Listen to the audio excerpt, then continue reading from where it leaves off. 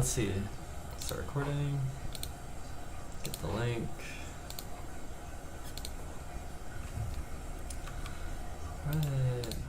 Right. Alright. So, everyone, book club. And tweet it out.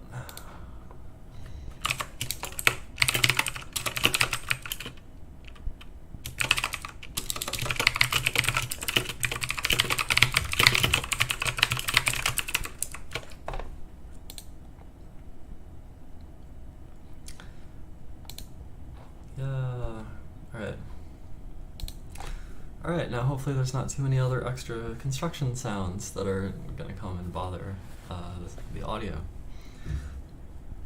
Alright, so, oh, the light. Yeah, alright. That light, I like that light on. Yeah, so...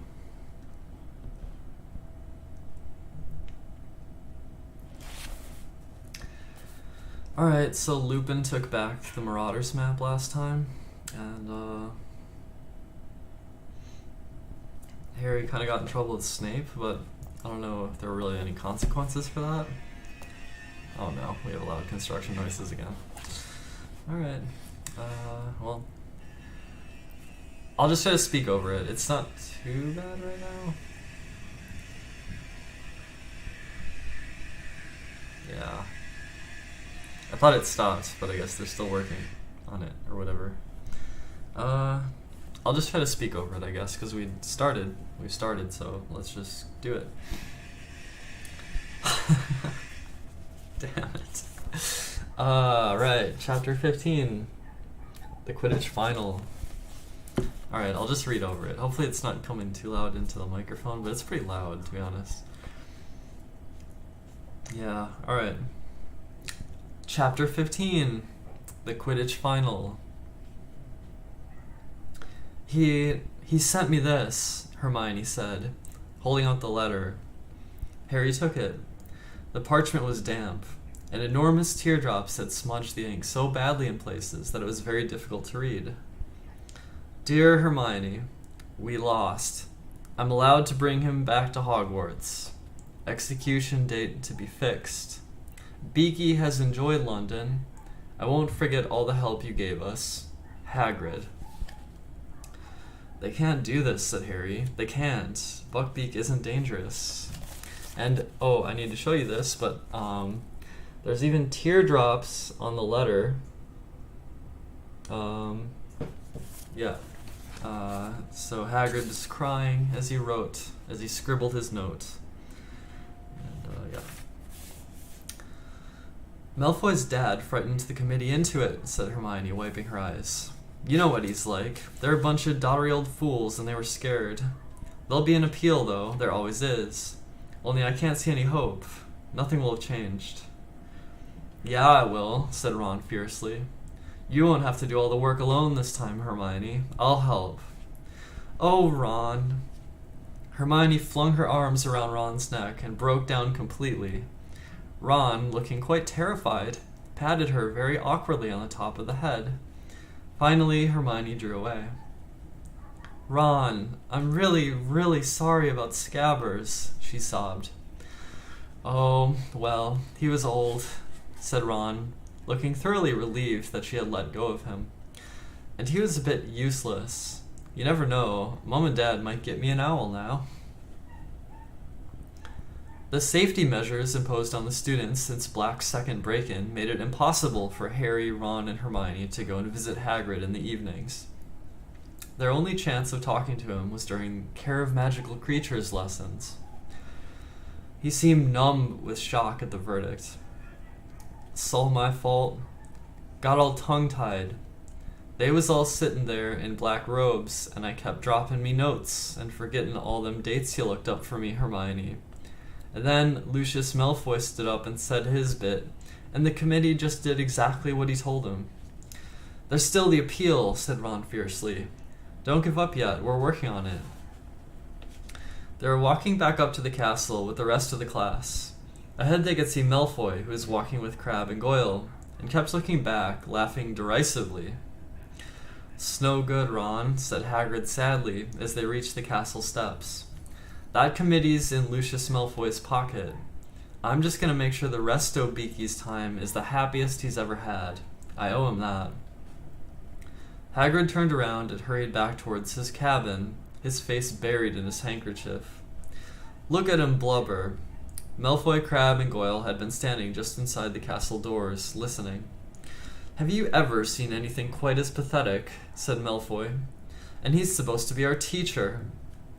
Harry and Ron both made furious moves towards Malfoy, but Hermione got there first. Smack! She had slapped Malfoy across the face with all the strength she could muster. Malfoy staggered. Harry, Ron, Crabbe, and Goyle stood flabbergasted as Hermione raised her hand again. "Don't you dare call Hagrid pathetic, you foul, you evil." "Hermione," said Ron weakly, and he tried to grab her hand as she swung it back. "Get off, Ron!" Hermione pulled out her wand. Malfoy stepped backward. Crabbe and Goyle looked at him for instructions, thoroughly bewildered. "Come on," Malfoy muttered, and in a moment all three of them had disappeared into the passageway to the dungeons. "Hermione," Ron said again, sounded both stunned and impressed. "Harry, you'd better beat him in the Quidditch final," Hermione said shrilly. "You just better had, because I can't stand it if Slytherin wins." "We're doing charms," said Ron, still goggling at Hermione. "We'd better go." They hurried up the marble staircase towards Professor Flitwick's classroom. "You're late, boys," said Professor Flitwick reprovingly as Harry opened the classroom door. "Come along, quickly. Wands out. We're experimenting with cheering charms today. We've already divided into pairs." Harry and Ron hurried to a desk at the back and opened their bags. Ron looked behind him. "Where's Hermione gone?" Harry looked around too. Hermione hadn't entered the classroom, yet Harry knew she had been right next to him when he had opened the door. "That's weird," said Harry, staring at Ron. Maybe she went to the bathroom or something?" But Hermione didn't turn up all lesson. "She could have done with a cheering charm on her, too," said Ron as the class left for lunch, all grinning broadly. The cheering charms had left them with a feeling of great contentment. Hermione wasn't at lunch either. By the time they had finished their apple pie, the after effects of the cheering charm were wearing off, and Harry and Ron had started to get slightly worried. "You don't think Malfoy did something to her?" Ron said anxiously as they hurried upstairs towards Gryffindor Tower. They passed the security trolls, gave the fat lady the password, flibbert to gibbet, and scrambled through the portrait hole into the common room. Hermione was sitting at a table, fast asleep, her head resting on an open arithmancy book. They went to sit down on either side of her. Harry prodded her awake. "What?" said Hermione, waking with a start and staring wildly around. "Is it time to go? Which lesson have we got now?" "Divination, but it's not for another 20 minutes, said Harry. "Hermione, why didn't you come to Charms?" "What? Oh no," Hermione squeaked. "I forgot to go to Charms." "But how could you forget?" said Harry. "You were with us till we were right outside the classroom." "I don't believe it," Hermione wailed. "Was Professor Flitwick angry?" "Oh, it was Malfoy. I was thinking about him and I lost track of things."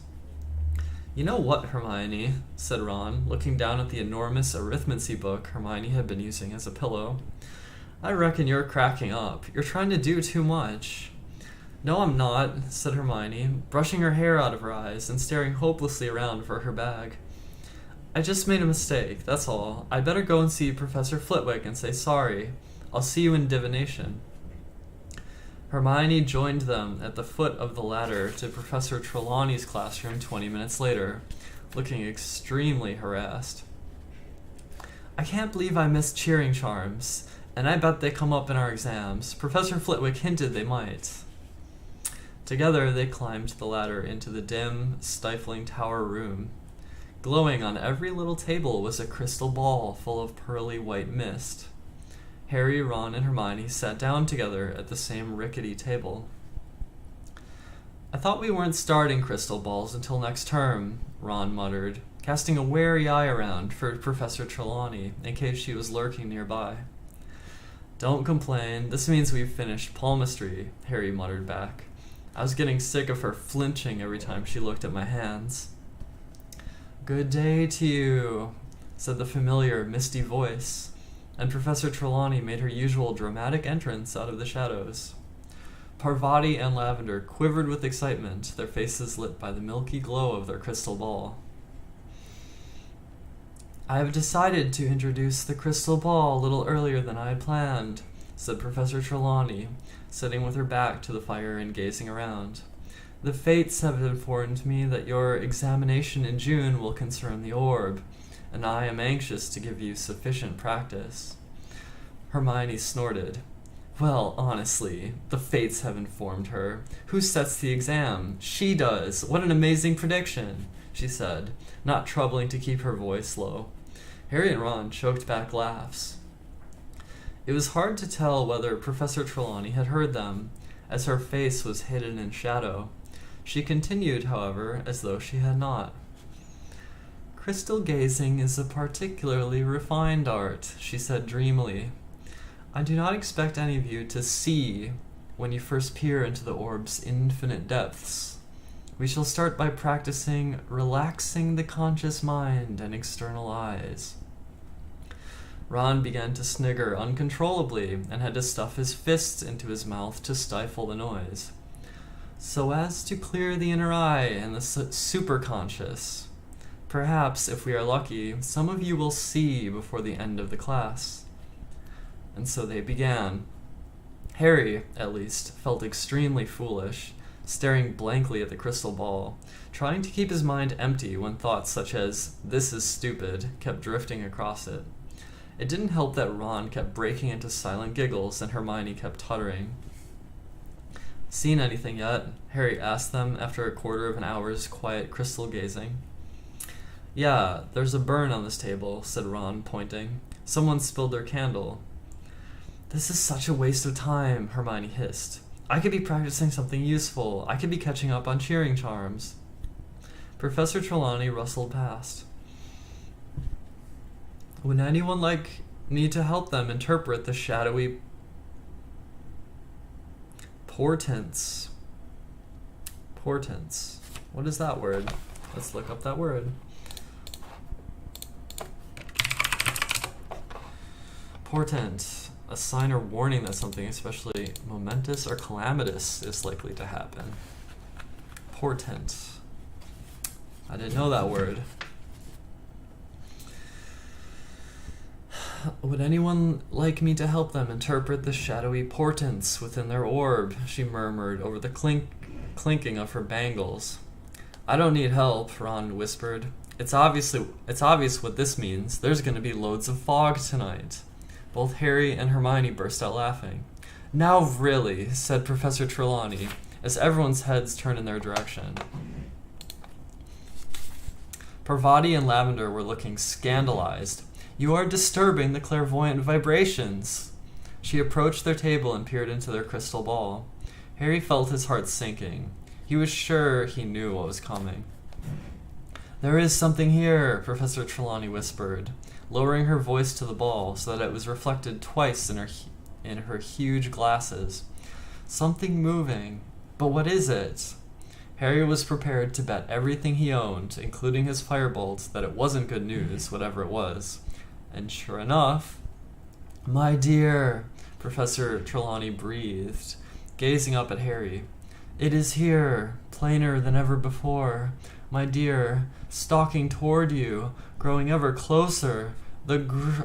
Oh, for goodness sake, said Hermione loudly. Not that ridiculous grim again. Professor Trelawney raised her enormous eyes to Hermione's face. Parvati whispered something to Lavender, and they both glared at Hermione too. Professor Trelawney stood up, surveying Hermione with unmistakable anger. I am sorry to say that from the moment you have arrived in this class, my dear, it has been apparent that you do not have the noble art. You do not have what the noble art of divination requires. Indeed, I don't remember ever meeting a student whose mind was so hopelessly mundane. There was a moment's silence. Then... "Fine," said Hermione suddenly, getting up and cramming Unfogging the Future back into her bag. "Fine," she repeated, swinging the bag over her shoulder and almost knocking Ron off his chair. "I give up. I'm leaving." And to the whole class's amazement, Hermione strode over to the trapdoor, kicked it open, and climbed down the ladder out of sight. It took a few minutes for the class to settle down again. Professor Trelawney seemed to have forgotten all about the Grim. She turned abruptly from Harry and Ron's table, breathing rather heavily as she tugged her gaudy shawl more closely to her. "Ooh," said Lavender suddenly, making everyone start. "Ooh, Professor Trelawney, I've just remembered. You saw her leaving, didn't you? Didn't you, Professor? Around Easter, one of our number will leave us forever. You said it ages ago, Professor." Professor Trelawney gave her a dewy smile. "Yes, my dear. I did indeed know that Miss Granger would be leaving us. One hopes, however, that one might have mistaken the signs. The inner eye can be a burden, you know." Lavender and Parvati looked deeply impressed and moved over so that Professor Trelawney could join their table instead. "Some day Hermione's having, eh?" Ron muttered to Harry, looking odd. "Yeah." Harry glanced into the crystal ball, but saw nothing but swirling white mist. Had Professor Trelawney really seen the Grim again? Would he? The last thing he needed was another near-fatal accident, with the Quidditch final drawing ever nearer. The Easter holidays were not exactly relaxing. The third years had never had so much homework. Neville Longbottom seemed close to a nervous collapse, and he wasn't the only one. "Call this a holiday," Seamus Finnegan roared at the common room one afternoon. "The exams are ages away. What are they playing at?" But nobody had as much to do as Hermione. Even without divination, she was taking more subjects than anyone else. She was usually last to leave the common room at night, first to arrive in the library the next morning. She had shadows like Lupin's under her eyes, and she seemed constantly close to tears. Ron had taken over responsibility for Buckbeak's appeal.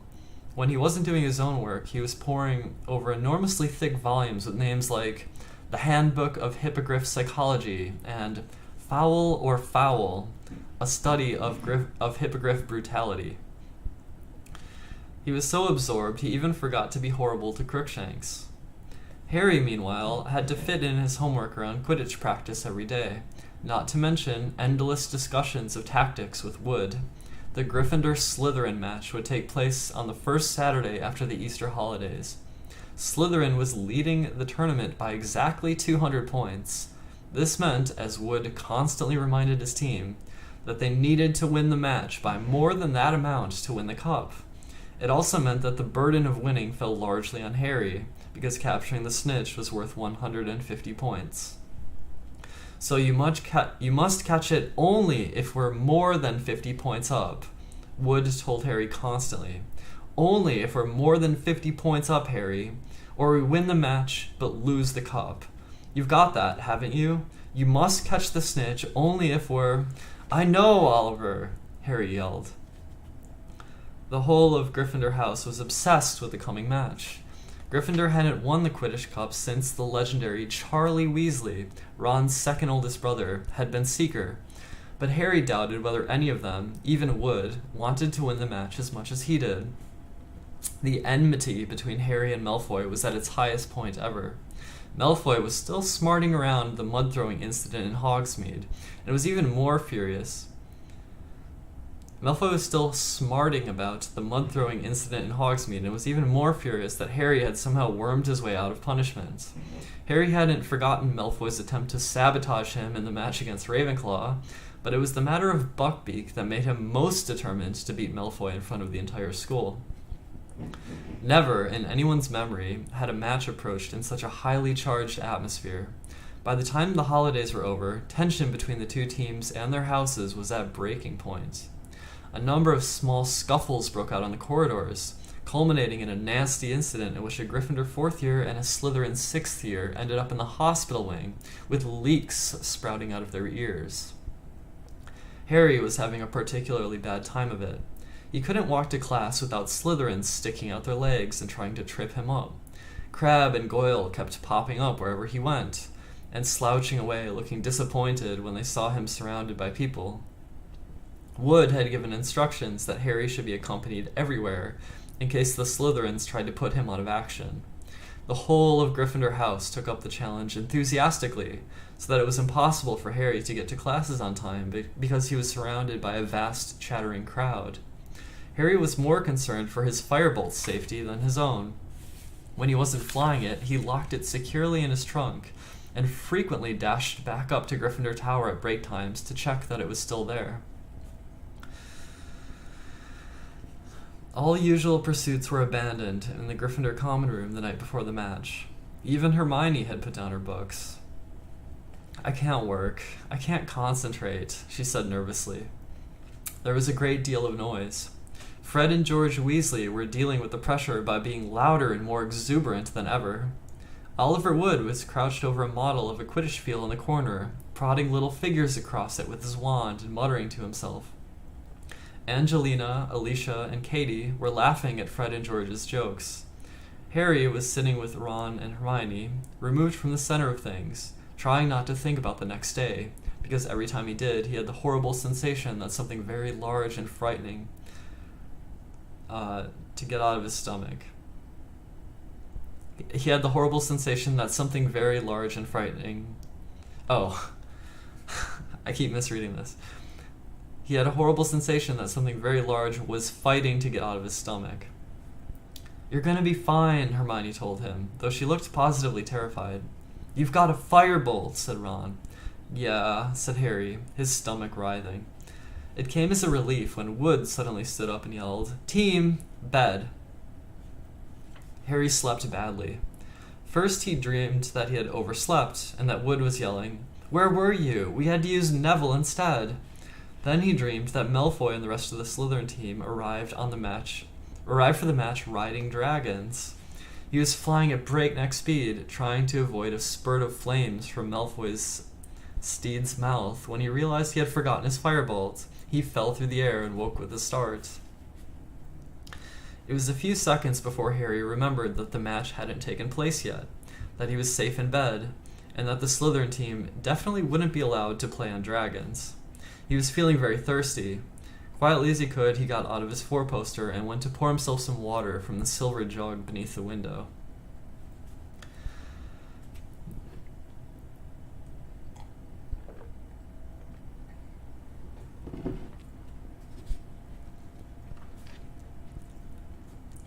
The grounds were still and quiet. No breath of wind disturbed the treetops in the Forbidden Forest.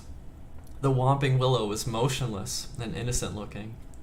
It looked as though the conditions for the match would be perfect. Harry set down his goblet and was about to turn back to his bed when something caught his eye. An animal of some kind was prowling across the silvery lawn. Harry dashed to his bedside table, snatched up his glasses, and put them on, then hurried back to the window.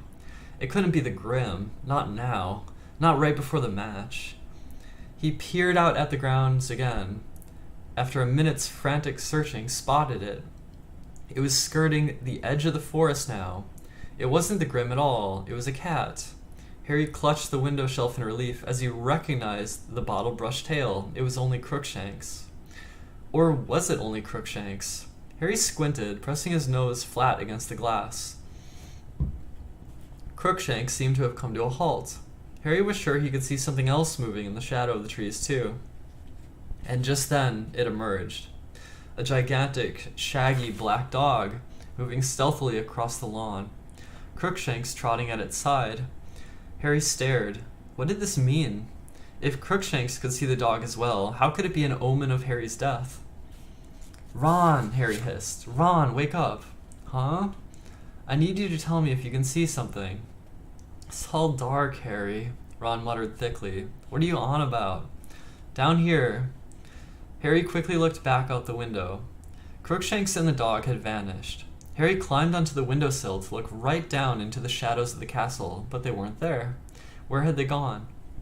A loud snore told him Ron had fallen asleep again. Harry and the rest of the Gryffindor team entered the Great Hall the next day to enormous applause. Harry couldn't help grinning broadly as he saw both the Ravenclaw and Hufflepuff tables were applauding them too. The Slytherin table hissed loudly as they passed. Harry noticed that Malfoy looked even paler than usual. Wood spent the whole of breakfast urging his team to eat, while touching nothing himself. Then he hurried them off to the field before anyone else had finished, so they could get an idea of the conditions. As they left the Great Hall, everyone applauded again. "Good luck, Harry," called Cho. Harry felt himself blushing. "Okay, no wind to speak of. Sun's a bit bright. That should impair your vision. Watch out for it. Ground's fairly hard. Good, that'll give us a fast kickoff." Wood paced the field, staring around with the team behind him. Finally, they saw the front doors of the castle open in the distance and the rest of the school spilling onto the lawn.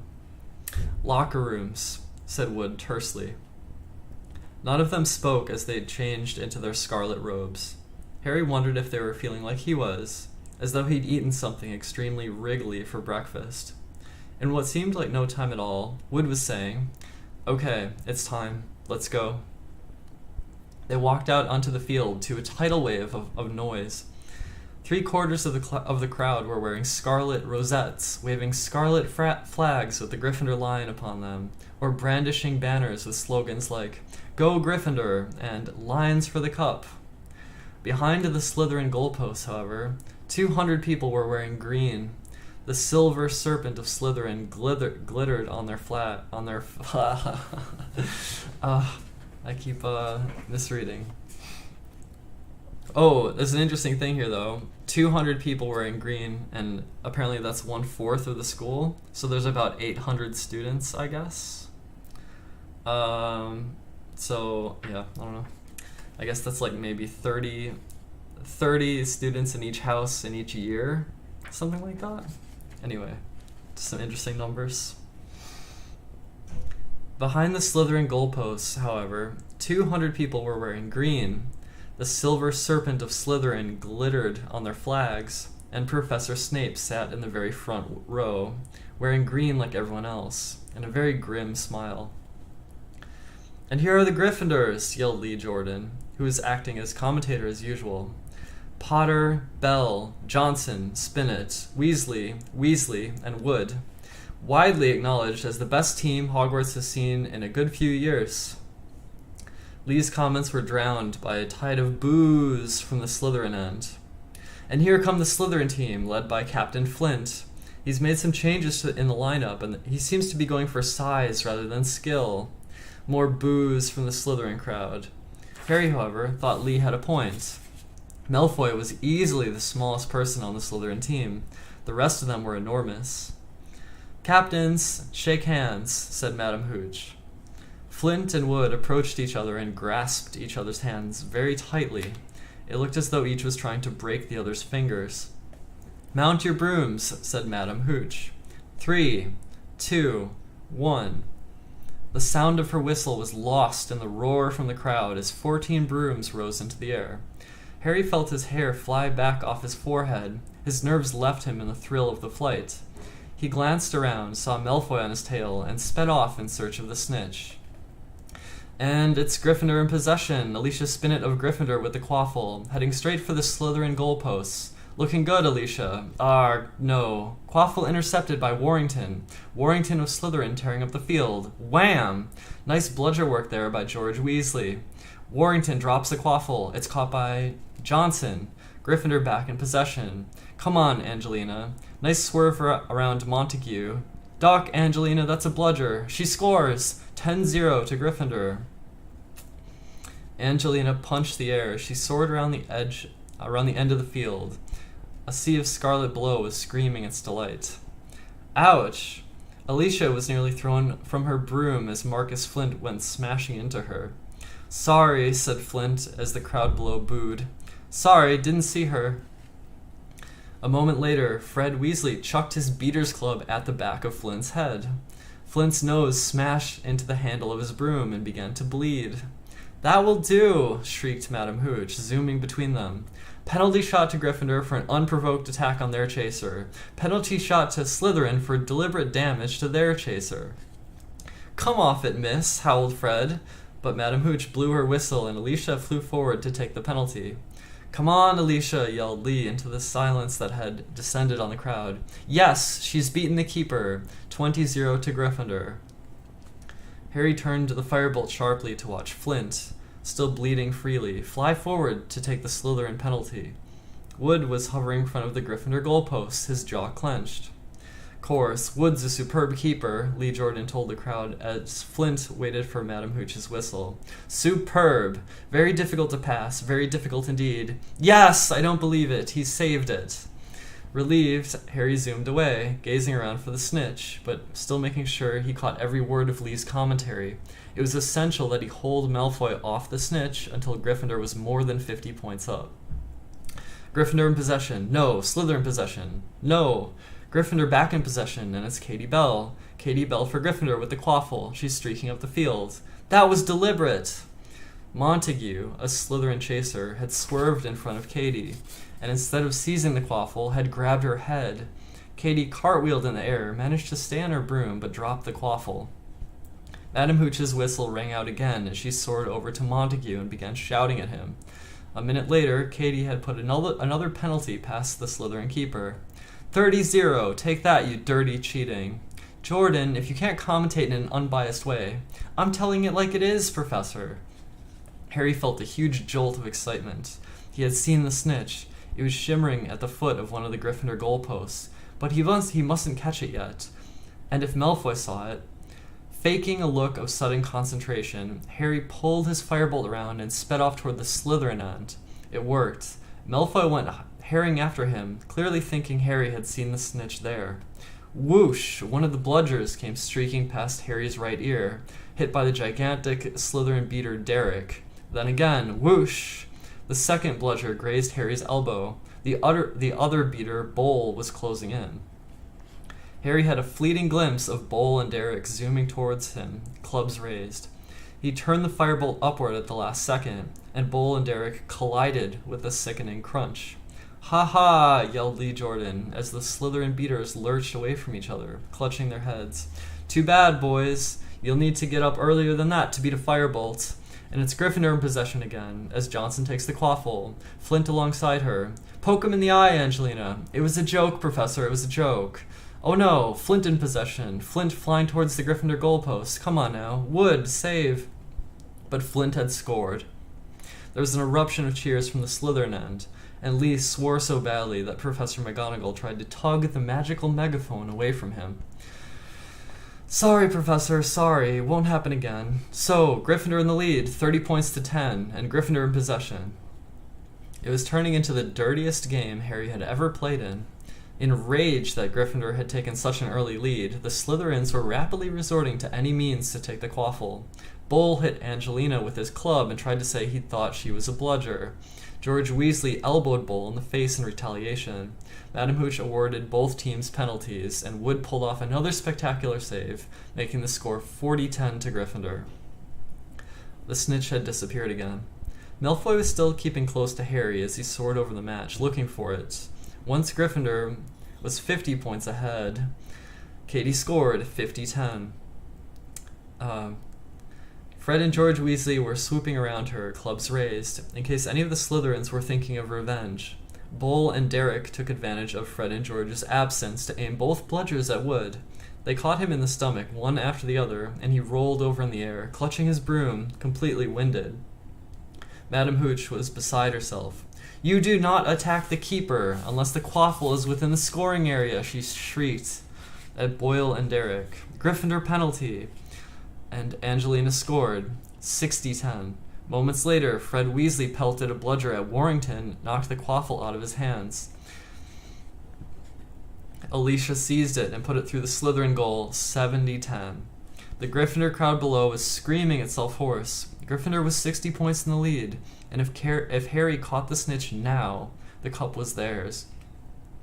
Harry could almost feel hundreds of eyes following him as he soared around the field high above the rest of the game, with Malfoy speeding along behind him. And then he saw it. The snitch was sparkling 20 feet above him. Harry put on a huge burst of speed. The wind was roaring in his ears, and he stretched out his hand, but suddenly the firebolt was slowing down. Horrified, he looked around. Malfoy had thrown himself forward, grabbing hold of the firebolt's tail, and was pulling it back. You! Harry was angry enough to hit Malfoy, but couldn't reach. Malfoy was panting with the effort of holding on to the firebolt, but his eyes were sparkling maliciously. He had achieved what he'd wanted to do. The snitch had disappeared again. Penalty! Penalty to Gryffindor! I've never seen such tactics, Madam Hooch screeched, shooting up to where Malfoy was sliding back onto his Nimbus 2001. You cheating scum! Lee Jordan was howling into the megaphone, dancing out of Professor McGonagall's reach. You filthy, cheating... Professor McGonagall didn't even bother telling him off. She was actually shaking her finger in Malfoy's direction. Her hat had fallen off, and she too was shouting furiously. Alicia took Gryffindor's penalty, but she was so angry she missed by several feet. The Gryffindor team was losing concentration, and the Slytherins, delighted by Malfoy's foul on Harry, were being spurred on to greater heights. Slytherin in possession, Slytherin heading for goal. Montague scores, Lee groaned, 70-20 to Gryffindor. Harry was now marking Malfoy so closely their knees kept hitting each other. Harry wasn't going to let Malfoy anywhere near the snitch. Get out of it, Potter! Malfoy yelled in frustration as he tried to turn and found Harry blocking him. Angelina Johnson gets the quaffle for Gryffindor. Come on, Angelina, come on. Harry looked around. Every single Slytherin player, apart from Malfoy, was streaking up the pitch towards Angelina, including the Slytherin keeper. They were all going to block her. Harry wheeled the firebolt around, bent so low he was lying flat across the handle, and kicked it forward. Like a bullet, he shot towards the Slytherins. Arg! They scattered as the firebolt zoomed toward them. Alicia's way was clear. She scores! She scores! Gryffindor leads by 80 points to 20. Harry, who had almost pelted headlong into the stands, skidded to a halt in midair, reversed, and zoomed back to the middle of the field. And then he saw something that made his heart stand still. Malfoy was diving, a look of triumph on his face. There, a few feet above the grass below, was a tiny golden glimmer. Harry urged the firebolt downward, but Malfoy was miles ahead. Go, go, go! Harry urged his broom. He was gaining on Malfoy. Harry flattened himself to the broom handle as Bull sent a bludger at him. He was at Malfoy's ankles. He was level. Harry threw himself forward, taking both hands off his broom. He knocked Malfoy's arm out of the way, and... yes! He pulled out of the dive, his hand in the air, and the stadium exploded. Harry soared above the crowd, an odd ringing in his ears. The tiny golden ball was held tightly in his fist, beating its wings hopelessly against his fingers. Then Wood was speeding towards him, half blinded by tears. He seized Harry around the neck and sobbed unrestrainingly into his shoulder. Harry felt two large thumps as Fred and George hit them. Then Angelina's, Alicia's, and Katie's voices. We've won the cup! We've won the cup! Tangled together in a many-armed hug, the Gryffindor team sank, yelling hoarsely, back to earth. Wave upon wave of crimson supporters was pouring over the barriers onto the field. Hands were raining down on their backs. Harry had a confused impression of noise and bodies pressing in on him. Then he and the rest of the team were hoisted onto the shoulders of the crowd. Thrust into the light, he saw Hagrid, plastered with crimson rosettes. You beat him, Harry, you beat him. Wait till I tell Buckbeak. There was Percy, jumping up and down like a maniac, all dignity forgotten. Professor McGonagall was sobbing harder even than Wood, wiping her eyes with an enormous Gryffindor flag. And there, fighting their way toward Harry, were Ron and Hermione. Words failed them. They simply beamed at Harry, as Harry was borne towards the stands, where Dumbledore stood, waiting with the enormous Quidditch cup. If only there was a Dementor around. As the sobbing Wood passed Harry the cup, he lifted it into the air. Harry felt he could have produced the world's best Patronus. Alright, end of chapter 15.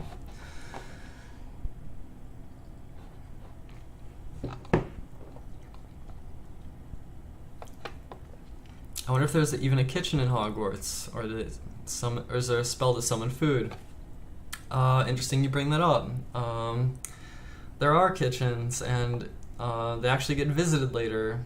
Maybe not in this book, but in another book, so eventually we'll get there.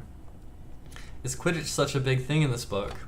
It's there's a lot of Quidditch matches. I'm not sure how many Quidditch matches are written throughout the series, but there's quite a number of them. Yeah.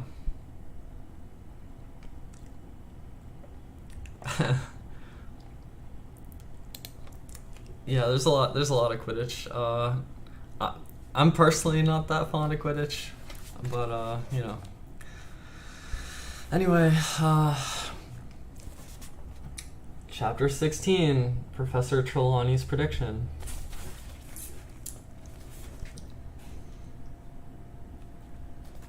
Well, I think I'm good at reading out the commentator voice, like Lee Jordan doing the commentary. For some reason, I can like read that kind of well, I guess.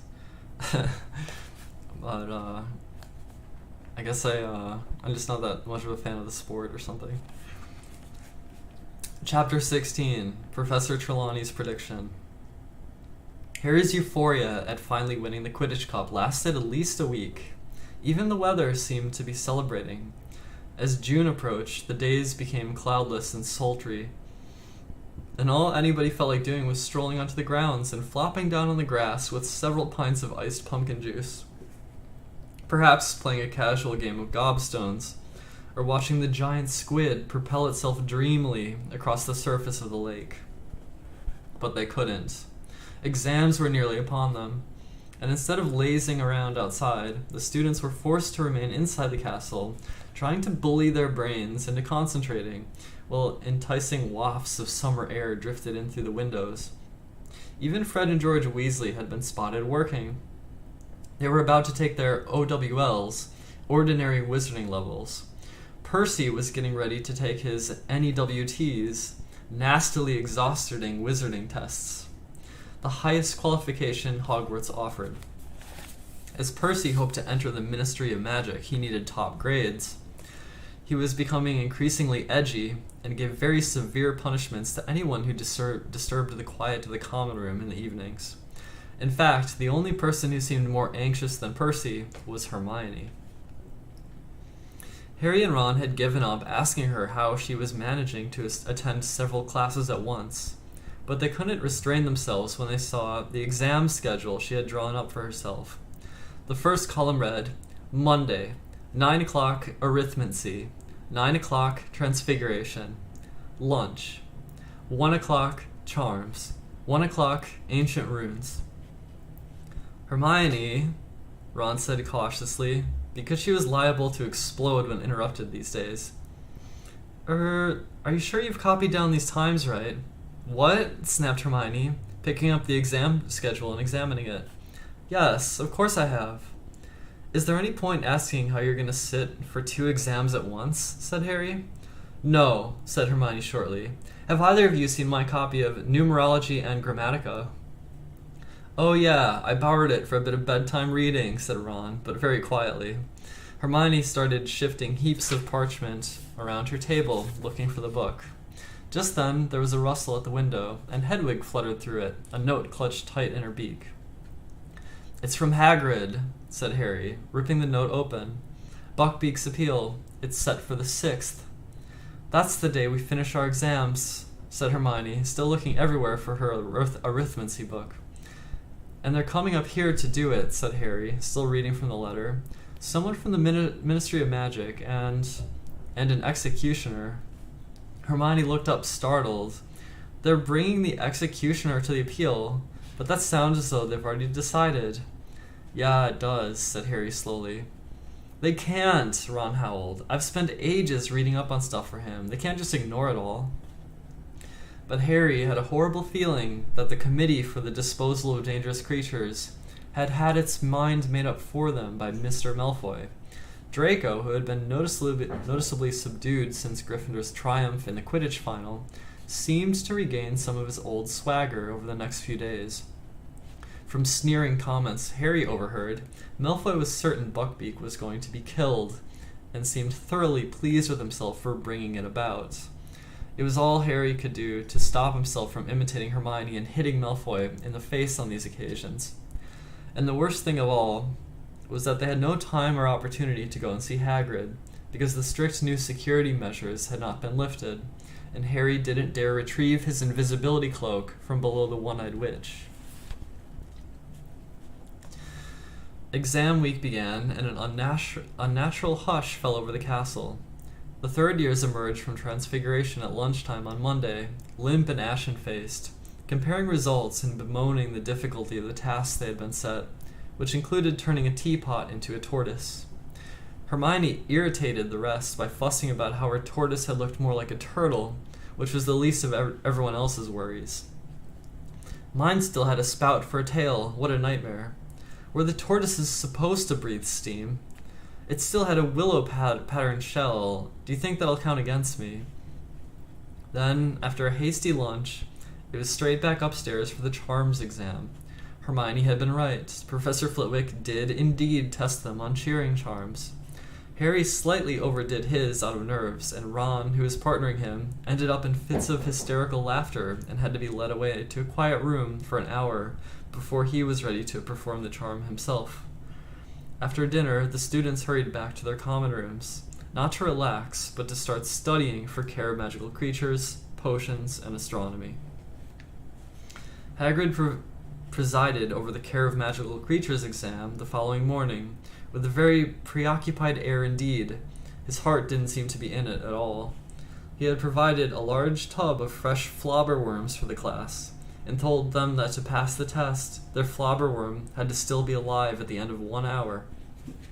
As flobberworms flourish best if left to their own devices, it was the easiest exam any of them had ever taken, and also gave Harry, Ron, and Hermione plenty of opportunity to speak to Hagrid. "Beaky's getting a bit depressed," Hagrid told them, bending low on the pretense of checking that Harry's flobberworm was still alive. "Been cooped up too long, but still, we'll know day after tomorrow, one way or the other." They had potions that afternoon, which was an unqualified disaster. Try as Harry might, he couldn't get his confusing concoction to thicken, and Snape, standing watch with an air of vindictive pleasure, scribbled something that looked suspiciously like a 0 onto his notes before moving away. Then came astronomy at midnight up on the tallest tower. History of Magic on Wednesday morning, in which Harry scribbled everything Florian Fortescue had ever told him about medieval witch hunts, while wishing he could have had one of Fortescue's choco-nut sundaes with him in the stifling classroom. Wednesday afternoon meant herbology in the greenhouses under a baking hot sun, and then back to the common room once more, with sunburnt necks, thinking longingly of this time next day, where it would all be over. Their second-to-last exam, on Thursday morning, was Defense Against the Dark Arts. Professor Lupin had compiled the most unusual exam any of them had ever taken, a sort of obstacle course outside in the sun, where they had to wade across a deep, paddling pool containing a Grindylow, across a series of potholes full of redcaps, squish their way across a patch of marsh, while ignoring misleading directions from a hinky-punk, then climb into an old trunk and battle with a new boggart. "Excellent, Harry," Lupin muttered as Harry climbed out of the trunk, grinning. "Full marks." Flushed with his success, Harry hung around to watch Ron and Hermione. Ron did very well until he reached the hinky-punk, which successfully confused him into sinking waist-high into the quagmire. Hermione did everything perfectly until she reached the trunk with the boggart in it. After about a minute inside it, she burst out again, screaming. "Hermione," said Lupin, startled. "What's the matter?" "Professor McGonagall," Hermione gasped, pointing into the trunk. "She said I'd failed everything." It took a little while to calm Hermione down. When at last she had regained a grip on herself, she, Harry, and Ron went back to the castle. Ron was still slightly inclined to laugh at Hermione's boggart, but an argument was averted by a sight that met them at the top of the steps. Cornelius Fudge, sweating slightly in his pinstriped cloak, was standing there out at the grounds. He stared at the sight of Harry. "Hello there, Harry," he said. "Just had an exam, I expect. Nearly finished?" "Yes," said Harry. Hermione and Ron, not being on speaking terms with the Minister of Magic, hovered awkwardly in the background. "Lovely day," said Fudge, casting an eye over the lake. Pity. He sighed deeply and looked down at Harry. I'm here on an unpleasant mission, Harry. The Committee for the Disposal of Dangerous Creatures required a witness to the execution of a mad hippogriff. As I needed to visit Hogwarts to check on the Black situation, I was asked to step in. Does that mean the appeal's already happened? Ron interrupted, stepping forward. No, it's scheduled for this afternoon, said Fudge, looking curiously at Ron. Then you might not have to witness an execution at all, said Ron stoutly. The hippogriff might get off. Before Fudge could answer, 2 wizards came through the castle doors behind them. One was so ancient he appeared to be withering before their very eyes. The other was tall and strapping, with a thin black mustache. Harry gathered that they were representatives of the Committee for the Disposal of Dangerous Creatures, because the very old wizard squinted towards Hagrid's cabin and said in a feeble voice, Dear, I'm getting too old for this. 2 o'clock, isn't it, Fudge? The black mustached man was fingering something in his belt. Harry looked and saw he was running one broad thumb along the blade of a shining axe. Ron opened his mouth to say something, but Hermione nudged him hard in the ribs and jerked her head towards the entrance hall. Why'd you stop me? Said Ron angrily as they entered the great hall for lunch. Did you see them? They've even got the axe ready. This isn't justice. Ron, your dad works for the Ministry. You can't go saying things like that to his boss, said Hermione, but she too looked very upset. As long as Hagrid keeps his head this time and argues his case properly, they can't possibly execute Buckbeak. But Harry could tell Hermione didn't really believe what she was saying. All around them, people were talking excitedly as they ate their lunch, happily anticipating the end of the exams that afternoon. But Harry, Ron, and Hermione, lost in worry about Hagrid and Buckbeak, didn't join in. Harry's and Ron's last exam was Divination, Hermione's Muggle Studies. They walked up the marble staircase together. Hermione left them on the first floor, and Harry and Ron proceeded all the way up to the 7th, where many of their class were sitting on the spiral staircase to Professor Trelawney's classroom, trying to cram in a bit of last-minute studying. She's seeing all of us separately, Neville informed them, as they went to sit down next to him.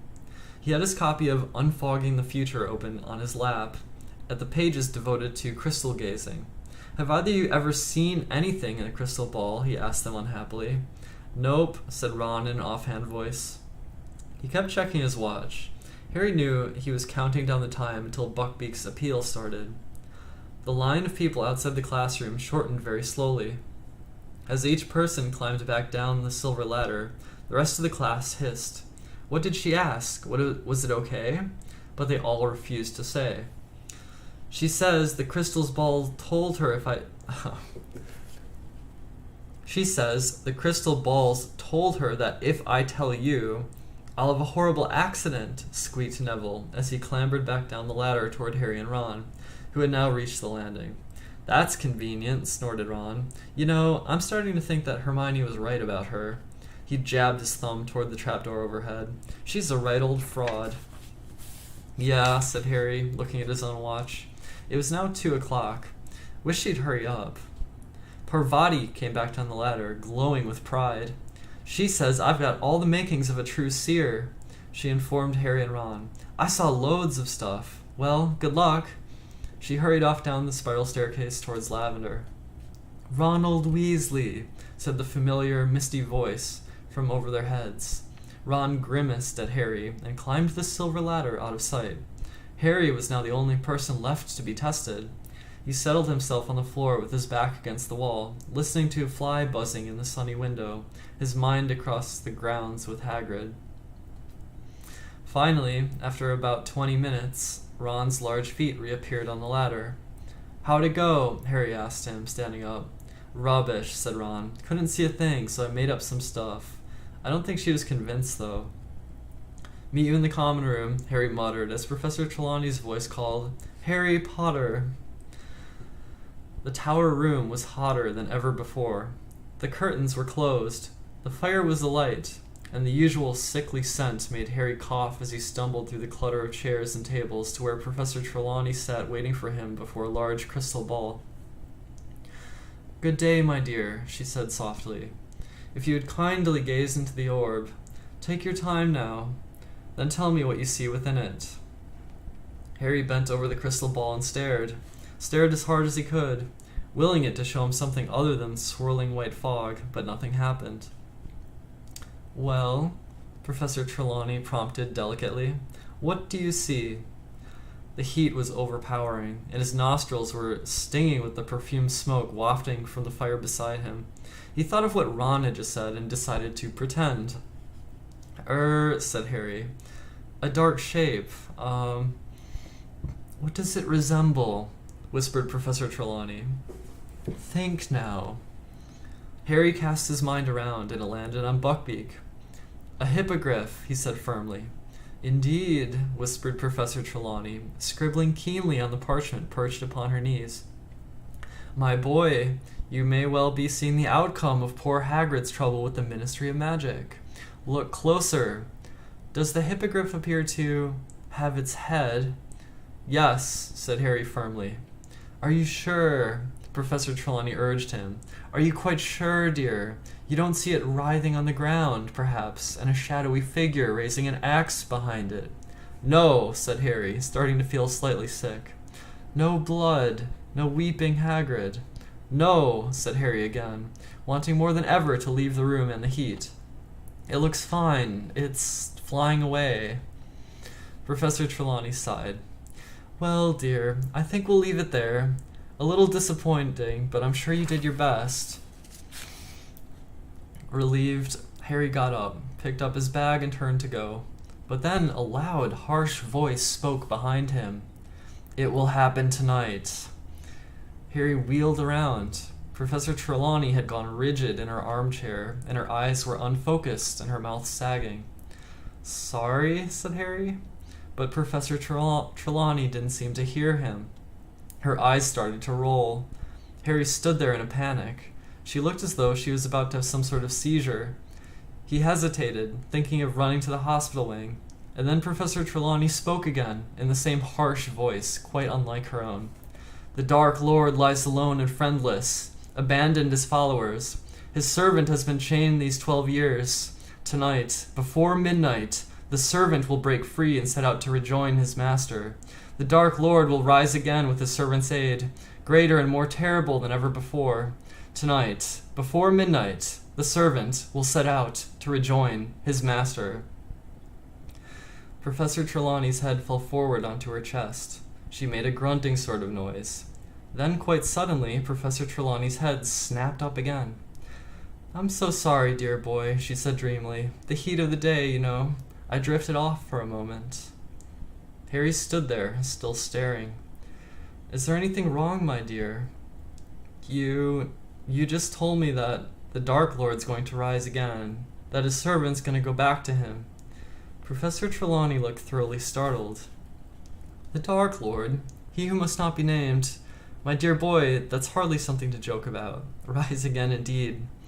But you just said it. You just said the Dark Lord. I think you must have dozed off too, dear, said Professor Trelawney. I would certainly not presume to predict anything quite as far-fetched as that. Harry climbed back down the ladder and the spiral staircase, wondering. Had he just heard Professor Trelawney make a real prediction? Or had that been her idea of an impressive end to the test?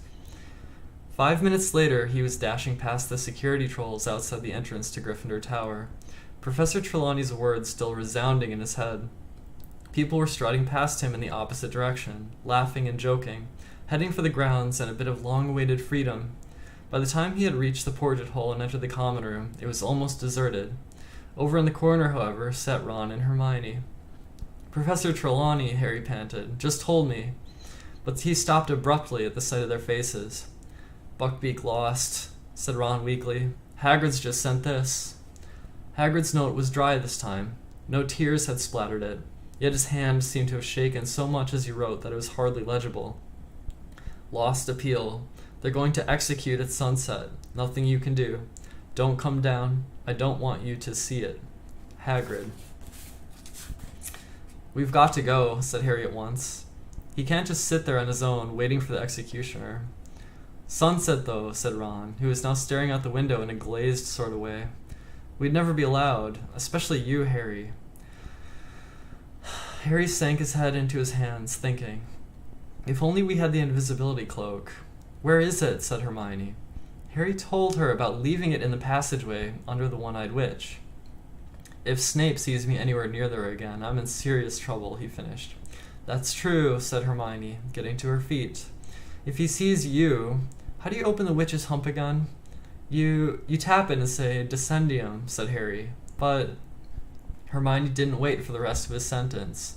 She strode across the room, pushed open the fat lady's portrait, and vanished from sight. She hasn't gone to get it, Ron said, staring after her. She had. Hermione returned a quarter of an hour later with the silvery cloak folded carefully under her robes. Hermione, I don't know what's gotten into you lately, said Ron, astounded. First you hit Malfoy, then you walk out on Professor Trelawney. Hermione looked rather flattered.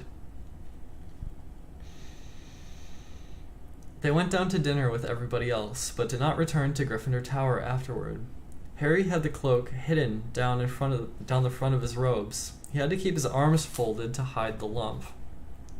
They skulked in an empty chamber off the entrance hall, listening until they were sure it was deserted. They heard a last pair of people hurrying across the hall and a door slamming. Hermione poked her head around the door. Okay, she whispered. No one there. Cloak on. Walking very closely together so that nobody could see them, they crossed the hall on tiptoe beneath the cloak, then walked down the stone steps into the grounds. The sun was already sinking behind the forbidden forest, gliding the top branches of the trees. They reached Hagrid's cabin and knocked. There was a minute in answering, and when he did, he looked around for his visitor, pale-faced and trembling. It's us, Harry hissed. We're wearing the invisibility cloak. Let us in and we can take it off. You shouldn't have come, Hagrid whispered, but he stood back and they stepped inside. Hagrid shut the door quickly, and Harry pulled off the cloak. Hagrid was not crying, nor did he throw himself upon their necks. He looked like a man who did not know where he was or what to do. This helplessness was worse to watch than tears. Want some tea, he said. His great hands were shaking as he reached for the kettle. Where's Buckbeak, Hagrid? Said Hermione hesitantly.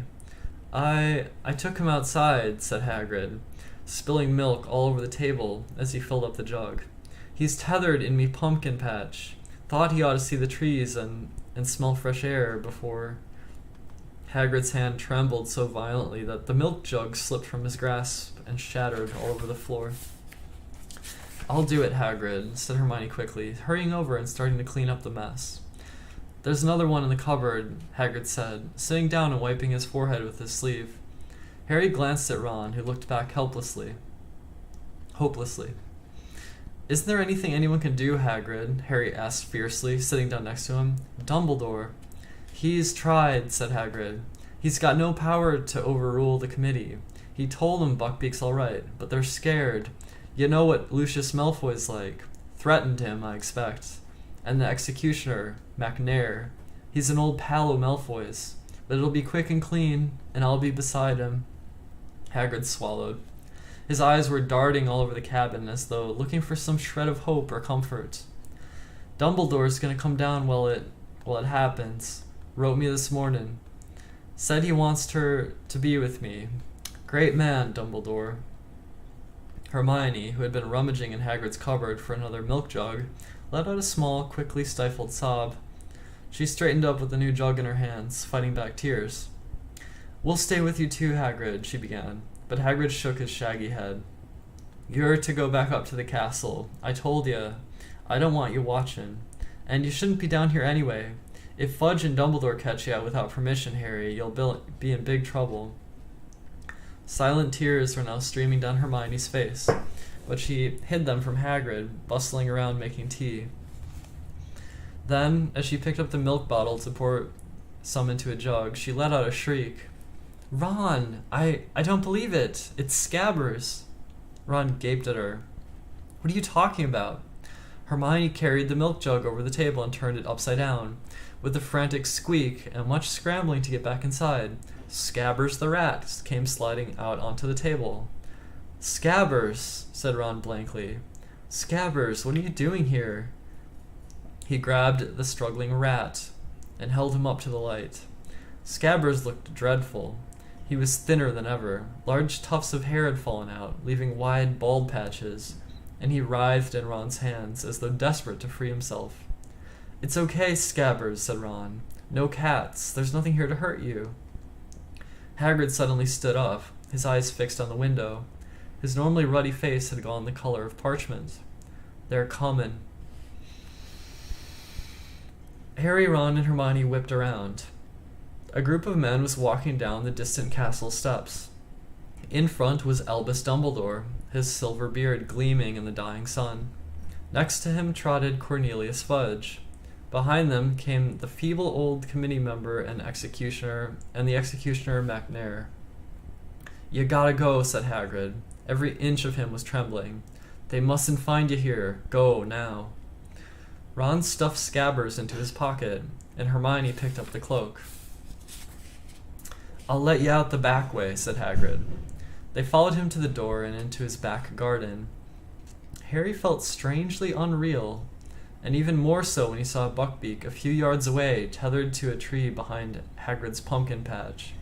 Buckbeak seemed to know something was happening. He turned his sharp head from side to side and pawed the ground nervously. "It's okay, Beaky," said Hagrid softly. "It's okay." He turned to Harry, Ron, and Hermione. "Go on," he said. "Get going." But they didn't move. "Hagrid, we can't. We'll tell them what really happened. They can't kill him."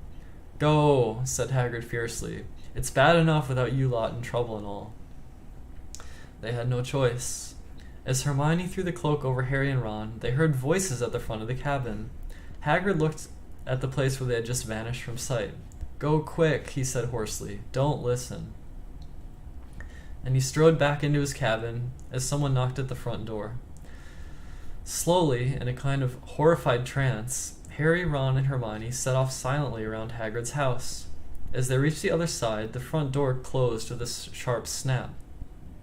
"Please, let's hurry," Hermione whispered. "I can't stand it. I can't bear it." They stared up the sloping lawn toward the castle. The sun was sinking fast now. The sky had turned to a clear, purple-tinged gray, but to the west there was a ruby-red glow. Ron stopped dead. "Oh, please, Ron," Hermione began. "It's Scabbers. He won't stay put." Ron was bent over, trying to keep Scabbers in his pocket, but the rat was going berserk, squeaking madly, twisting and flailing, trying to sink his teeth into Ron's hand.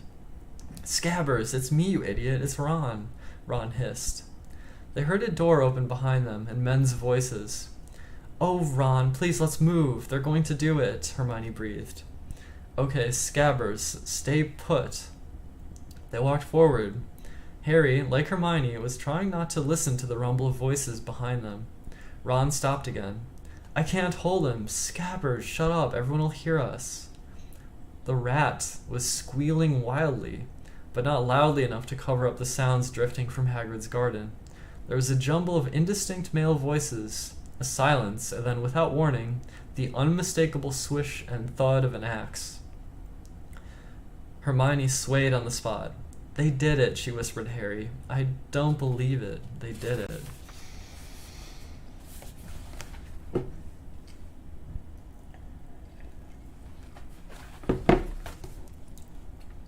Alright, that's the end of chapter 16.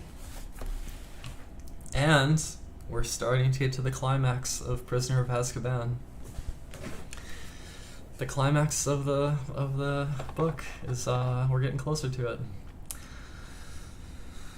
And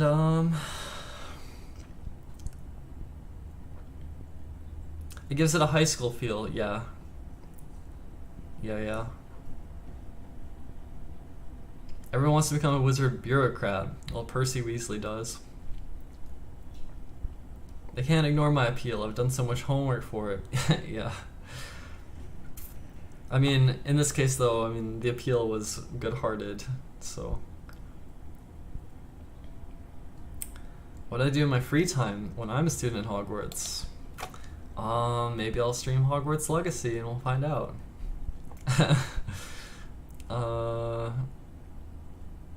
Oh, okay.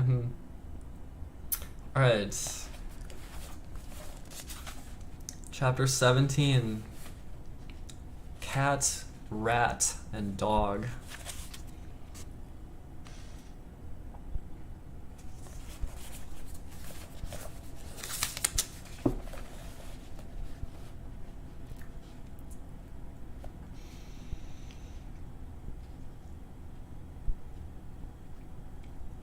Harry's mind had gone blank with shock. The three of them stood transfixed with horror under the invisibility cloak. The very last rays of the setting sun were casting a bloody light over the long shadowed grounds. Then, behind them, they heard a wild howling. "Hagrid," Harry muttered. Without thinking about what he was doing, he made to turn back, but both Ron and Hermione seized his arms. "We can't," said Ron, who was paper white. "He'll be in worse trouble if they know we've been to see him." Hermione's breathing was shallow and uneven. "How could they?" she choked. "How could they?" "Come on," said Ron, whose teeth seemed to be chattering. They set off back towards the castle, walking slowly to keep themselves hidden under the cloak. The light was fading fast now. By the time they reached open ground, darkness was settling like a spell around them. "Scabbers, keep still," Ron hissed, clamping his hand over his chest. The rat was wriggling madly. Ron came to a sudden halt, trying to force Scabbers deeper into his pocket. "What's the matter with you, you stupid rat? Stay still. Ouch, he bit me." "Ron, be quiet," Hermione whispered urgently. "Fudge'll be out here in a minute." "He won't stay put." Scabbers was plainly terrified. He was writhing with all he might, trying to break free of Ron's grip. What's the matter with him? But Harry had just seen, slinking toward him, his body low to the ground, wide yellow eyes glinting eerily in the darkness. Crookshanks. Whether he could see them or was following the sound of Scabbers' squeaks, Harry couldn't tell. "Crookshanks," Hermione moaned. "No, go away, Crookshanks, go away." But the cat was getting nearer. "Scabbers, no!" Too late. The rat had slipped between Ron's clutching fingers, hit the ground, and scampered away. In one bound, Crookshanks sprang after him, and before Harry or Hermione could stop him, Ron had thrown the invisibility cloak off himself and pelted away into the darkness. "Ron!" Hermione moaned. She and Harry looked at each other, then followed at a sprint. It was impossible to run full out under the cloak. They pulled it off, and it streamed behind them like a banner as they hurled after Ron. They could hear his feet thundering along ahead, and his shouts at Crookshanks. "Get away from him! Get away! Scabbers, come here!" There's a loud thud. "Gotcha! Get off, you stinking cat!" Harry and Hermione almost fell over Ron. They skidded to a stop right in front of him. He was sprawled on the ground, but Scabbers was back in his pocket. He had both hands held tight over the quivering lump. "Ron, come on, back under the cloak," Hermione panted. "Dumbledore, the minister, they'll be coming back out in a minute." But before they could cover themselves again, before they could even catch their breath, they heard the soft pounding of gigantic paws. Something was bounding toward them out of the dark. An enormous, pale-eyed, jet-black dog. Harry reached for his wand, but too late. The dog had made an enormous leap, and the front paws hit him on the chest. He keeled over backward in a whirl of hair. He felt its hot breath, saw inch-long teeth. But the force of its leap had carried it too far. It rolled off him. Dazed, feeling as though his ribs were broken, Harry tried to stand up. He could hear it growling as it skidded around for a new attack. Ron was on his feet. As the dog sprang back toward him, he pushed Harry aside. The dog's jaws fastened instead around Ron's outstretched arm. Harry lunged forward. He seized a handful of the brute's hair, but it was dragging Ron away as easily as though he were a rag doll. Then, out of nowhere, something hit Harry so hard across the face he was knocked off his feet again. He heard Hermione shriek with pain and fall too. Harry groped for his wand, blinking blood out of his eyes. "Lumos," he whispered. The wand light showed him the trunk of a thick tree. They had chased Scabbers into the shadow of the whomping willow, and its branches were creaking as though in a high wind, whipping backward and forward to stop them going nearer. And there, at the base of the trunk, was the dog, dragging Ron backward into a large gap in the roots. Ron was fighting furiously, but his head and torso were slipping out of sight. "Ron!" Harry shouted, trying to follow, but a heavy branch whipped lethally through the air, and he was forced backward again. All they could see now was one of Ron's legs, which he had hooked on around a root in an effort to stop the dog pulling him further underground. But a horrible crack cut the air like a gunshot. Ron's leg had broken, and a moment later his foot vanished from sight. "Harry, we've got to go for help," Hermione gasped. And she was bleeding too. The willow had cut her across the shoulder. "No, that thing's big enough to eat him. We haven't got time. We're never going to get through without help." Another branch whipped down at them. Twigs clenched like knuckles. "If that dog can get in, we can," Harry panted, darting here and there, trying to find a way through the vicious, swishing branches. But he couldn't get an inch nearer to the tree roots without being in the range of the tree's blows. "Oh, help, help," Hermione whispered frantically, dancing uncertainly on the spot. "Please." Crookshanks darted forward. He slithered between the battering branches like a snake, and placed his front paws upon a knot on the trunk. Abruptly, as though the tree had been turned to marble, it stopped moving. Not a leaf twitched or shook. "Crookshanks," Hermione whispered uncertainly. She now grasped Harry's arm painfully hard. How did he know? "He's friends with that dog," Harry said grimly. "I've seen them together. Come on, and keep your wand out." They covered the distance to the trunk in seconds, but before they had reached the gap in the roots, Crookshanks had slid into it with a flick of his bottle-brush tail. Harry went next. He crawled forward, head first, and slid down an earthy slope to the bottom of a very low tunnel. Crookshanks was a little way along, his eyes flashing in the light from Harry's wand. Seconds later, Hermione slithered down beside him. "Where's Ron?" she whispered in a terrified voice. "This way," said Harry, setting off, bent-backed after Crookshanks. "Where does this tunnel come out?" Hermione asked breathlessly from behind him. "I don't know. It's marked on the Marauders map, but Fred and George said no one's ever gotten into it. It goes off the edge of the map, but it looks like it ends up in Hogsmeade." They moved as fast as they could, bent almost double ahead of them. Crookshanks' tail bobbed in and out of view. On and on went the passage. It felt at least as long as the one to Honeyduke's. All Harry could think of was Ron, and what the enormous dog might be doing to him. He was drawing breath in sharp, painful gasps, running at a crouch. Then the tunnel began to rise. Moments later it twisted, and Crookshanks had gone. Instead, Harry could see a patch of dim light through a small opening. He and Hermione paused, gasping for breath, edging forward. Both raised their wands to see what lay beyond. It was a room, a very disordered, dusty room. Paper was peeling from the walls. There were stains all over the floor. Every piece of furniture was broken, as though somebody had smashed it. The windows were all boarded up. Harry glanced at Hermione, who looked very frightened but nodded. Harry pulled himself out of the hole, staring around. The room was deserted, but a door to the right stood open, leading to a shadowy hallway. Hermione suddenly grabbed Harry's arm again. Her wide eyes were traveling around the bordered windows. "Harry," she whispered, "I think we're in the Shrieking Shack."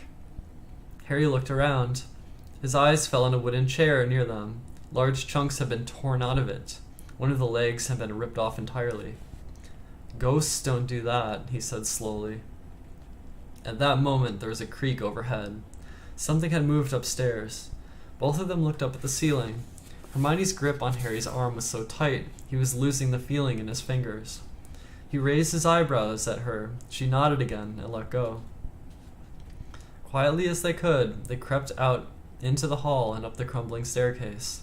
Everything was covered in a thick layer of dust except the floor, where a wide, shiny stripe had been made by something being dragged upstairs. They reached the dark landing. "Nox," they whispered together, and the lights at the end of their wands went out. Only one door was open. As they crept toward it, they heard movement from behind it. A low moan, then a deep, loud purring. They exchanged a last look, a last nod. Wands held tightly before them, Harry kicked the door wide open.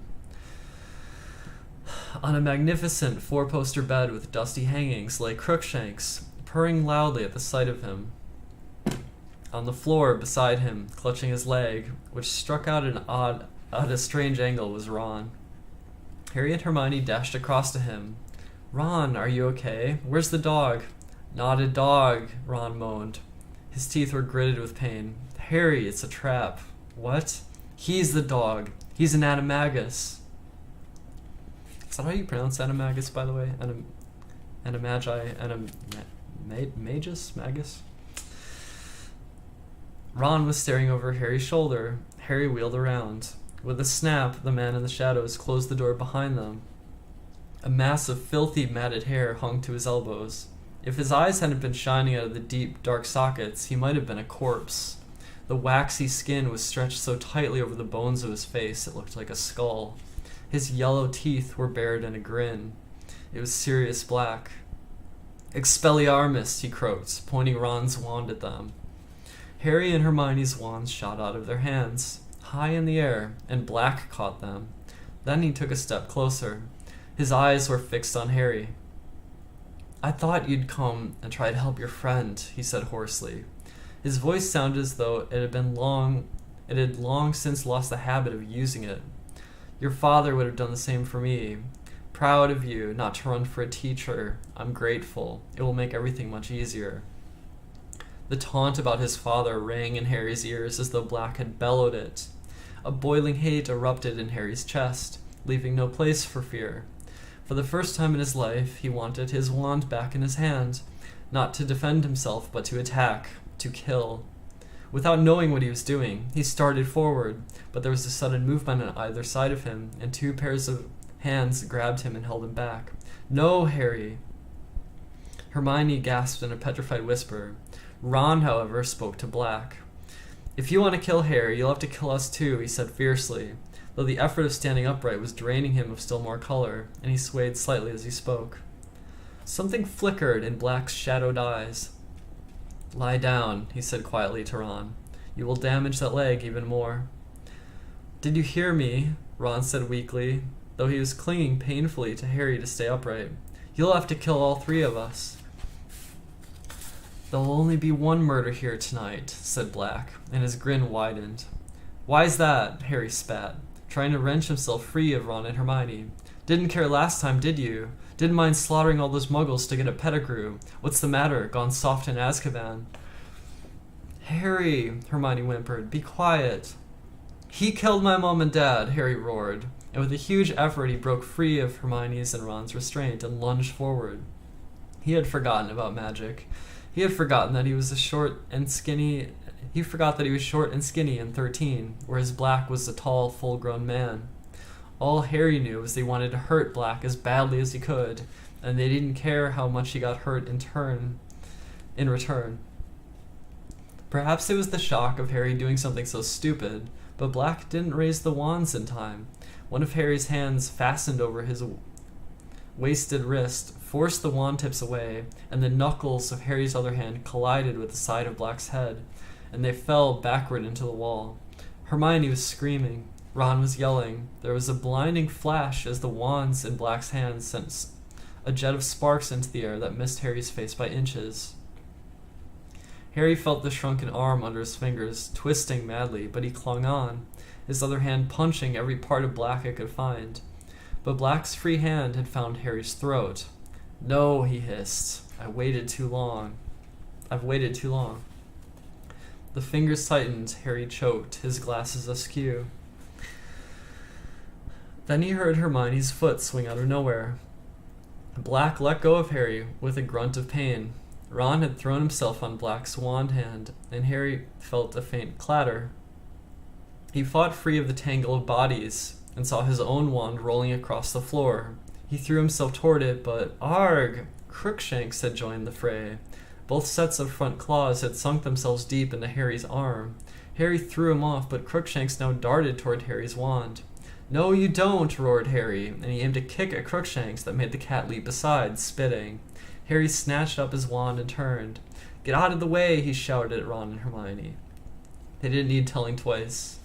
Hermione, gasping for breath, her lip bleeding, scrambled aside, snatched up her and Ron's wands. Ron crawled to the four-poster and collapsed onto it, panting, his white face now tinged with green, both hands clutching his broken leg. Black was sprawled at the bottom of the wall. His thin chest rose and fell rapidly as he watched Harry walking slowly nearer, his wand pointed straight at Black's heart. "Going to kill me, Harry," he whispered. Harry stopped right above him, his wand still pointing at Black's chest, looking down at him. A livid bruise was rising around Black's left eye, and his nose was bleeding. "You killed my parents," said Harry, his voice shaking slightly, but his wand quite steady. Black stared at him out of those sunken eyes. "I don't deny it," he said very quietly. "But if you knew the whole story..." "The whole story," Harry repeated, a furious pounding in his ears. "You sold them to Voldemort, that's all I need to know." "You've got to listen to me," Black said, and there was a note of urgency in his voice now. "You'll regret it if you don't. You don't understand." "I understand a lot better than you think," said Harry, and his voice shook more than ever. "You never hurt her, did you? My mom, trying to stop Voldemort... You never heard her, did you? My mom, trying to stop Voldemort killing me. And you did that. You did it." Before either of them could say another word, something ginger streaked past Harry. Crookshanks leapt onto Black's chest and settled himself there, right over Black's heart. Black blinked and looked down at the cat. "Get off," he murmured, trying to push Crookshanks off him. But Crookshanks sank his claws into Black's robes and wouldn't shift. He turned his ugly, squashed face to Harry and looked up at him with those great yellow eyes. To his right, Hermione gave a dry sob.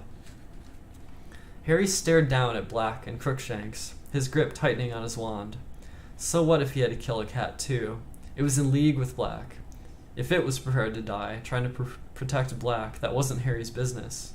If Black wanted to save it, that only proved he cared more for Crookshanks than for Harry's parents.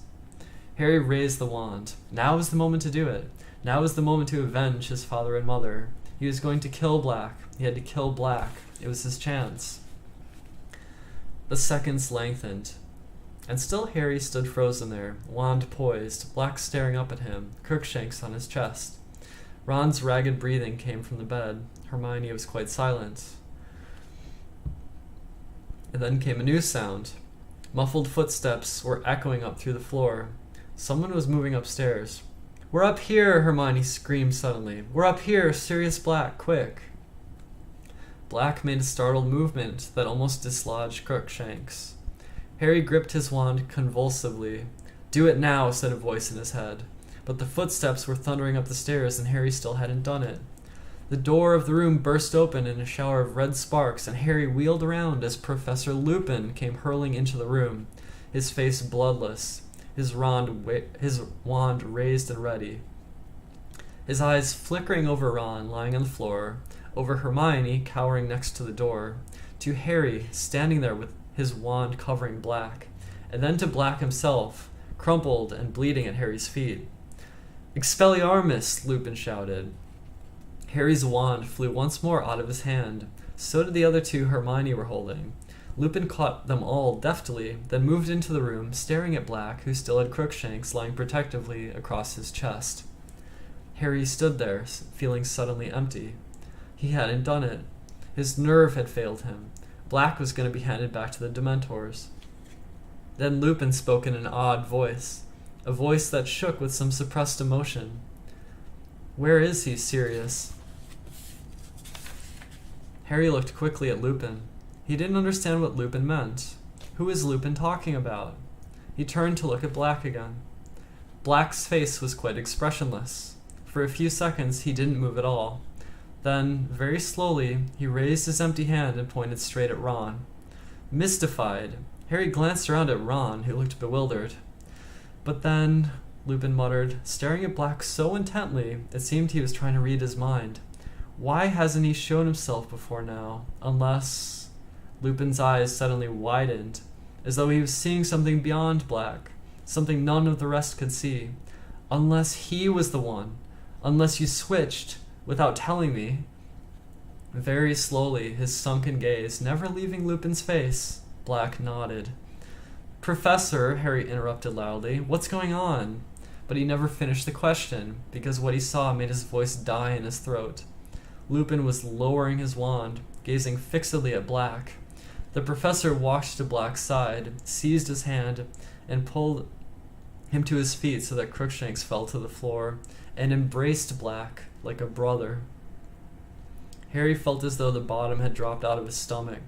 I don't believe it, Hermione screamed. Lupin let go of Black and turned to her. She had raised herself off the floor and was pointing at Lupin, wide-eyed. You, Hermione, you and him. Hermione, calm down. I didn't tell anyone, Hermione shrieked. I've been covering up for you. Hermione, listen to me, please, Lupin shouted. I can explain. Harry could feel himself shaking, not with fear, but with a fresh wave of fury. I trusted you, he shouted at Lupin, his voice wavering out of control, and all the time you've been his friend.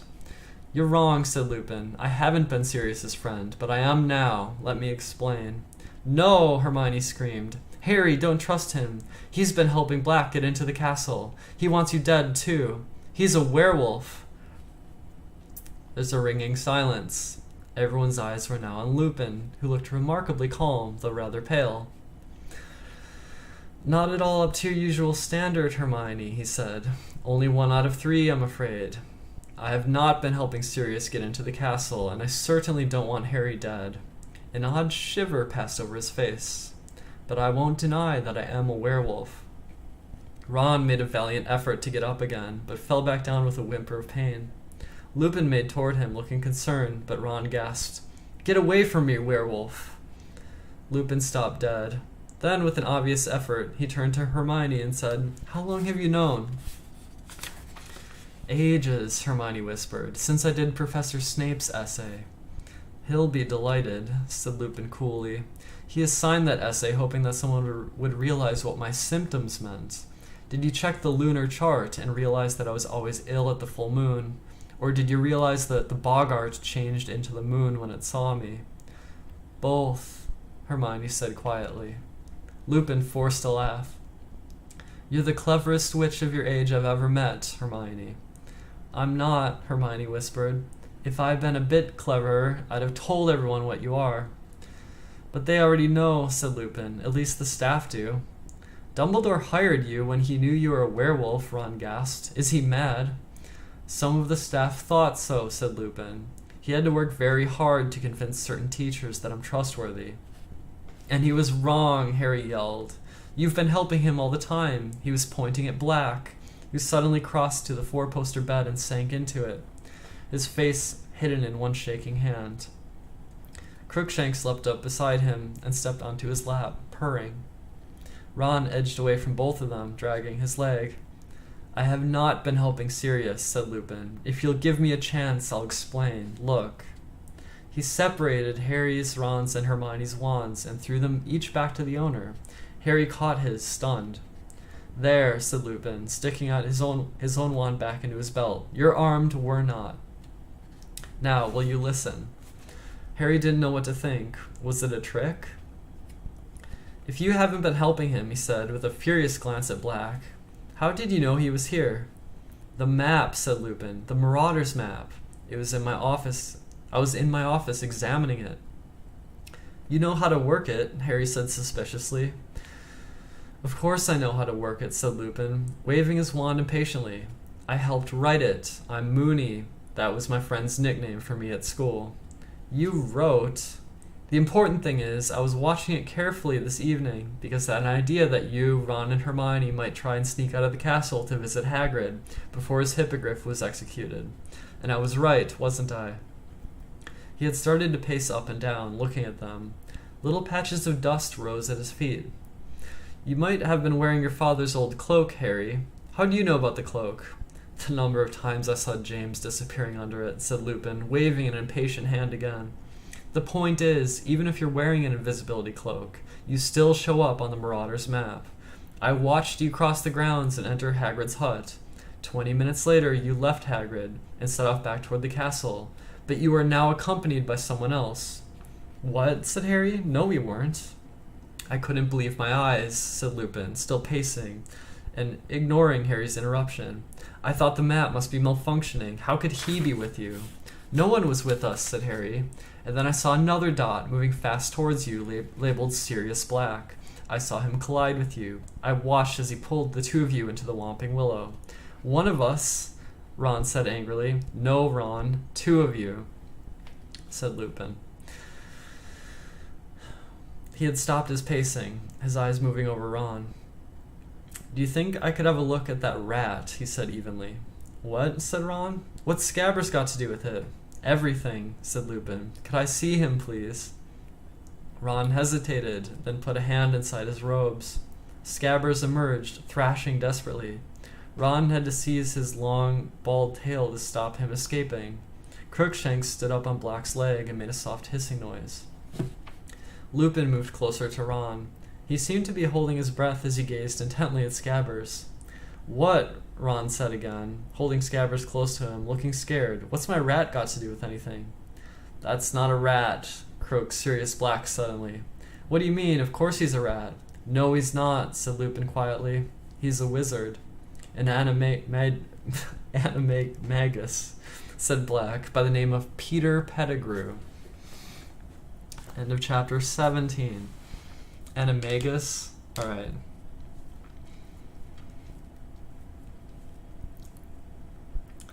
Yeah, I think that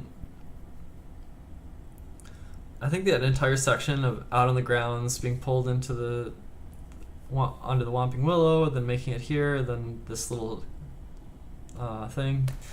Yeah, I don't really like the way it's written that much, but here we are with the plot getting unveiled, etc.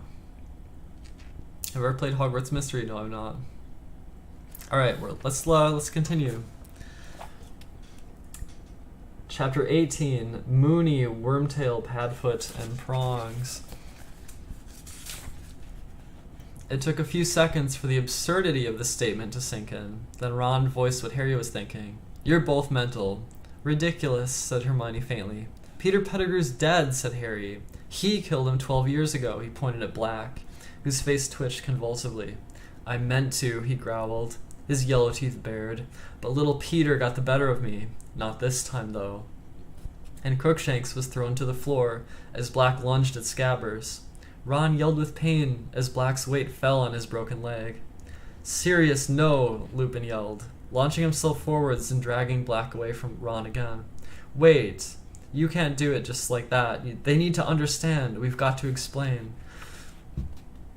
We can explain afterwards, snarled Black, trying to throw Lupin off. One hand was still clawing the air as it tried to reach Scabbers, who was squealing like a piglet, scratching Ron's face and neck as he tried to escape. They've got a right to know everything, Lupin panted, still trying to restrain Black. Ron's kept him as a pet. There are parts of it even I don't understand. And Harry, you owe Harry the truth, Sirius. Black stopped struggling, though his hollowed eyes were still fixed on Scabbers, who was clamped tightly under Ron's bitten, scratched, and bleeding hands. All right, then, Black said, without taking his eyes off the rat. Tell them whatever you like, but make it quick, Remus. I want to commit the murder I was imprisoned for. You're nutters, both of you, said Ron shakily, looking around at Harry and Hermione for support. I've had enough of this. I'm off. He tried to heave himself up on his good leg, but Lupin raised his wand again, pointing it at Scabbers. You're going to hear me out, Ron, he said quietly. Just keep a tight hold on Peter while you listen. He's not Peter, he's Scabbers, Ron yelled, trying to force the rat into his front pocket. But Scabbers was fighting too hard. Ron swayed and overbalanced, and Harry caught him and pushed him back down to the bed. Then, ignoring Black, Harry turned to Lupin. There are witnesses who saw Pettigrew die, he said, a whole street full of them. They didn't see what they thought they saw, said Black savagely, still watching Scabbers struggling in Ron's hands.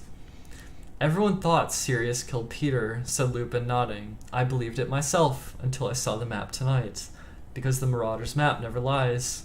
Peter's alive. Ron's holding him, Harry. Harry looked down at Ron, and as their eyes met, they agreed silently. Black and Lupin were both out of their minds. Their story made no sense whatsoever. How could Scabbers be Peter Pettigrew? Azkaban must have unhinged Black after all, but why was Lupin playing along with him?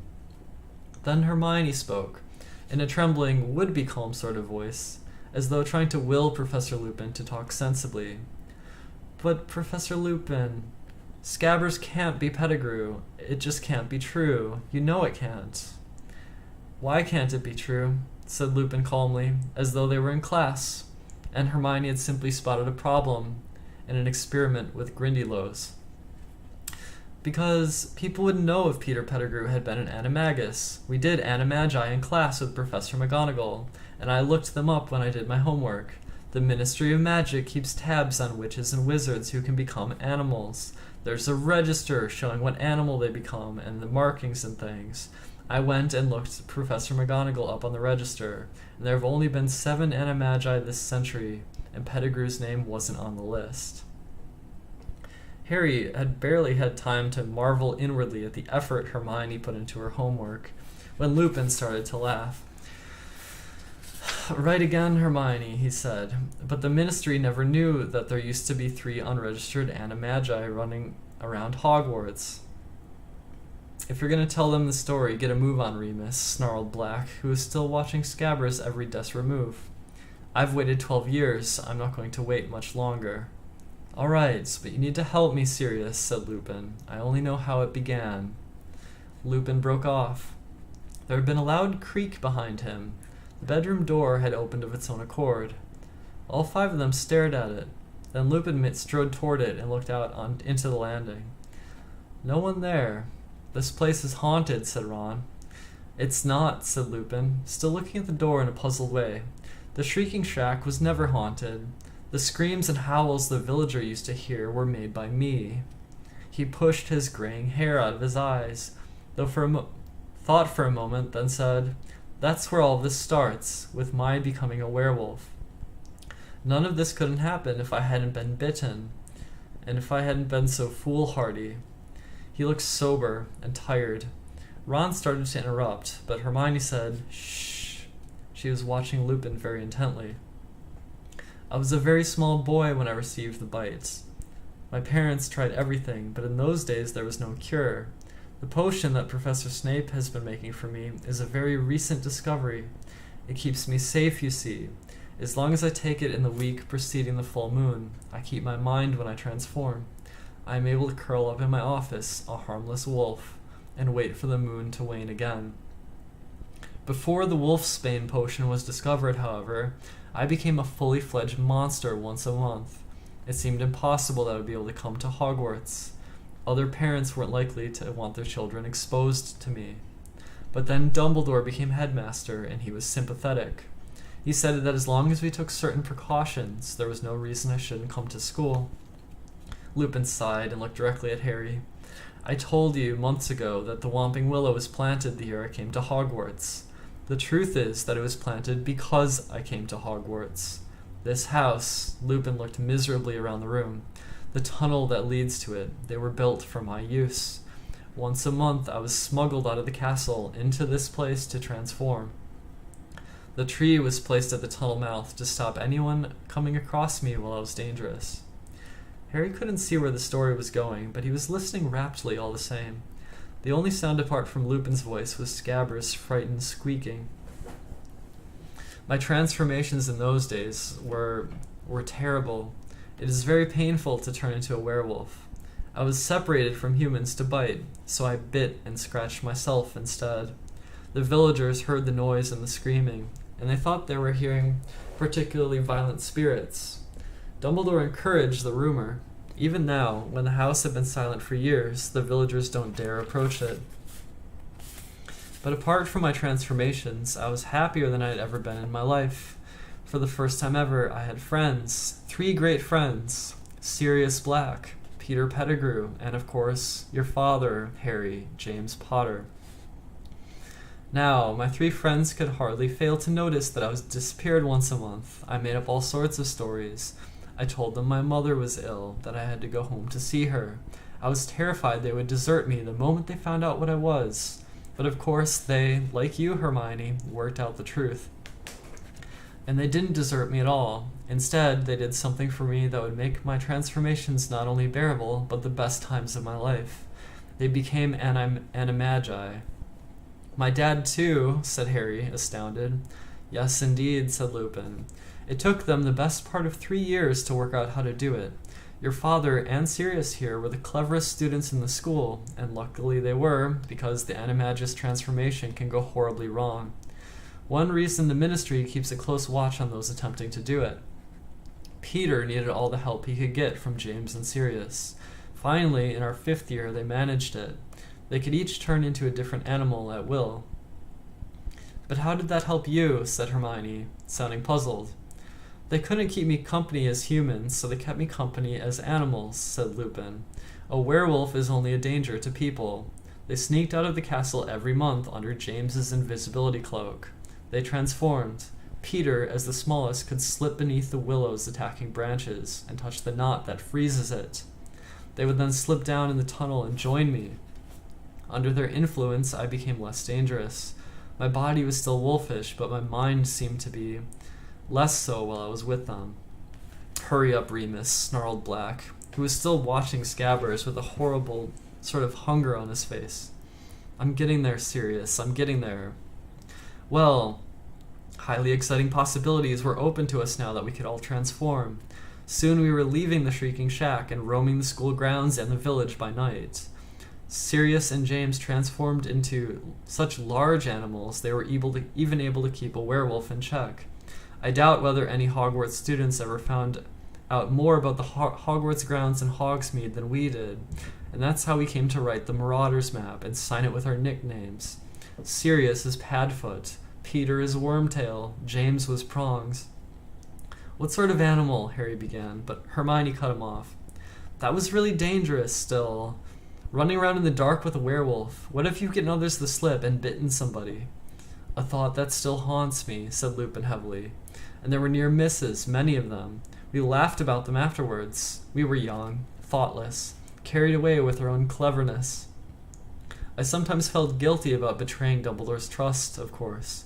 He admitted me to Hogwarts when no other headmaster would have done so. And he had no idea I was breaking the rules he had set down for my own and others' safety. He never knew that I had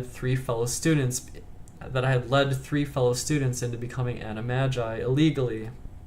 But I always managed to forget my guilty feelings every time we sat down to plan next month's adventure, and I haven't changed. Lupin's face had hardened, and there was self-disgust in his voice. All this year, I've been battling with myself, wondering whether I should tell Dumbledore that Sirius was an animagus. But I didn't do it. Why? Because I was too cowardly. It would have meant admitting that I betrayed his trust while I was in school, admitting that I'd led others along with me.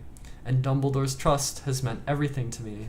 It let me into Hogwarts as a boy, and he gave me a job when I've been shunned all my adult life, unable to find paid work because of what I am.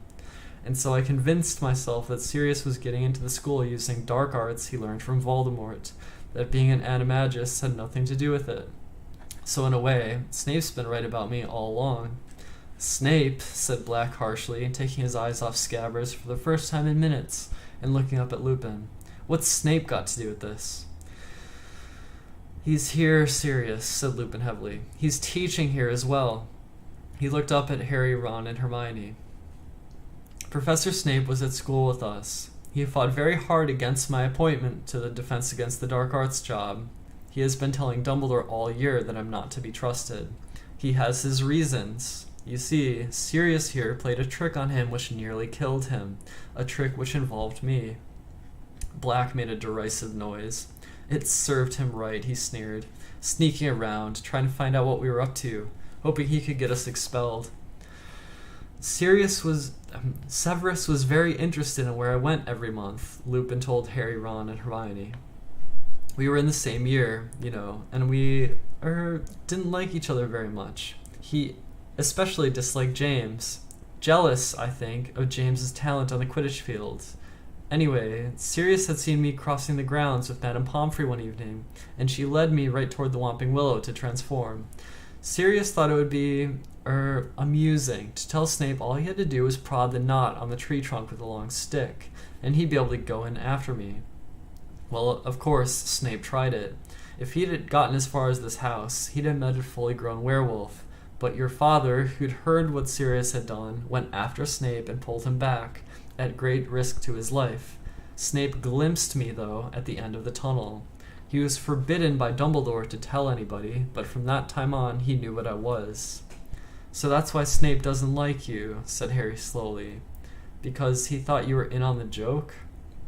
That's right, sneered a cold voice from the wall behind Lupin. Severus Snape was pulling off the invisibility cloak. His wand pointed directly at Lupin. End of chapter 18.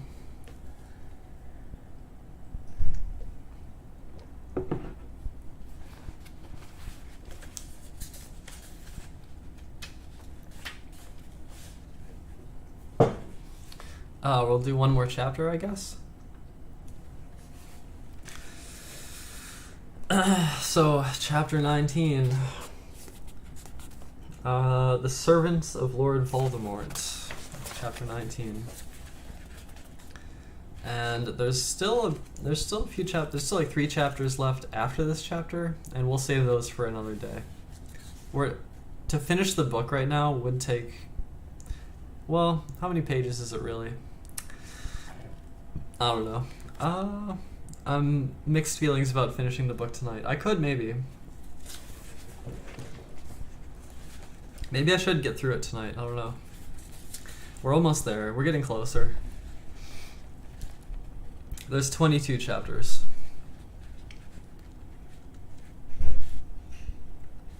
Chapter 19. The Servants of Lord Voldemort. Hermione screams. Black leapt to his feet. Harry jumped as though he'd received a huge electric shock. I found this at the base of the Whomping Willow, said Snape, throwing the cloak aside, careful to keep his wand pointed directly at Lupin's chest. Very useful, Potter. I thank you. Snape was slightly breathless, but his face was full of suppressed triumph. You're wondering, perhaps, how I knew you were here, he said, his eyes glittering. I've just been in your office, Lupin. You forgot to take your potion tonight, so I took a goblet full along, and very lucky I did. Lucky for me, I mean. Lying on your desk was a certain map. One glance at it told me all I needed to know. I saw you running along this passageway and out of sight. Severus, Lupin began, but Snape overrode him. I've told the headmaster again and again that you're helping your old friend Black into the castle, Lupin, and here's the proof. Not even I dreamed you would have the nerve to use this old place as your hideout. Severus, you're making a mistake, said Lupin urgently. You haven't heard everything. I can explain. Sirius is not here to kill Harry. 2 more for Azkaban tonight, said Snape, his eyes now gleaming fanatically. I shall be interested to see how Dumbledore takes this. He was quite convinced you were harmless, you know, Lupin. A tame werewolf. You fool, said Lupin softly. Is a schoolboy grudge worth putting an innocent man back inside Azkaban? Bang! Thin, snake-like cords burst from the end of Snape's wand and twisted themselves around Lupin's mouth, wrists, and ankles. He overbalanced and fell to the floor, unable to move. With a roar of rage, Black started towards Snape, but Snape pointed his wand straight between Black's eyes. Give me a reason, he whispered. Give me a reason to do it, and I swear I will. Black stopped dead. It would have been impossible to say which face showed more hatred. Harry stood there, paralyzed, not knowing what to do or whom to believe. He glanced around at Ron and Hermione. Ron looked just as confused as he did, still fighting to keep hold on the struggling Scabbers. Hermione, however, took an uncertain step towards Snape and said, in a very breathless voice, Professor Snape, it wouldn't hurt to hear what they've got to say, would it? Miss Granger, you are already facing suspension from the school, Snape spat. You, Potter, and Weasley are out of bounds, in the company of a convicted murderer and a werewolf. For once in your life, hold your tongue. But if there was a mistake... Keep quiet, you stupid girl, Snape shouted, looking suddenly quite deranged. Don't talk about what you don't understand. A few sparks shot out of the end of his wand, which was still pointed at Black's face. Hermione fell silent. Vengeance is very sweet, Snape breathed at Black. How I hoped I would be the one to catch you. The joke's on you again, Severus, Black snarled. As long as this boy brings his rat up to the castle, he jerked his head at Ron. I'll come quietly. Up to the castle, said Snape silkily. I don't think we need to go that far. All I need to do is call the Dementors once we get out of the willow. They'll be very pleased to see you, Black. Pleased enough to give you a little kiss, I dare say. What little color there was in Black's face left it. You've got to hear me out, he croaked. That rat, look at the rat. But there was a mad glint in Snape's eyes that Harry had never seen before. He seemed beyond reason. Come on, all of you, he said. He clicked his fingers, and the ends of the cords that bound Lupin flew to his hands. I'll drag the werewolf. Perhaps the Dementors will have a kiss for him, too. Before he knew what he was doing, Harry had crossed the room in 3 strides and blocked the door. Get out of the way, Potter. You're in enough trouble already, snarled Snape. If I hadn't been here to save your skin... Professor Lupin could have killed me about 100 times this year, Harry said. I've been alone with him loads of times, learning defense lessons against the Dementors. If he was helping Black, why didn't he just finish me off then? Don't ask me to fathom the way a werewolf's mind works, hissed Snape. Get out of the way, Potter. You're pathetic, Harry yelled. Just because they made a fool of you at school, you won't even listen. Silence! I will not be spoken to like that, Snape shrieked, looking madder than ever. Like father, like son, Potter. I've just saved your neck. You should be thanking me on a bended knee. You would have been well served if he'd killed you. You'd have died like your father, too arrogant to believe you might be mistaken in Black. Now get out of the way, or I will make you. Get out of the way, Potter. Harry made up his mind in a split second. Before Snape could even take one step toward him, he raised his wand. Expelliarmus, he yelled. Except his wasn't the only voice that shouted. There was a blast that made the door rattle on its hinges. Snape was lifted off his feet and slammed into the wall. Then he slid down to the floor, a trickle of blood oozing from under his hair. He had been knocked out. Harry looked around. Both Ron and Hermione had tried to disarm Snape at exactly the same moment. Snape's wand soared in a high arc and landed on the bed next to Crookshanks.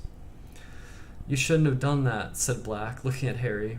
You should have left him to me. Harry avoided Black's eyes. He wasn't sure, even now, that he'd done the right thing. We attacked a teacher, Hermione whimpered, staring at the lifeless Snape with frightened eyes. Oh, we're going to be in so much trouble. Lupin was struggling against his bonds. Black bent down quickly and untied him. Lupin straightened up, rubbing his arms where the ropes had cut into them. Thank you, Harry, he said.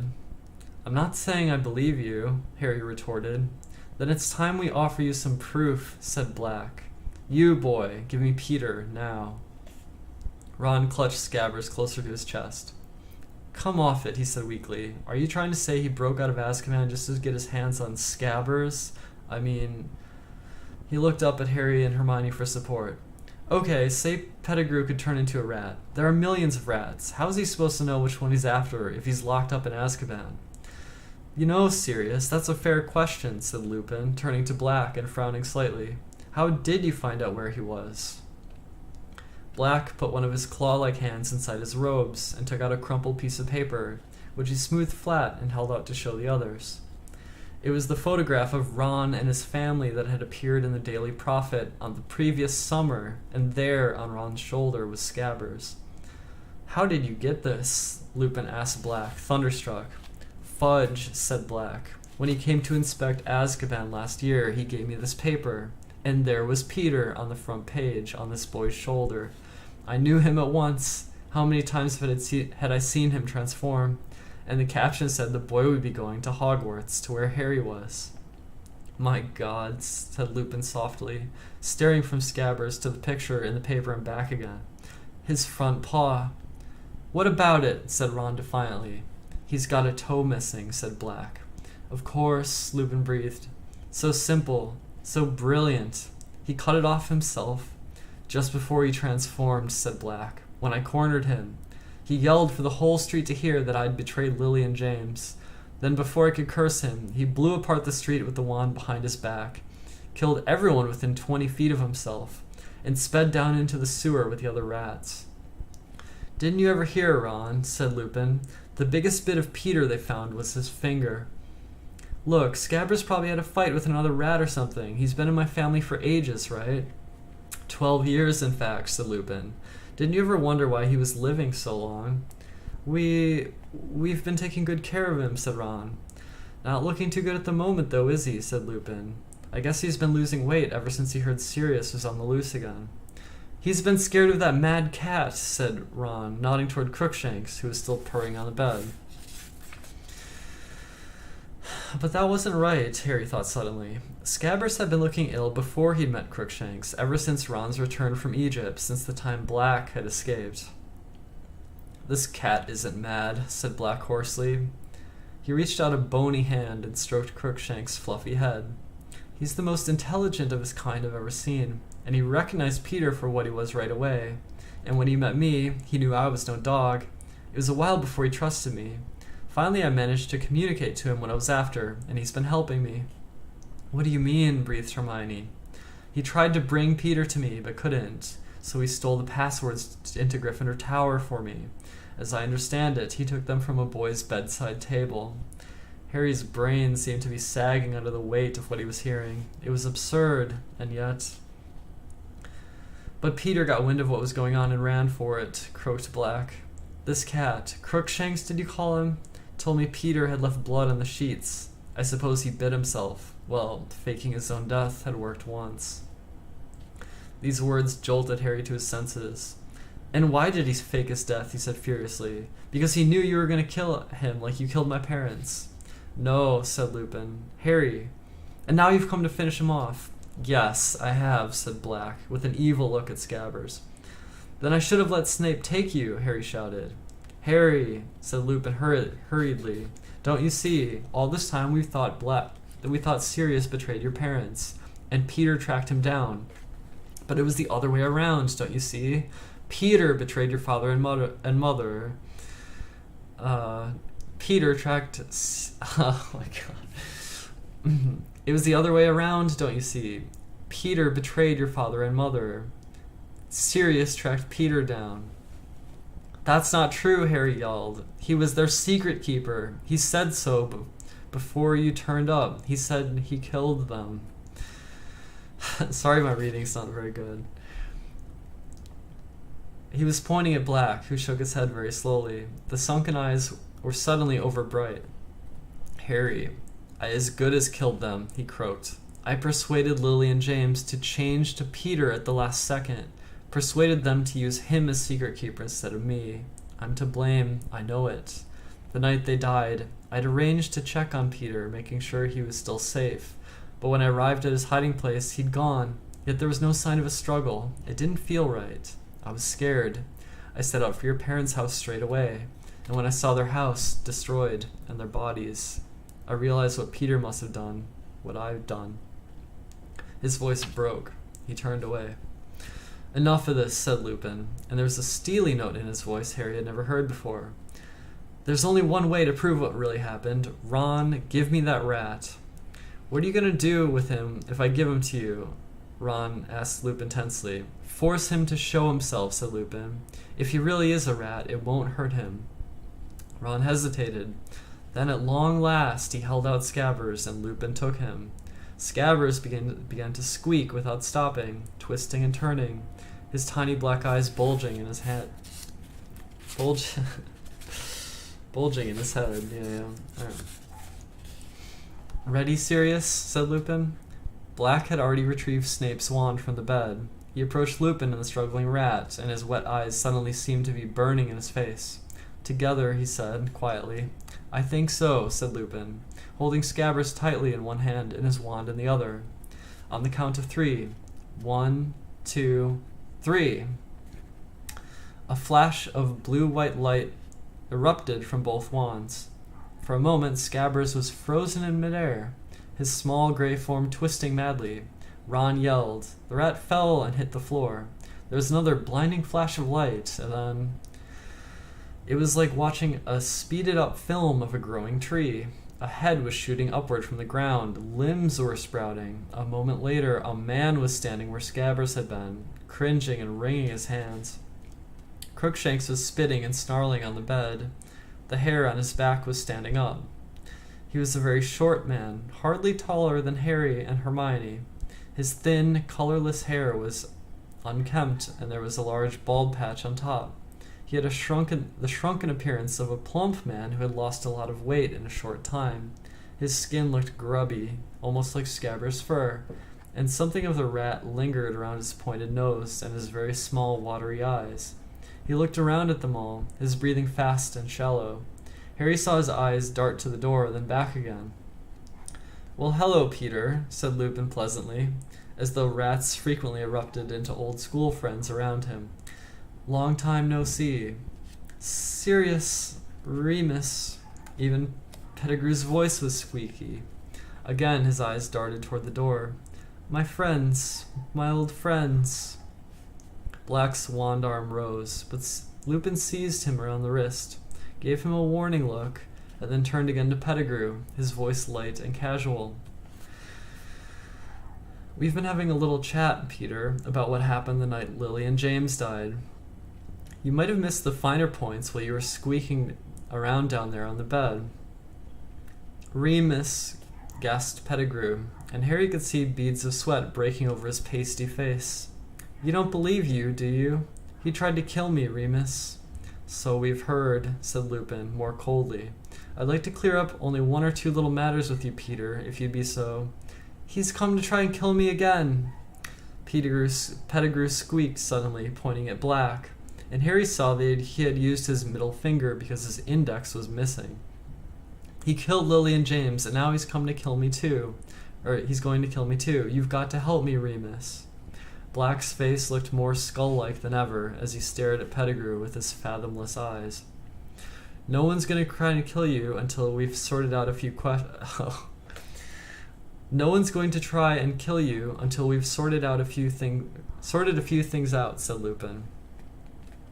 Sorted things out, squealed Pettigrew, looking wildly about him once more, eyes taking in the boarded windows and again the only door. I knew he'd come after me. I knew he'd be back for me. I've been waiting for this for 12 years. You knew Sirius was going to break out of Azkaban, said Lupin, his brow furrowed, when nobody has ever done it before. He's got dark powers the rest of us can only dream of, Pettigrew shouted shrilly. How else did he get out of there? I suppose he who must not be named taught him a few tricks. Black started to laugh, a horrible, mirthless laugh that filled the whole room. Voldemort, teach me tricks, he said. Pettigrew flinched as though Black had brandished a whip at him. What, scared to hear your old master's name, said Black. I don't blame you, Peter. His lot aren't very happy with you, are they? Don't know what you mean, Sirius, muttered Pettigrew, his breathing faster than ever. His whole face was shining with sweat now. You haven't been hiding from me for 12 years, said Black. You've been hiding from Voldemort's old supporters. I heard things in Azkaban, Peter. They all think you're dead. Or you'd have to answer to them. I've heard them screaming all sorts of things in their sleep. Sounds like they think the double-crosser double-crossed them. Voldemort went to the Potters and your information, and Voldemort met his downfall there. And not all of Voldemort's supporters ended up in Azkaban, did they? There are still plenty out here, biding their time, pretending they've seen the error of their ways. If they ever got wind you were still alive, Peter. Don't know what you're talking about, said Pettigrew again, more shrilly than ever. He wiped his face on his sleeve and looked up at Lupin. You don't believe this madness, Remus. I must admit, Peter, I have difficulty in understanding why an innocent man would want to spend 12 years as a rat, said Lupin evenly. Innocent but scared, squealed Pettigrew. If Voldemort's supporters were after me, it was because I'd put one of their best men in Azkaban, the spy, Sirius Black. Black's face contorted. How dare you, he growled, suddenly sounding like the bear-sized dog he had been. I, a spy for Voldemort. When did I ever sneak around people who were stronger and more powerful than myself? But you, Peter, I'll never understand why I didn't see you were the spy from the start. You've always liked big friends who looked after you, didn't you? It used to be us, me and Remus, and James. Pettigrew wiped his face again. He was almost panting for breath. Me, a spy, you must be out of your Me, a spy, you must be out of your mind. Never. Don't know how you can say such a... Lily and James only made you secret keeper because I suggested it, Black hissed, so venomously that Pettigrew took a step backward. I thought it was the perfect plan, a bluff. Voldemort would be sure to come after me. Would never dream they'd use a weak, talentless thing like you. It must have been the finest moment of your miserable life, telling Voldemort you could hand him the Potters. Pettigrew was muttering distractedly. Harry caught words like far-fetched and lunacy, but he couldn't help paying more attention to the ashen color of Pettigrew's face and the way his eyes continued to dart towards the windows and door. Professor Lupin, said Hermione timidly, can I say something? Certainly, Hermione, said Lupin courteously. Well, Scabbers, I mean, this man, he's been sleeping in Harry's dormitory for 3 years. If he's working for you-know-who, how come he's never tried to hurt Harry before now? There, said Pettigrew shrilly, pointing at Ron with his maimed hand. Thank you. You see, Remus, I have never hurt a hair of Harry's head. Why should I? I'll tell you why, said Black. Because you never did anything for anyone unless you could see what was in it for you. Voldemort's been in hiding for 12 years. They say he's half dead. You weren't about to commit murder right under Albus Dumbledore's nose. For a wreck of a wizard who lost all his power, were you? You'd want to be quite sure he was the biggest bully in the playground before you went back to him, wouldn't you? Why else did you find a wizard family to take you in? Keeping an ear out for the news, weren't you, Peter? Just in case your old protector regained strength, and it was safe to rejoin him. Pettigrew opened his mouth and closed it several times. He seemed to have lost the ability to talk. Mr. Black... Sirius, said Hermione. Black jumped at being addressed like this and stared at Hermione as though being spoken to politely was something he'd long forgotten. If you don't mind me asking, how did you get out of Azkaban if you didn't use dark magic? Thank you, gasped Pettigrew, nodding frantically at her. Exactly, precisely what I... But Lupin silenced him with a look. Black was frowning slightly at Hermione, but not as though he were annoyed with her. He seemed to be pondering his answer. I don't know how I did it, he said slowly.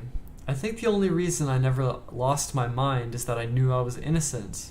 That wasn't a happy thought, so the Dementors couldn't suck it out of me, but it kept me sane in knowing who I am, helped me keep my powers.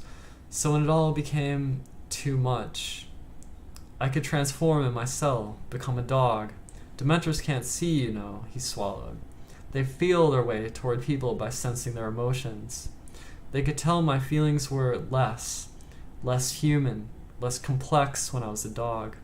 But they thought, of course, that I was losing my mind like everyone else in there, so it didn't trouble them. But I was weak, very weak, and I had no hope of driving them away from me without a wand. But then I saw Peter in that picture. I realized he was at Hogwarts with Harry, perfectly positioned to act if one hint reached his ears that the dark side was gathering strength again. Pettigrew was shaking his head, mouthing noiselessly, but staring all the while at Black as though hypnotized, ready to strike at the moment he could be sure of allies, and to deliver the last Potter to them. If he'd given them Harry, who'd dare say he betrayed Lord Voldemort? He'd be welcomed back with honors. So you see, I had to do something. I was the only one who knew Peter was still alive. Harry remembered what Mr. Weasley had told Mrs. Weasley. The guards say he's been talking in his sleep, always the same words. He's at Hogwarts. It was as if someone had lit a fire in my head, and the Dementors couldn't destroy it. It wasn't a happy feeling. It was an obsession, but it gave me strength. It cleared my mind. So one night, when they opened my door to bring food, I slipped past as a dog.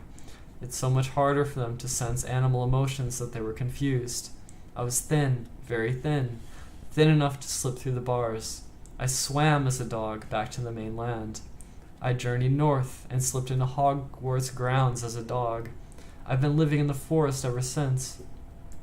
Except when I came to watch the Quidditch, of course. You fly as well as your father did, Harry. He looked at Harry, who did not look away. Believe me, croaked Black. Believe me, Harry. I've never betrayed James and Lily. I would have died before I betrayed them. And at long last, Harry believed him. Throat too tight to speak, he nodded. No! Pettigrew had fallen to his knees as though Harry's nod had been his own death sentence. He shuffled forward on his knees, groveling, his hands clasped in front of them as though praying. Sirius, it's me. It's Peter, your friend. You wouldn't. Black kicked out, and Pettigrew recoiled. There's enough filth on my robes without you touching them, said Black. Remus, Pettigrew squeaked, turning to Lupin instead, writhing imploringly in front of him. You don't believe this. Wouldn't Sirius have told you they'd change the plan? Not if he thought I was the spy, Peter, said Lupin. I assume that's why you didn't tell me, Sirius, he said casually over Pettigrew's head. Forgive me, Remus, said Black. Not at all, Padfoot, old friend, said Lupin, who was now rolling up his sleeves. And you will, in turn, forgive me for believing you were the spy. Of course, said Black, and the ghost of a grin flitted across his gaunt face. He, too, began rolling up his sleeves. Shall we kill him together? Yes, I think so, said Lupin grimly. You wouldn't. You won't, gasped Pettigrew, and he scrambled around to Ron. Ron, haven't I been a good friend, a good pet? You won't let them kill me, Ron, will you? You're on my side, aren't you? But Ron was staring at Pettigrew with the utmost revulsion. I let you sleep in my bed, he said. Kind boy, kind master, Pettigrew crawled towards Ron. You won't let them do it. I was your rat. I was a good pet. If you made a better rat than human, it's not much to boast about, Peter, said Black harshly. Ron, still going paler with pain, wrenched his broken leg out of Pettigrew's reach. Pettigrew turned on his knees, staggered forward, then seized the hem of Hermione's robes. Sweet girl, clever girl, you won't let them help me. Hermione pulled her robes out of Pettigrew's clutching hands and backed away against the wall, looking horrified. Pettigrew knelt, trembling uncontrollably, and turned his head slowly toward Harry. Harry, Harry, you look just like your father, just like him. How dare you speak to Harry, roared Black. How dare you face him? How dare you talk about James in front of him? Harry, whispered Pettigrew, shuffling toward him, hands outstretched. Harry, James wouldn't have wanted me killed. James would have understood, Harry. He would have shown me mercy. Both Black and Lupin strode forward, seized Pettigrew's shoulders, and threw him backward onto the floor. He sat there, twitching with terror, staring up at them. You sold Lily and James to Voldemort, said Black, who was shaking too. Do you deny it? Pettigrew burst into tears. It was horrible to watch. He looked like an oversized, balding baby, cowering on the floor. Sirius, Sirius, what could I have done? The Dark Lord, you have no idea. He has weapons you can't imagine. I was scared, Sirius. I was never brave like you and Remus and James. I never meant it to happen. He who must not be named forced me. Don't lie, bellowed Black. You'd been passing information to him for a year before Lily and James died. You were his spy.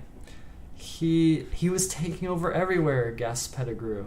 What was there to be gained by refusing him? What was there to be gained by fighting the most evil wizard who has ever existed, said Black, with terrible fury in his face. Only innocent lives, Peter.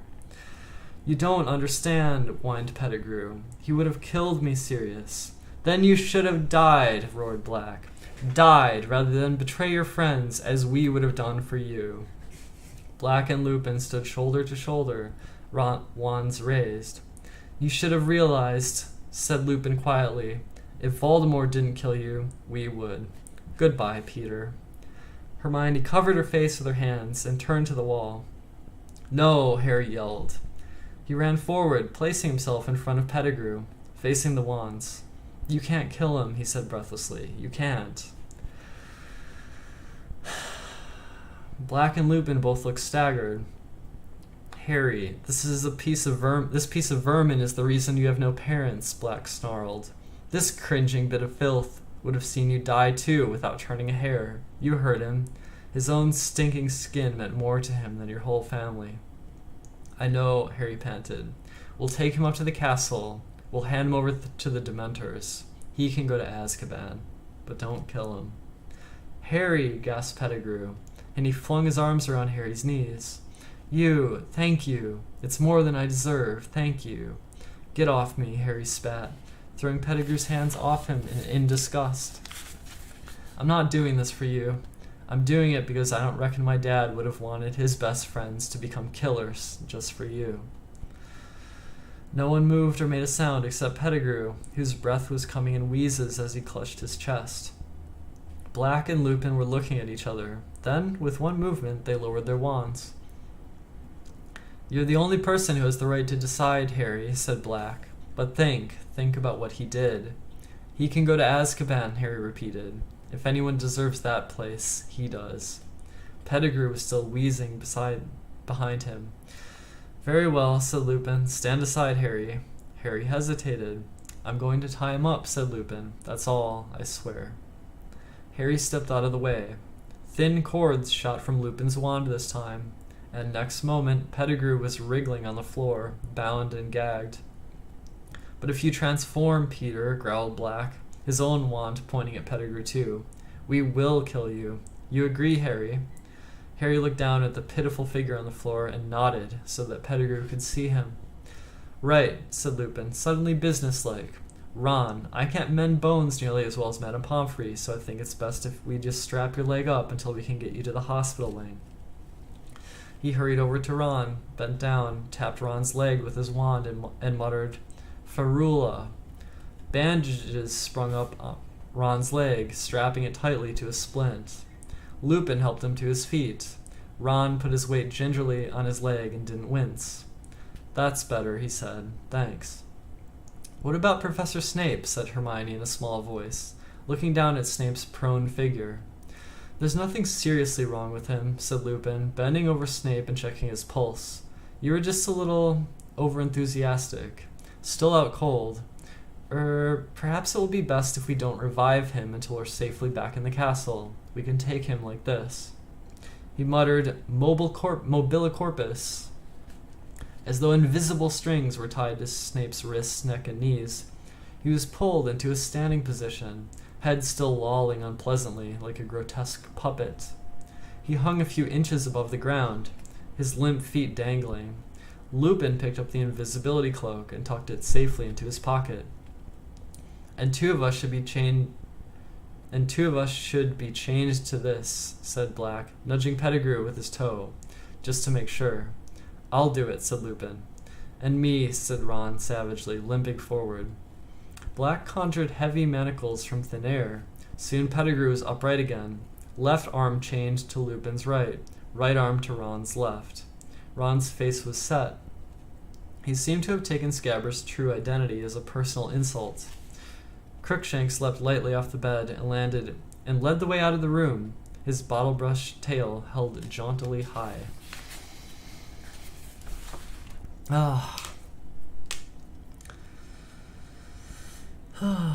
Okay,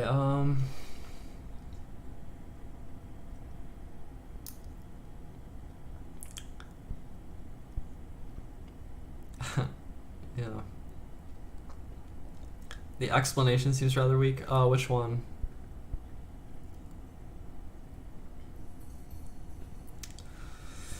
Yeah, I don't know how much the, I don't know, to me it's like,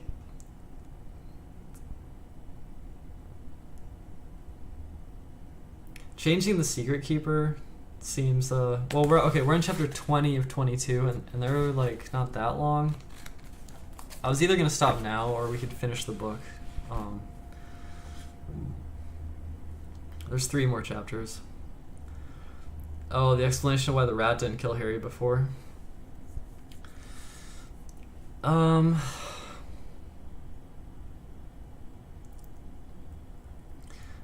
explanation of the entire situation is a little weird to me, actually.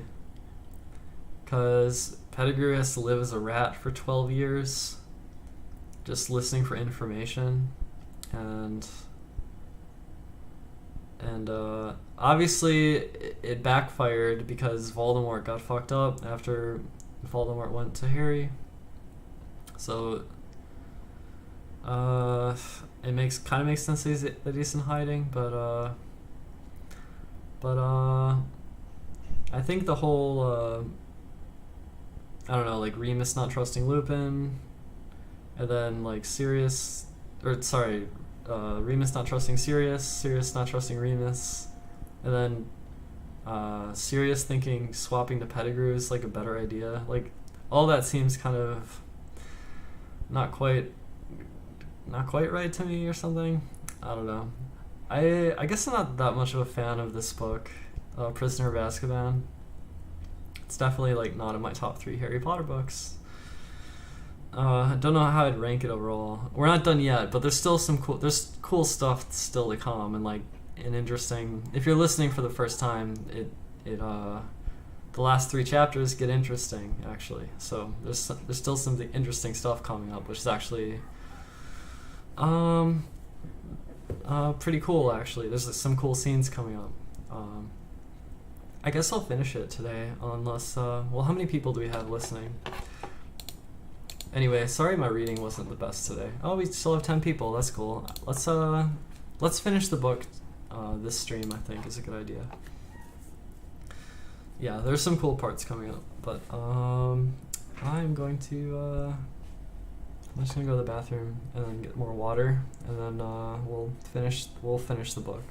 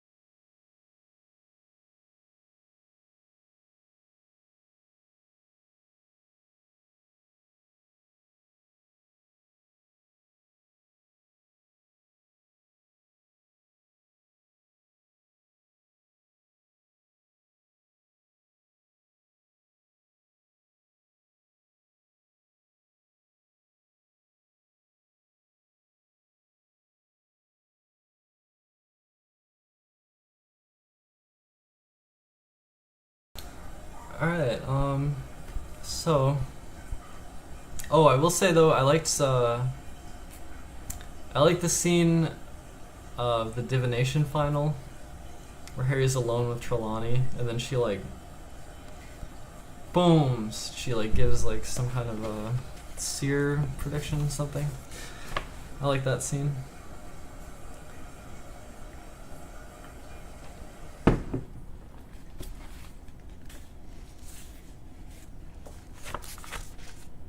Chapter 20, The Dementors' Kiss.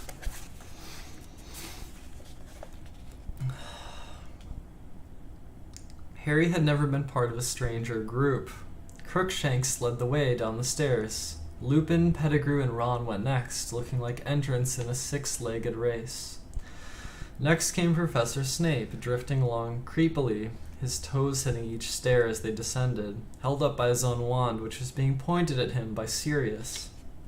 Harry and Hermione brought up the rear. Getting back into the tunnel was difficult. Lupin, Pettigrew, and Ron had turned sideways to manage it. Lupin still had Pettigrew covered with his wand.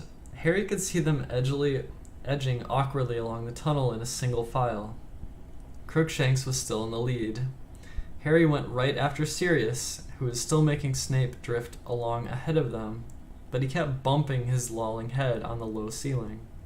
Harry had the impression Sirius was making no effort to prevent this. "You know what this means," Sirius said abruptly to Harry as they made their slow progress along the tunnel, turning Pettigrew in. "You're free," said Harry. "Yes," said Sirius.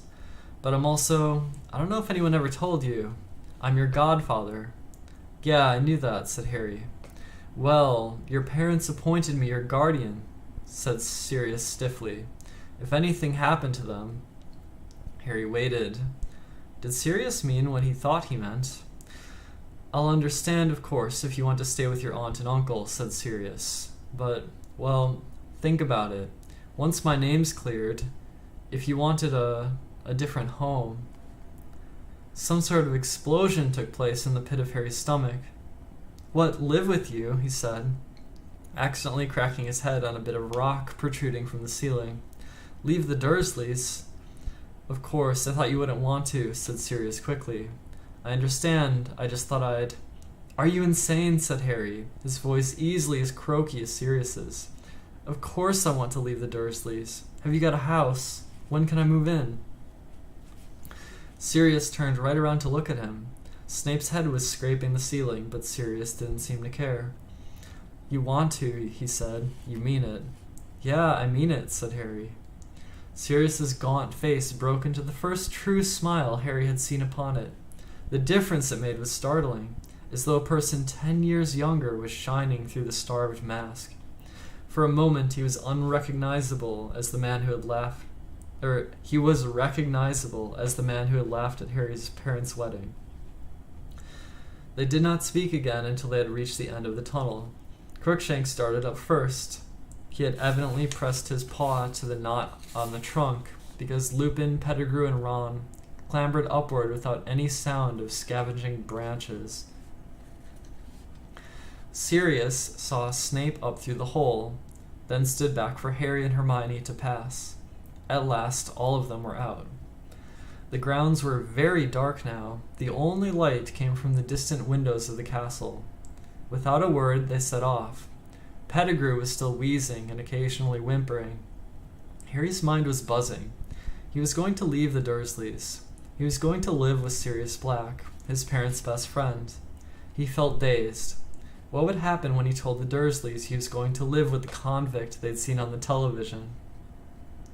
"One wrong move, Peter," said Lupin threateningly ahead. His wand was still pointed sideways at Pettigrew's chest. Silently, they trampled through the grounds, the castle lights growing slowly larger. Snape was still drifting weirdly ahead of Sirius, his chin bumping on his chest. And then a cloud shifted. There were suddenly dim shadows on the ground. Their party was bathed in moonlight. Snape collided with Lupin, Pettigrew, and Ron, who had stopped abruptly. Sirius froze. He flung out one arm to make Harry and Hermione stop. Harry could see Lupin's silhouette. He had gone rigid, then his limbs began to shake. "Oh my," Hermione gasped. "He didn't take his potion tonight. He's not safe." "Run," Sirius whispered. "Run, now." But Harry couldn't run. Ron was chained to Pettigrew and Lupin. He leapt forward, but Sirius caught him around his chest and threw him back. "Leave it to me. Run!" There was a terrible snarling noise. Lupin's head was lengthening, so was his body. His shoulders were hunching. Hair was sprouting visibly on his face and hands, which were curling into clawed paws. Crookshank's hair was on end again. He was backing away. As the werewolf reared, snapping its long jaws, Sirius disappeared from Harry's side. He had transformed. The enormous bear-like dog bounded forward. As the werewolf wrenched itself free of the manacle binding it, the dog seized it around the neck and pulled it backward, away from Ron and Pettigrew. They were locked jaw to jaw, claws ripping at each other. Harry stood, transfixed by the sight, too intent upon the battle to notice anything else.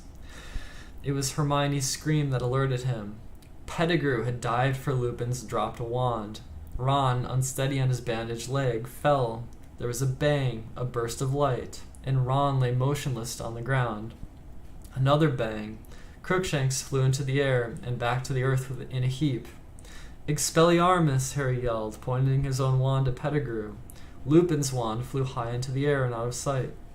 "Stay where you are," Harry shouted, running forward. Too late. Pettigrew had transformed. Harry saw his bald tail whip through the manacle on Ron's outstretched arm and heard scurrying through the grass. There was a howl and a rumbling growl. Harry turned to see the werewolf taking flight. It was galloping into the forest. "Sirius, he's gone! Pettigrew transformed!" Harry yelled. Sirius was bleeding. There were gashes across his muzzle and back, but at Harry's words he scrambled up again. And in an instant, the sound of his paws faded to silence as he pounded away across the grounds. Harry and Hermione dashed over to Ron. "What did he do to him?" Hermione whispered. Ron's eyes were only half closed. His mouth hung open. He was definitely alive, and they could hear him breathing, but he didn't seem to recognize them. "I don't know." Harry looked desperately around. Black and Lupin both gone. They had no one but Snape for company, still hanging, unconscious, in midair. "We'd better get them up to the castle and tell someone," said Harry, pushing his hair out of his eyes, trying to think straight. "Come." But then, from beyond the range of their vision, they heard a yelping, a whining, a dog in pain. "Sirius," Harry muttered, staring into the darkness. He had a moment's indecision, but there was nothing they could do for Ron at the moment, and by the sound of it, Black was in trouble. Harry set off at a run, Hermione right behind him. The yelping seemed to be coming from near the lake. They pelted towards it, and Harry, running flat out, felt the cold without realizing what it meant. What it must mean. The yelping stopped abruptly, and they reached the lake shore. They saw why. Sirius had turned back into a man. He was crouched on all fours, his hands over his head. "No," he moaned. "No, please." And then Harry saw them. Dementors, at least 100 of them, gliding in a black mass around the lake towards them. He spun around, the familiar icy cold penetrating his insides, fog starting to obscure his vision. More were appearing out of the darkness on every side. They were encircling him. "Hermione, think of something happy," Harry yelled, raising his wand, blinking furiously to try to clear his vision, shaking his head to get rid of the faint screaming that had started inside of it. "I'm going to live with my godfather. I'm leaving the Dursleys." He forced himself to think of Sirius, and only Sirius, and began to chant, "Expecto Patronum! Expecto Patronum!" Black gave a shudder, rolled over, and lay motionless on the ground, pale as death. "He'll be all right. I'm going to go and live with him. Expecto Patronum! Hermione, help me! Expecto Patronum! Expecto," Hermione whispered. "Expecto! Expecto!" But she couldn't do it. The Dementors were closing in, barely 10 feet from them. They formed a solid wall around Harry and Hermione, and were getting closer. "Expecto Patronum!" Harry yelled, trying to blot the screaming from his ears. "Expecto Patronum!" A thin wisp of silver escaped his wand and hovered like mist before him. At the same moment, Harry felt Hermione collapse next to him. He was alone, completely alone. Expecto Patronum. Harry felt his knees hit the cold grass. Fog was clouding his eyes. With a huge effort, he fought to remember. Sirius was innocent. Innocent. "We'll be okay. I'm going to live with him. Expecto Patronum," he gasped. By the feeble light of his formless Patronus, he saw a Dementor halt very close to him. It couldn't walk through the cloud of silver mist Harry had conjured. A slimy, dead hand slid up from under the cloak. It made a gesture as though to sweep the Patronus aside. "No, no," Harry gasped. "He's innocent. Expecto Patronum. He could feel them watching him, hear their rattling breath like an evil wind around him. The nearest Dementor seemed to be considering him. Then it raised both its rotting hands and lowered its hood. Where there should have been eyes, there was only thin, gray, scabbed skin stretched blankly over empty sockets. But there was a mouth, a gaping, shapeless hole, sucking the air with the sound of a death rattle. A paralyzing terror filled Harry so that he couldn't move or speak. His Patronus flickered and died. White fog was blinding him. He had to fight. Expecto Patronum. He couldn't see, and in the distance he heard familiar screaming. Expecto Patronum.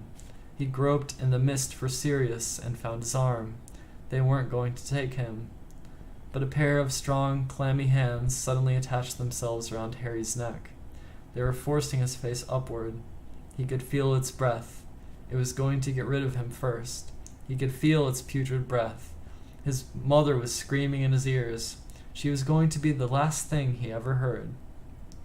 And then, through the fog that was drowning him, he thought he saw a silvery light growing brighter and brighter. He felt himself fall onto the grass. Face down, too weak to move, sick and shaking, Harry opened his eyes. The Dementor must have released him. The blinding light was illuminating the grass around him. The screaming had stopped. The cold was ebbing away. Something was driving the Dementors back. It was circling around him, and Sirius and Hermione. The rattling, sucking sounds of the Dementors were fading. They were leaving. The air was warm again. With every ounce of strength he could muster, Harry raised his head a few inches and saw an animal amid the light, galloping away across the lake. Eyes blurred with sweat, Harry tried to make out what it was. It was as bright as a unicorn. Fighting to stay conscious, Harry watched it canter to a halt as it reached the opposite shore. For a moment, Harry saw, by its brightness, somebody welcoming it back, raising his hand to pat it, someone who looked strangely familiar. But it couldn't be. Harry didn't understand. He couldn't think anymore. He felt the last of his strength leave him, and his head hit the ground as he fainted. That was chapter 20. Let's just keep going. Chapter 21, Hermione's Secret.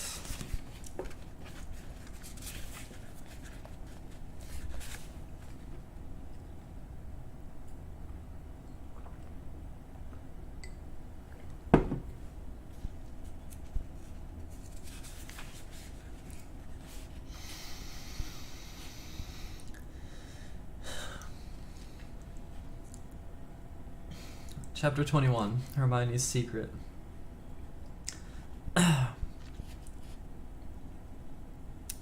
Shocking business. Shocking. Miracle none of them died.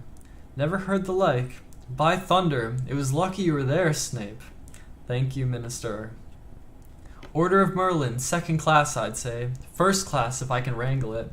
Thank you very much indeed, Minister. Nasty cut you got there. Black's work, I suppose. As a matter of fact, it was Potter, Weasley, and Granger, Minister. No. Black had bewitched them. No. Black had bewitched them. I saw it immediately. A confundus charm, to judge by their behavior. Oh my god, I'm mixing this up. So, the Minister says, no. And then Snape says, Black had bewitched them. I saw it immediately. A confundus charm, to judge by their behavior. They seemed to think there was a possibility he was innocent. They weren't responsible for their actions. On the other hand, their interference might have permitted Black to escape. They obviously thought they were going to catch Black single-handed. They've got away with a great deal before now. I'm afraid it's giving them a rather high opinion of themselves. And of course, Potter has always been allowed an extraordinary amount of license by the headmaster. Ah, well, Snape. Harry Potter, you know. We've all got a bit of a blind spot where he's concerned. And yet, is it good for him to be given so much special treatment? Personally, I try to treat him like any other student, and any other student would be suspended at the very least. for leading his friends into such danger. Consider, Minister, against all school rules, after all the precautions put in place for his protection, out of bounds, at night, consorting with a werewolf and a murderer, and I have reason to believe he had been visiting Hogsmeade illegally too. Well, well, we shall see, Snape, we shall see. The boy has undoubtedly been foolish. Harry lay listening with his eyes tight shut. He felt very groggy. The words he was hearing seemed to be traveling very slowly from his ears to his brain, so that it was difficult to understand. His limbs felt like lead, his eyelids too heavy to lift. He wanted to lie here on this comfortable bed forever. What amazes me most is the behavior of the Dementors. You've really no idea what made them retreat, Snape. No, Minister. By the time I had come around, they were heading back to their positions at the entrances.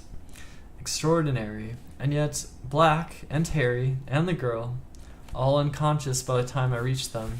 I bound and gagged Black, naturally, conjured stretchers, and brought them all straight back to the castle. There was a pause. Harry's brain seemed to be moving a little faster, and as it did, a gnawing sensation grew in the pit of his stomach. He opened his eyes. Everything was slightly blurred. Somebody had removed his glasses. He was lying in the dark hospital wing. At the very end of the ward, he could make out Madame Pomfrey with her back to him, bending over a bed. Harry squinted. Ron's red hair was visible beneath Madame Pomfrey's arm. Harry moved his head over on the pillow, and in the bed to his right lay Hermione. Moonlight was falling across her bed. Her eyes were open too. She looked petrified, and when she saw that Harry was awake, pressed a finger to her lips, and then pointed to the hospital wing door. It was ajar, and the voices of Cornelius Fudge and Snape were coming through it from the corridor outside. Madame Pomfrey now came walking briskly up the dark ward to Harry's bed. He turned to look at her. She was carrying the largest block of chocolate he had ever seen in his life. It looked like a small boulder. "Ah, you're awake," she said briskly. She placed the chocolate on Harry's bedside table and began breaking it apart with a small hammer. "How's Ron?" said Harry and Hermione together. "He'll live," said Madame Pomfrey grimly. "As for you two, you'll be staying here until I'm satisfied you're... Potter, what do you think you're doing?" Harry was sitting up, putting his glasses back on and picking up his wand. "I need to see the headmaster," he said. "Potter," said Madame Pomfrey soothingly. "Potter, it's all right. They've got Black. He's locked away upstairs. The Dementors will be performing the kiss any moment now." "What?" Harry jumped out of bed. Hermione had done the same, but a shout had been heard in the corridor outside. Next second, Cornelius Fudge and Snape had entered the ward. Harry, what's this?" said Fudge, looking agitated. "You should be in bed. Has he had any chocolates?" he asked Madame Pomfrey anxiously. "Minister, listen," Harry said. "Sirius Black's innocent. Peter Pettigrew faked his own death. We saw him tonight. You can't let the Dementors do that thing to Sirius. He's..." But Fudge was shaking his head with a small smile on his face. Harry, you're very confused. You've been through a dreadful ordeal. Lie back down now. We've got everything under control."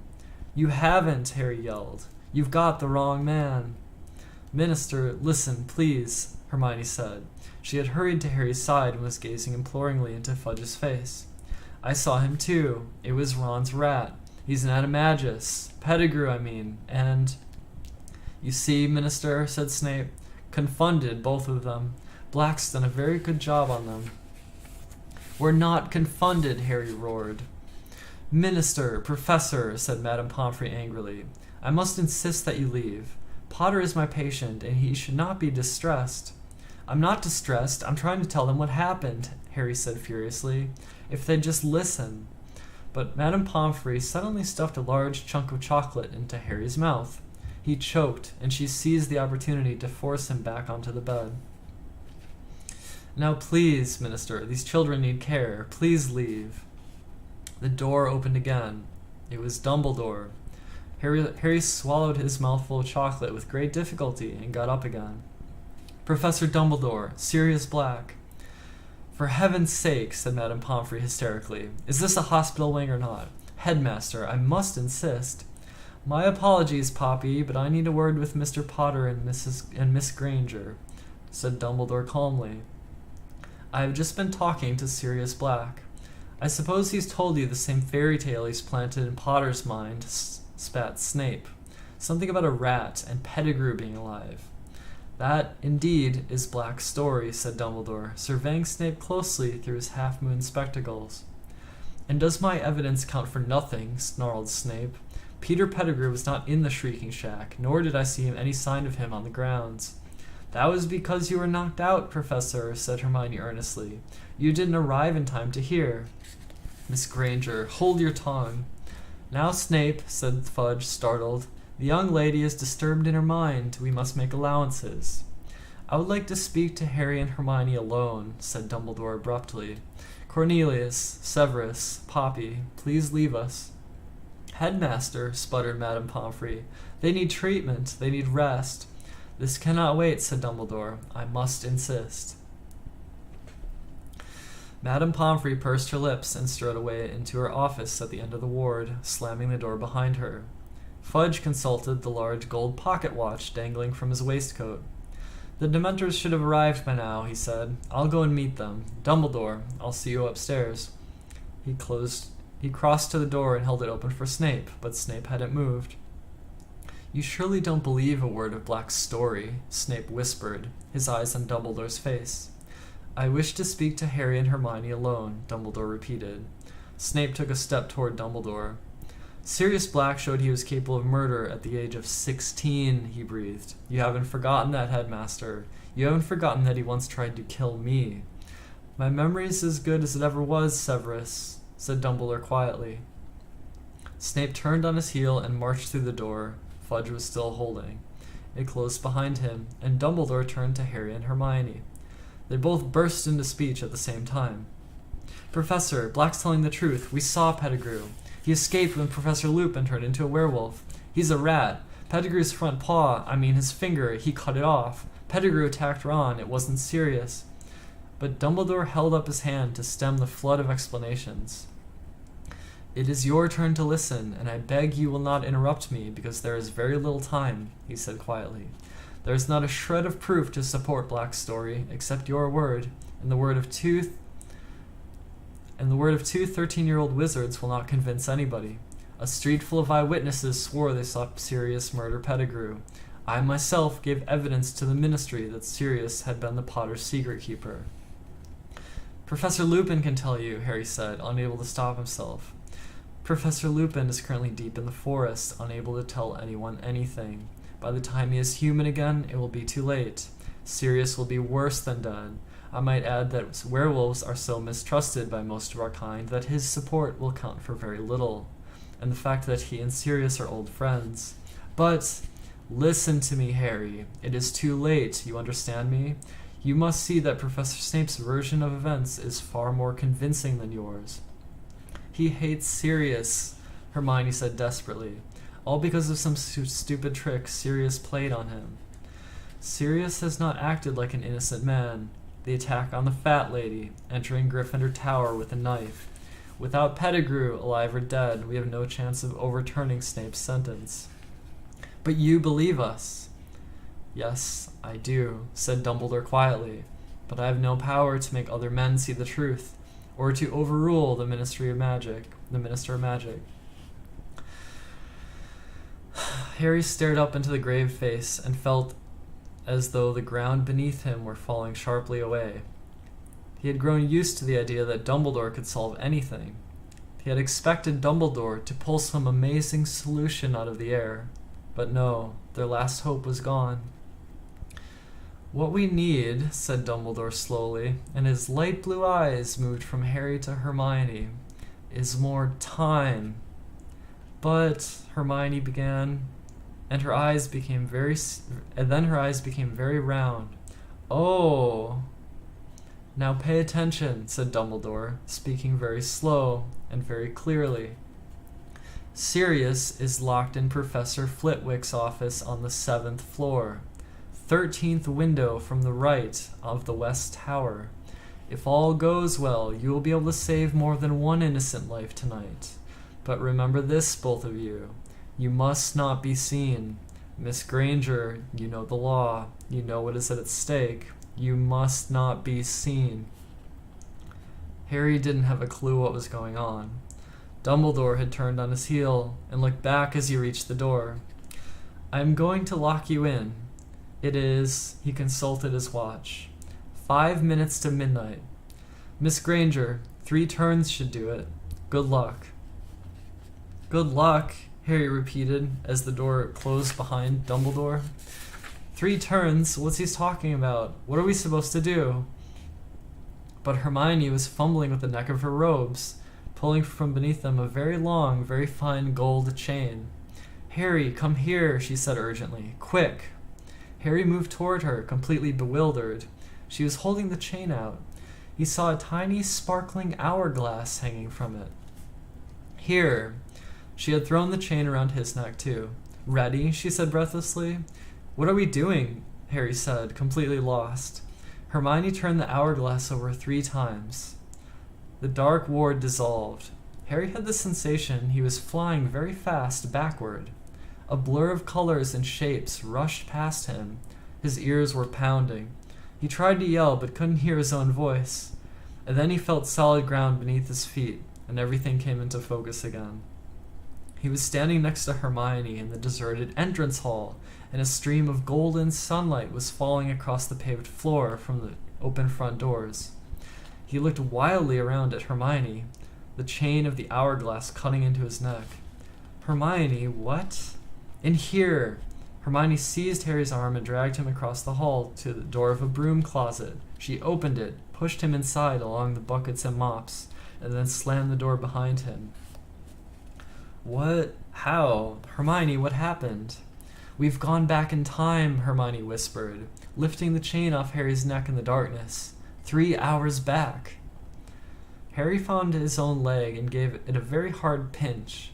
It hurt a lot, which seemed to rule out the possibility he was having a very bizarre dream.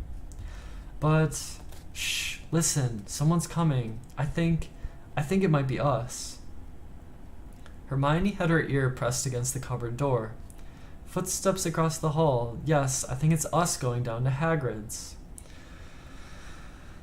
Are you telling me, Harry whispered, that we're in this cupboard and we're also out there too? Yes, said Hermione, her ears still glued to the cupboard door. I'm sure it's us. It doesn't sound like more than 3 people. And we're walking slowly because we're under the invisibility cloak. She broke off, still listening intently. We've gone down the front steps.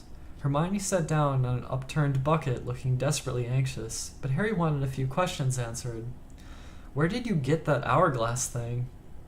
It's called a time turner, Hermione whispered, and I got it from Professor McGonagall on our first day back.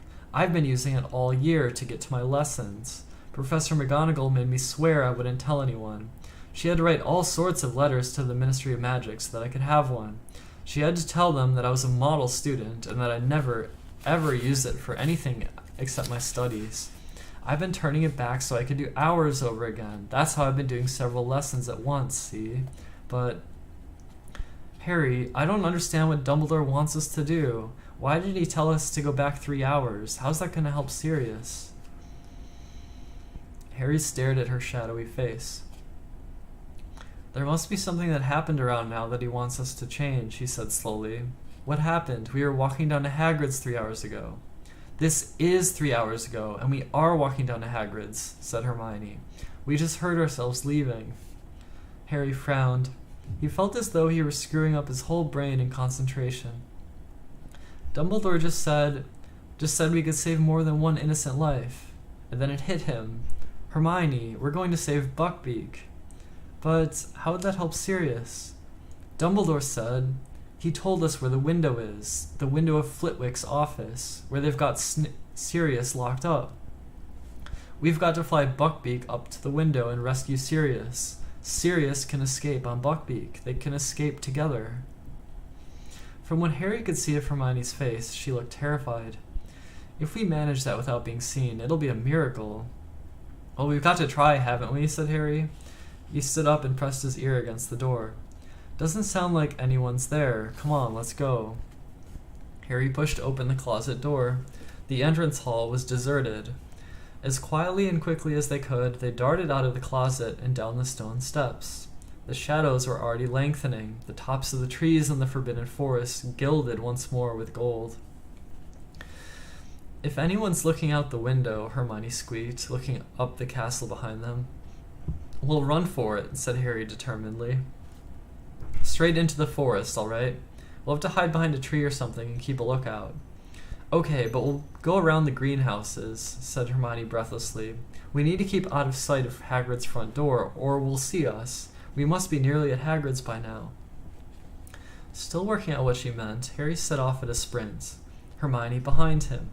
They tore across the vegetable gardens to the greenhouses, paused for a moment behind them, then set off again, fast as they could, skirting around the Whomping Willow, tearing toward the shelter of the forest.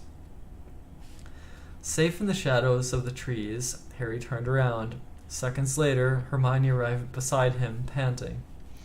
"Right," she gasped. "We need to sneak over to Hagrid's. Keep out of sight, Harry." They made their way silently through the trees, keeping to the very edge of the forest. Then, as they glimpsed the front of Hagrid's house, they heard a knock upon his door. They moved quietly behind a wide oak trunk and peered out from either side. Hagrid had appeared in his doorway, shaking and white, looking around to see who had knocked, and Harry heard his own voice.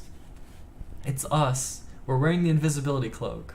Let us in, and we can take it off." "You shouldn't have come," Hagrid whispered. He stood back, then shut the door quickly. "This is the weirdest thing we've ever done," Harry said fervently. "Let's move along a bit," Hermione whispered. "We need to get nearer to Buckbeak." They crept through the trees until they saw the nervous hippogriff tethered to the fence around Hagrid's pumpkin patch. "Now?" Harry whispered. "No," said Hermione. "If we steal him now, those committee people will think Hagrid set him free. We've got to wait until they've seen he's tied outside." "That's going to give us about 60 seconds, said Harry. This was starting to seem impossible. At that moment, there was a crash of breaking china from inside Hagrid's cabin. "That's Hagrid breaking the milk jug," Hermione whispered. "I'm going to find Scabbers in a moment." Sure enough, a few minutes later, they heard Hermione's shriek of surprise. "Hermione," said Harry suddenly, "what if we just run in there and grab Pettigrew?" "No," said Hermione in a terrified whisper. "Don't you understand? We're breaking one of the most important wizarding laws. Nobody's supposed to change time. Nobody. You heard Dumbledore. If we're seen, we'd only be seen by ourselves and Hagrid. Harry, what would you think you'd do if you saw yourself bursting into Hagrid's house?" I'd think I'd gone mad," said Harry. "Or I'd think there was some dark magic going on." "Exactly. You wouldn't understand. You might even attack yourself, don't you see? Professor McGonagall told me what awful things have happened when wizards have meddled with time. Loads of them ended up killing their past or future selves by mistake." "Okay," said Harry. "It was just an idea. I just thought—" But Hermione nudged him and pointed toward the castle. Harry moved his head a few inches to get a clear view of the distant front doors. Dumbledore, Fudge, the old committee member, and McNair the executioner were coming down the steps. "We're about to come out," Hermione breathed. And sure enough, moments later, Hagrid's back door opened, and Harry saw himself, Ron, and Hermione walking out of it with Hagrid. It was, without a doubt, the strangest sensation of his life, standing behind the tree and watching himself in the pumpkin patch. "It's okay, Beaky, it's okay," Hagrid said to Buckbeak. Then he turned to Harry, Ron, and Hermione. "Go on, get going." "Hagrid, we can't. We'll tell them what really happened. They can't kill him. Go. It's bad enough without you lot in trouble and all." Harry watched the Hermione in the pumpkin patch throw the invisibility cloak over him and Ron. "Go quick. Don't listen." There was a knock on Hagrid's front door. The execution party had arrived. Hagrid turned around and headed back into his cabin, leaving the back door ajar. Harry watched the grass flatten in the patches all around the cabin and heard 3 pairs of feet retreating. He, Ron, and Hermione had gone, but the Harry and Hermione hidden in the trees could now hear what was happening inside the cabin through the back door. "Where is the beast?" came the cold voice of McNair. Out Outside, Hagrid croaked. Harry pulled his head out of sight as McNair's face appeared at Hagrid's window, staring out at Buckbeak. Then they heard Fudge. We, have to read you the official notice of execution, Hagrid. I'll make it quick. And then you and McNair need to sign it. McNair, you're supposed to listen too. That's procedure. McNair's face vanished from the window. It was now or never. Wait here, Harry whispered to Hermione. I'll do it. As Fudge's voice started again, Harry darted out from behind his tree, vaulted the fence into the pumpkin patch, and approached Buckbeak. It is the decision of the Committee for the Disposal of Dangerous Creatures that the Hippogriff Buckbeak, hereafter called the Condemned, shall be executed on the 6th of June at sundown.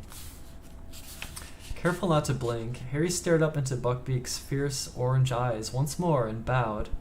Buckbeak sank to his scaly knees, then stood up again.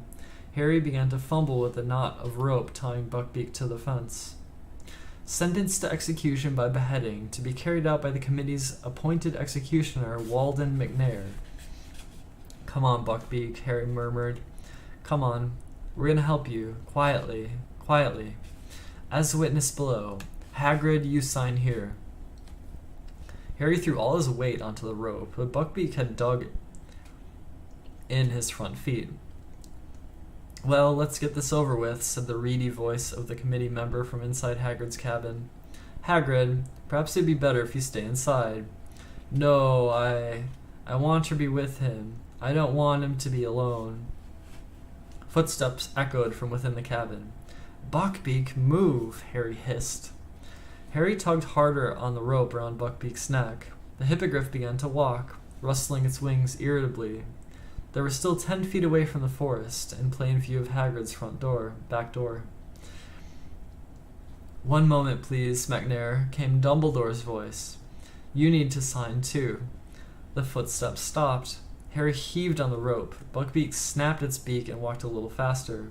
Hermione's white face was sticking up from behind a tree. Harry, hurry, she mouthed. Harry could hear Dumbledore's voice talking from within the cabin. He gave the rope another wrench. Buckbeak broke into a grudging trot.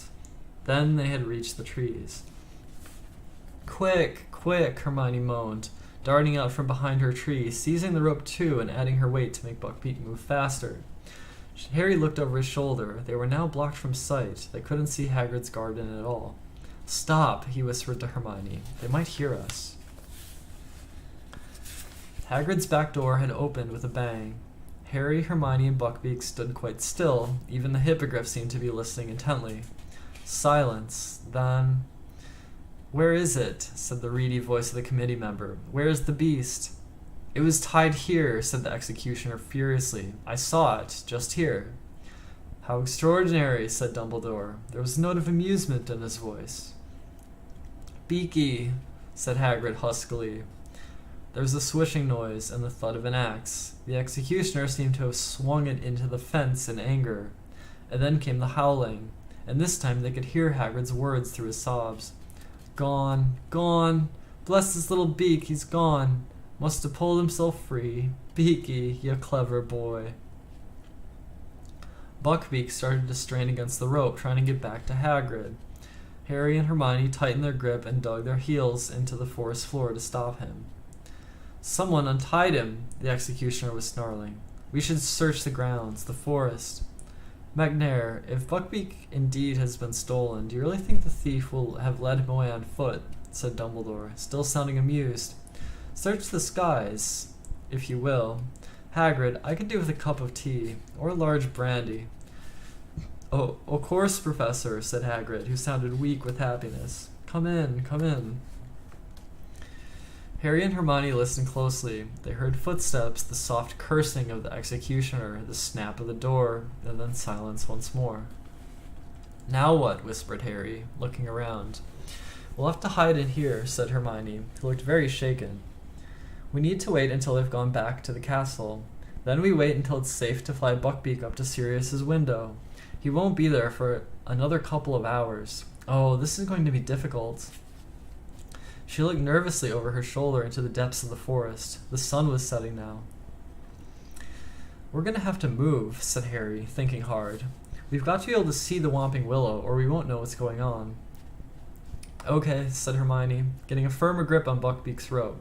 But we've got to keep out of sight. Harry, remember. They moved around the edge of the forest, darkness falling thickly around them, until they were hidden behind a clump of trees through which they could make out the willow. There's Ron, said Harry suddenly. A dark figure was sprinting across the lawn, and his shout echoed through the still night air. Get away from him! Get away! Scabbers, come here! And then they saw two more figures materialize out of nowhere. Harry watched himself and Hermione chasing after Ron. Then he saw Ron dive. Gotcha! Get off, you stinking rat! There's Sirius, said Harry. The great shape of the dog had bounded out from the roots of the willow. They saw him bowl Harry over, then seize Ron. Looks even worse from here, doesn't it? Said Harry, watching the dog pulling Ron into the roots. Ouch, look, I just got walloped by the tree, and so did you. This is weird. The Whomping Willow was creaking and lashing out with its lower branches. They can see themselves darting here and there, trying to reach the trunk. Then the tree froze. That was Crookshanks pressing the knot, said Hermione. And there we go, Harry muttered. We're in.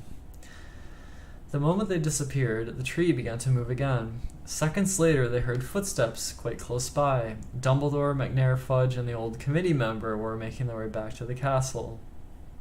Right after we'd gone down into the passage, said Hermione.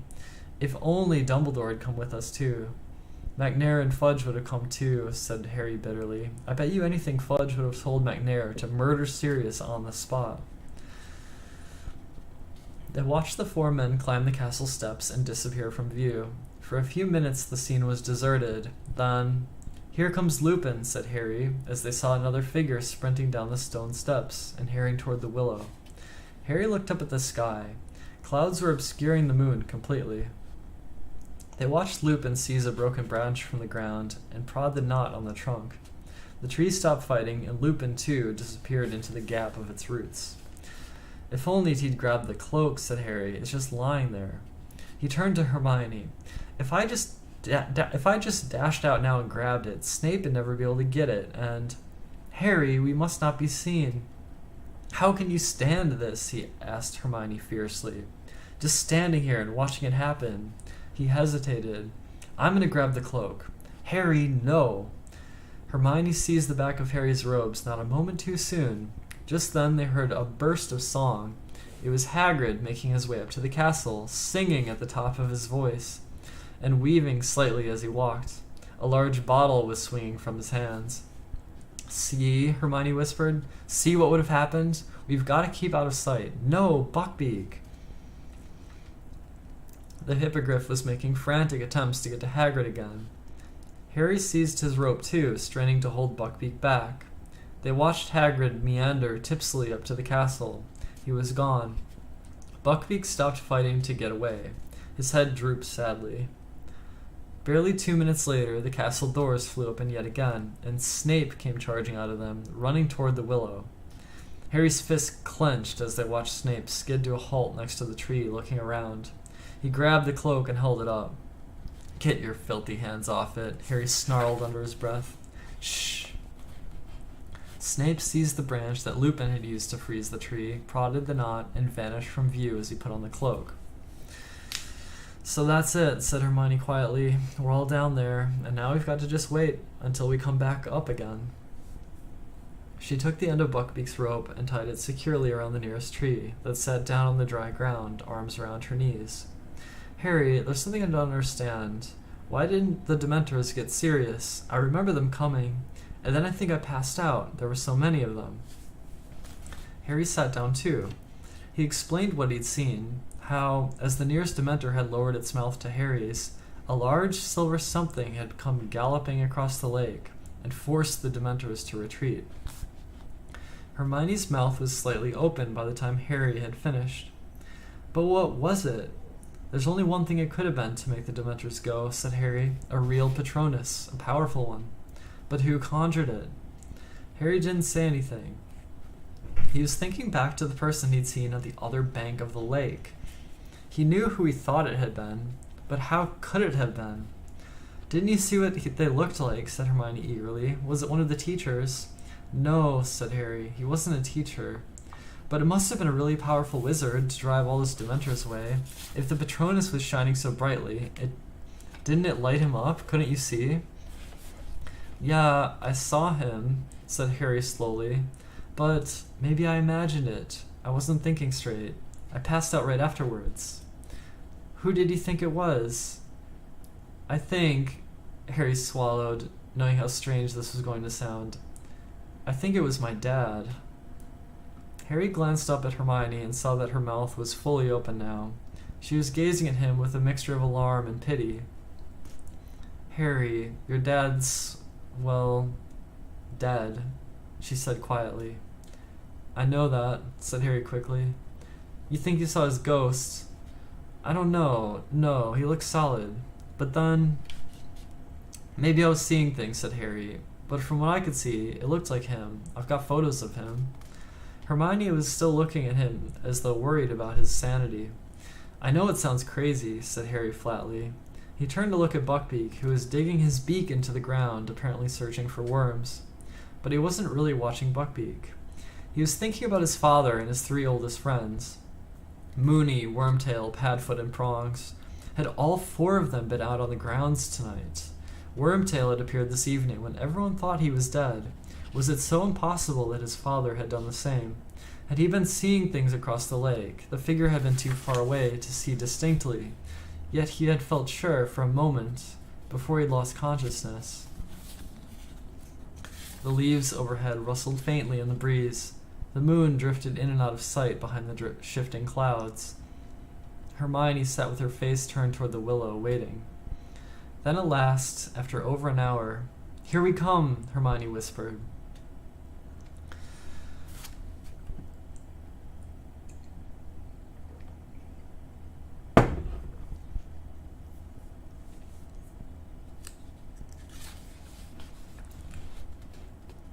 She and Harry got to their feet. Buckbeak raised his head. They saw Lupin, Ron, and Pettigrew clambering awkwardly out of the hole in the roots, followed by the unconscious Snape drifting weirdly upward. Next came Harry, Ron, and Black. They all began to walk toward the castle. Harry's heart was starting to beat very fast. He glanced up at the sky. Any moment now, that cloud was going to move aside and show the moon. Harry, Hermione muttered as though she knew exactly what he was thinking. We've got to stay put. We mustn't be seen. There's nothing we can do. So we're just going to let Pettigrew escape all over again, Harry said quietly. How do you expect to find a rat in the dark? Snapped Hermione. There's nothing we can do. We came to help Sirius. We're not supposed to be doing anything else. All right.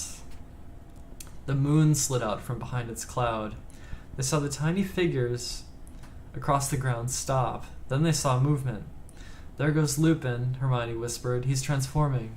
Hermione, said Harry suddenly. We've got to move. We mustn't, I keep telling you. Not to interfere, Lupin's going to run right into the forest, right at us. Hermione gasped. Quick, she moaned, dashing to untie Buckbeak. Quick, where are we going to go? Where are we going to hide? The Dementors will be coming any moment. Back to Hagrid's, Harry said. It's empty now, come on. They ran as fast as they could, Buckbeak cantering along behind them. They could hear the werewolf howling behind them. The cabin was in sight. Harry skidded to the door, wrenched it open, and Hermione and Buckbeak flashed past him. Harry threw himself in after them and bolted the door. Fang the boarhound barked loudly. Shh, Fang, it's us, said Hermione, hurrying over and scratching his ears to quiet him. That was really close, she said to Harry. Yeah. Harry was looking out the window. It was much harder to see what was going on from here. Buckbeak seemed happy to find himself back inside Hagrid's house. He lay down in front of the fire, folded his wings contentedly, and seemed ready for a good nap. I think I'd better go outside again, you know, said Harry slowly. I can't see what's going on. We won't know when it's time. Hermione looked up. Her expression was suspicious. I'm not going to try to interfere, said Harry quickly, but if we don't see what's going on, how are we going to know when it's time to rescue Sirius? Well, okay then. I'll wait here with Buckbeak. But Harry, be careful. There's a werewolf out there, and the Dementors. Harry stepped outside again and edged around the cabin. He could hear yelping in the distance. That meant the Dementors were closing in on Sirius. He and Hermione would be running to him at any moment. Harry stared out toward the lake, his heart doing a kind of drum roll in his chest. Whoever had sent that Patronus would be appearing at any moment. For a fraction of a second he stood, irresolute, in front of Hagrid's door. You must not be seen. But he didn't want to be seen. He wanted to do the seeing. He had to know. And there were the Dementors. They were emerging out of the darkness from every direction, gliding around the edges of the lake. They were moving away from where Harry stood, to the opposite bank. He wouldn't have to get near them. Harry began to run. He had no thought in his head except his father. If it was him, if it really was him, he had to know, had to find out.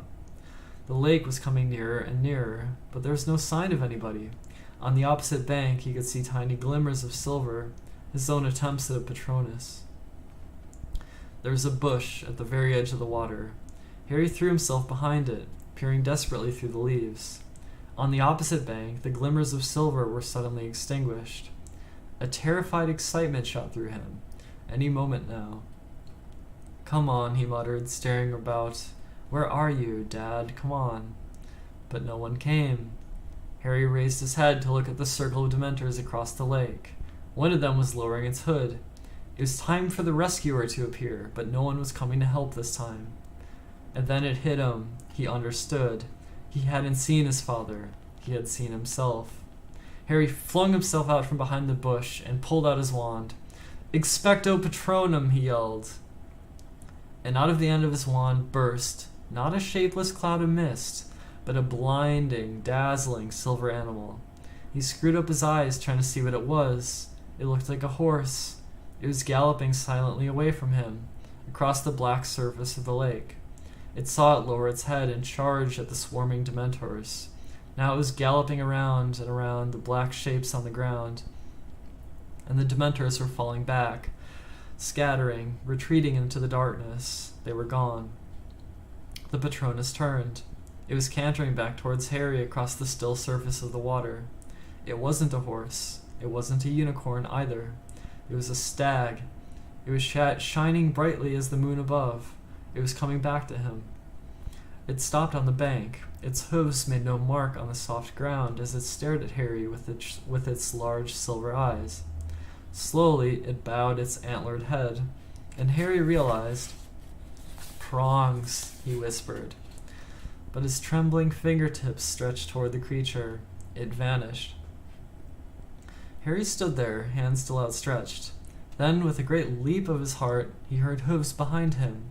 He whirled around and saw Hermione dashing towards him, dragging Buckbeak behind her. "What did you do?" she said fiercely. "You said you were going to keep a lookout." "I just saved all our lives," said Harry. Get behind here, behind this bush. I'll explain." Hermione listened to what had just happened with her mouth open again. "Did anyone see you?" "Yes, haven't you listening? I saw me, but I thought it was my dad. It's okay." "Harry, I can't believe it. You conjured up a Patronus that drove away all those Dementors. That's very, very advanced magic." "I knew I could do it this time," said Harry, "because I'd already done it. Does that make sense?" "I don't know. Harry, look at Snape." Together, they peered around the bush at the other bank. Snape had regained consciousness. He was conjuring stretchers and lifting the limp forms of Harry, Hermione, and Black onto them. A fourth stretcher, no doubt bearing Ron, was already floating at his side. Then, wand held out in front of him, he moved away toward the castle. "Right, it's nearly time," said Hermione tensely, looking at her watch. "We've got about 45 minutes until Dumbledore locks the door to the hospital wing. We've got to rescue Sirius and get back into the ward before anybody realizes we're missing." They waited, watching the moving clouds reflected in the lake, while the bush next to them whispered in the breeze. Buckbeak, bored, was ferreting for worms again. "Do you reckon he's up there yet?" said Harry, checking his watch. They looked up at the castle and began counting the windows to the right of the west tower. "Look," Hermione whispered. "Who's that? Someone's coming back out of the castle." Harry stared around through the darkness. The man was hurrying across the grounds toward one of the entrances. Something shiny glinted in his belt. "McNair," said Harry, "the executioner. He's gone to get the Dementors. This is it, Hermione." Hermione put her hands on Buckbeak's back, and Harry gave her a leg up. Then he placed his foot on one of the lower branches of the bush and climbed up in front of her. He pulled Buckbeak's rope back over his neck and tied it to the other side of his collar like reins. "Ready?" he whispered to Hermione. "You better hold on to me." He nudged Buckbeak's side with his heels. Buckbeak soared straight into the dark air. Harry gripped his flanks with his knees, feeling the great wings rising powerfully beneath them. Hermione was holding Harry very tight around the waist. He could hear her muttering, "Oh no, I don't like this. Oh, I really don't like this." Harry urged Buckbeak forward. They were gliding quietly toward the upper floors of the castle. Harry pulled hard on the left-hand side of the rope, and Buckbeak turned. Harry was trying to count the windows flashing past. "Whoa," he said, pulling backwards as hard as he could. Buckbeak slowed down, and they found themselves at a stop, unless you counted the fact that they were rising up and down several feet, as the hippogriff beat its wings to remain airborne. "He's there," Harry said, spotting Sirius as they rose up beside the window. He reached out, and as Buckbeak's wings fell, was able to tap sharply on the glass. Black looked up. Harry saw his jaw drop. He leapt from his chair, hurried to the window, and tried to open it, but it was locked. "Stand back," Hermione called to him, and she took out her wand, still gripping the back of Harry's robes with her left hand. "Alohomora!" The window sprang open. "How? How?" said Black weakly, staring at the hippogriff. "Get on, there's not much time," said Harry, gripping Buckbeak firmly on either side of his sleek neck to hold him steady. "You've got to get out of here. The Dementors are coming. McNair's gone to get them." Black placed a hand on either side of the window frame and heaved his head and shoulders out of it. It was very lucky he was so thin. In seconds, he had managed to fling one leg over Buckbeak's back, and pull himself onto the hippogriff behind Hermione. "Okay, Buckbeak, up," said Harry, shaking the rope. "Up to the tower, come on." The hippogriff gave one sweep of its mighty wings, and they were soaring upward again. High as the top of West Tower, Buckbeak landed with a clatter on the battlements, and Harry and Hermione slid off him at once. "Sirius, you better go, quick," Harry panted. "They'll reach Flitwick's office any moment. They'll find out you're gone." Buckbeak pawed the ground, tossing his sharp head. "What happened to the other boy, Ron?" croaked Sirius. "He's going to be okay. He's still out of it, but Madame Pomfrey says she'll be able to make him better. Quick, go." But Black was still staring down at Harry. "How can I ever thank?" "Go!" Harry and Hermione shouted together. Black wheeled Buckbeak around, facing the open sky. "We'll see each other again," he said. "You are, truly, your father's son, Harry." He squeezed Buckbeak's side with his heels. Harry and Hermione jumped back as the enormous wings rose once more. The hippogriff took off into the air. He and his rider became smaller and smaller as Harry gazed after them. Then a cloud drifted across the moon. They were gone.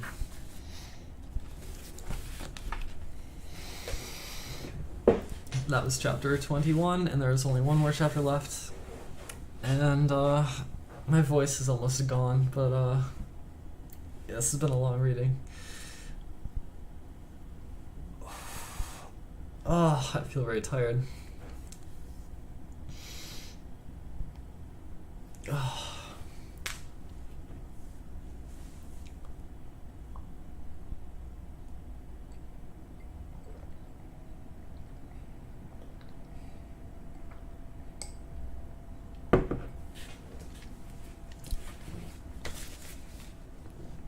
Alright, let's finish the book.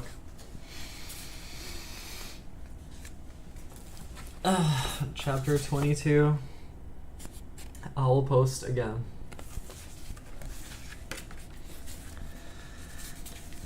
Harry! Hermione was tugging at his sleeve, staring at her watch.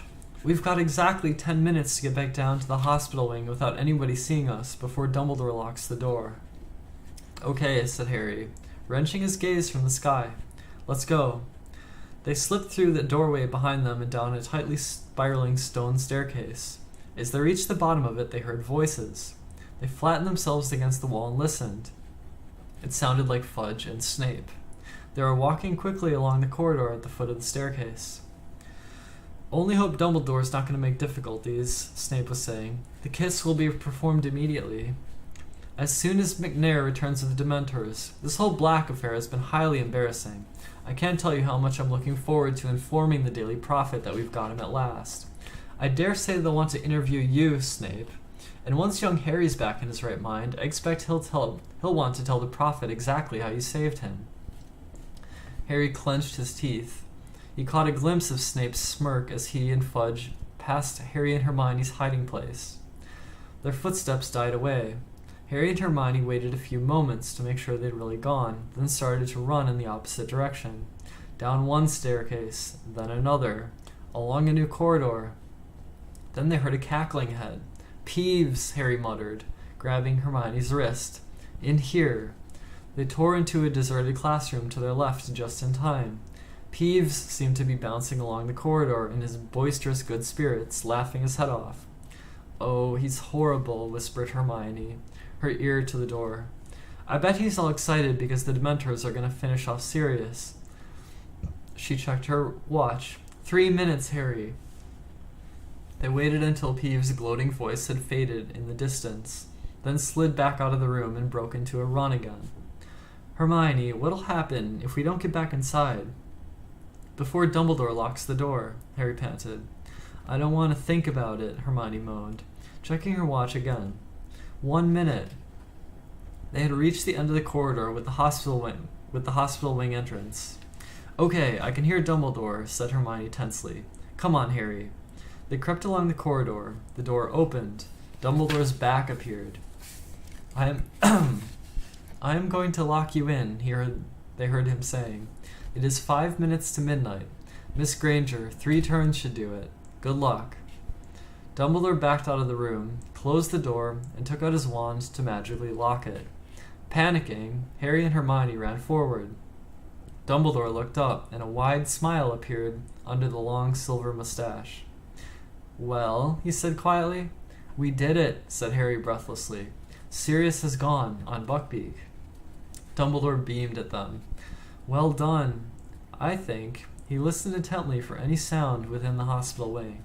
"Yes, I think you've gone too. Get inside. I'll lock you in." Harry and Hermione slipped back inside the dormitory. It was empty except for Ron, who was still lying motionless in the end bed. As the lock clicked behind them, Harry and Hermione crept back to their own beds, Hermione tucking the time-turner back under her robes. A moment later, Madame Pomfrey came striding back out of her office. "Did I hear the headmaster leaving? Am I allowed to look after my patients now?" She was in a very bad mood.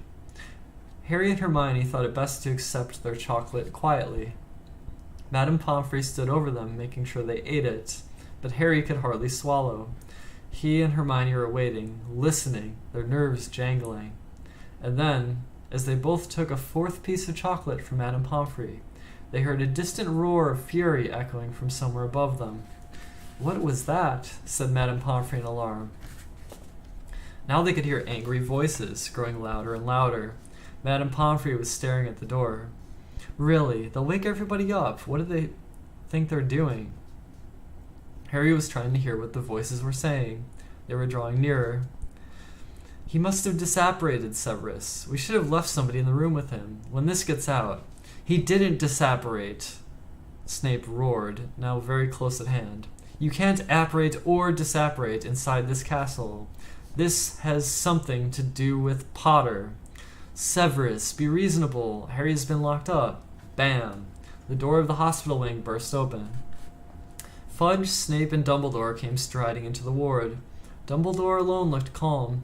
Indeed, he looked as though he were quite enjoying himself.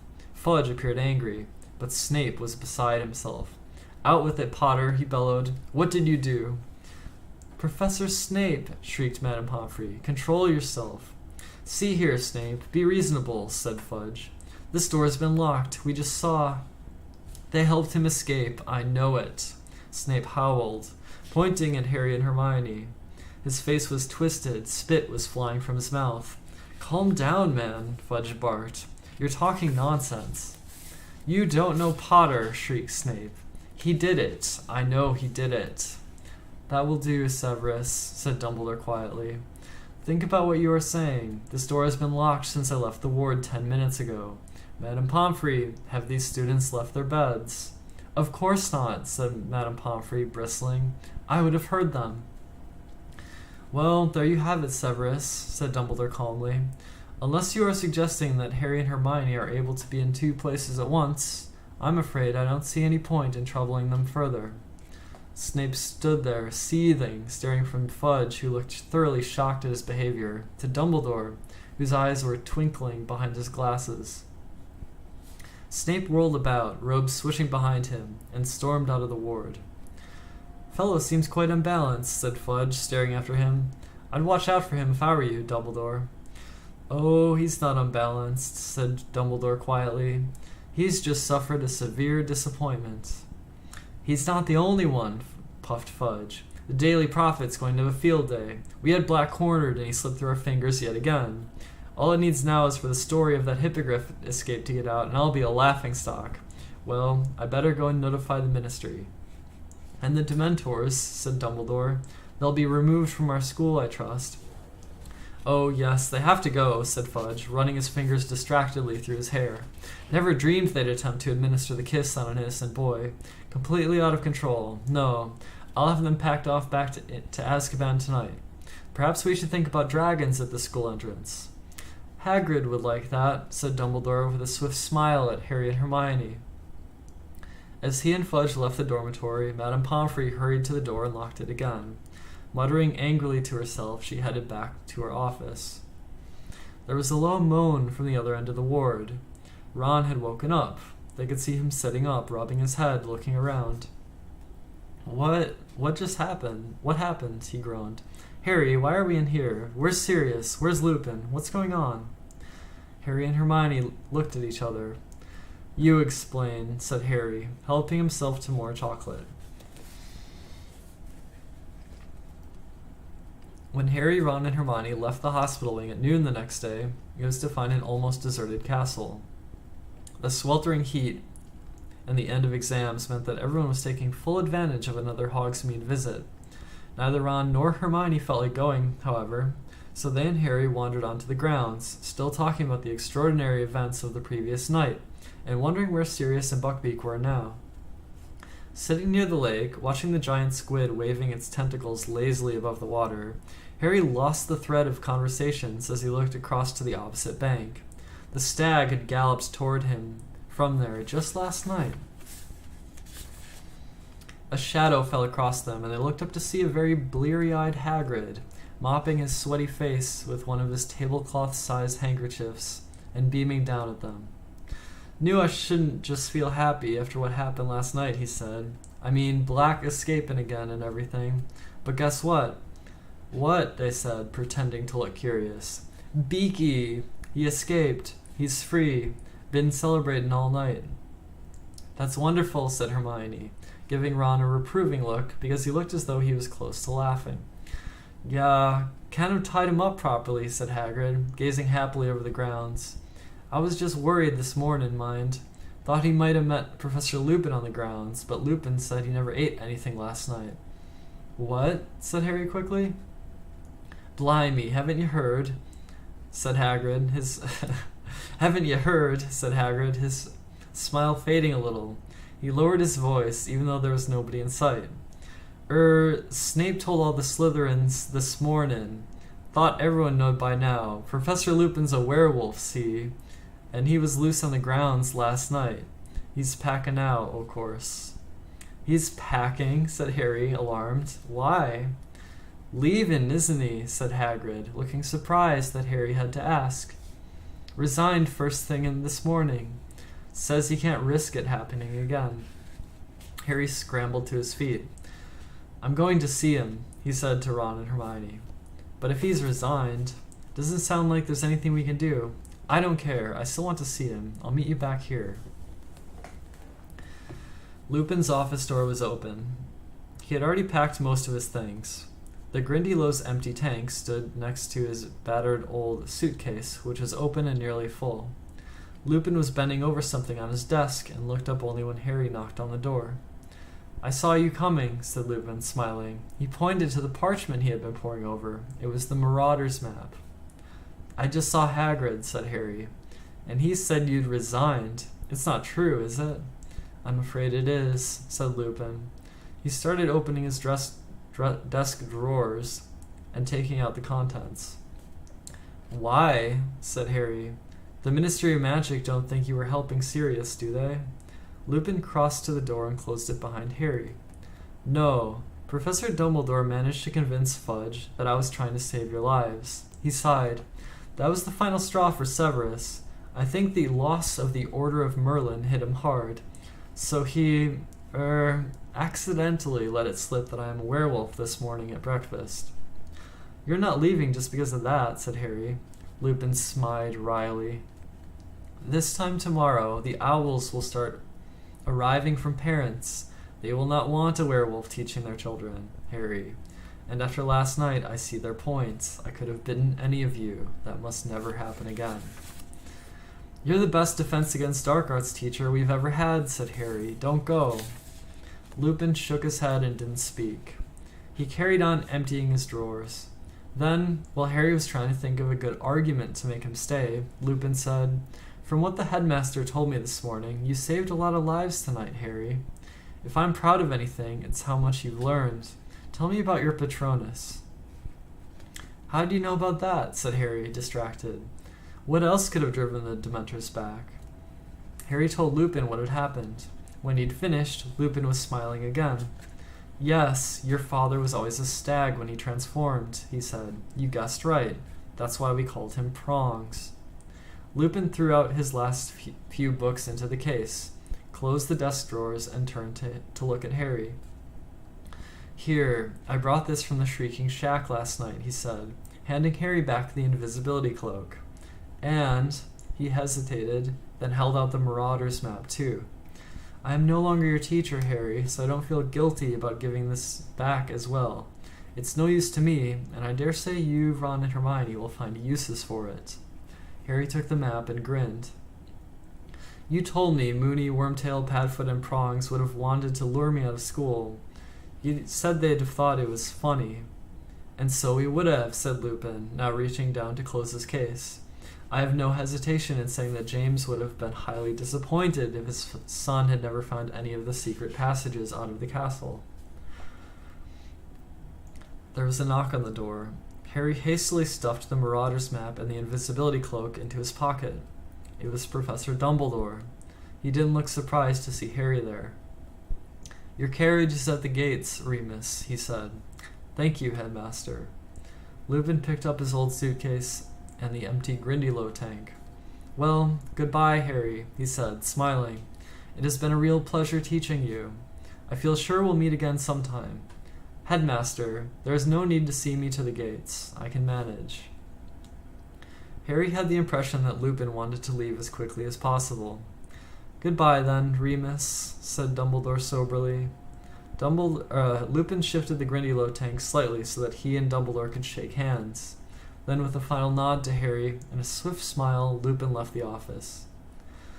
Harry sat down in his vacated chair, staring glumly at the floor. He heard the door close and looked up. Dumbledore was still there. "Why so miserable, Harry?" he said quietly. "You should be very proud of yourself after last night." "It didn't make any difference," said Harry bitterly. "Pettigrew got away." "Didn't make any difference," said Dumbledore quietly.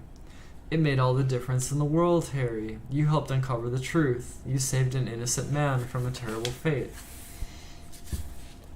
Terrible. Something stirred in Harry's memory, greater and more terrible than ever before. Professor Trelawney's prediction. "Professor Dumbledore, yesterday when I was having my divination exam, Professor Trelawney went very, very strange." "Indeed," said Dumbledore. Stranger than usual, you mean?" "Yes." Her voice went all deep, and her eyes rolled, and she said Dumbledore's servant was going to set out to return to him before midnight. She said the servant would help him come back to power. Harry stared up at Dumbledore. And then she sort of became normal again, and she couldn't remember anything she'd said. Was she making a real prediction? Dumbledore looked mildly impressed. Do you know, Harry, I think she might have been, he said thoughtfully. Who'd have thought it? That brings her total of real predictions up to 2. I should offer her a pay raise.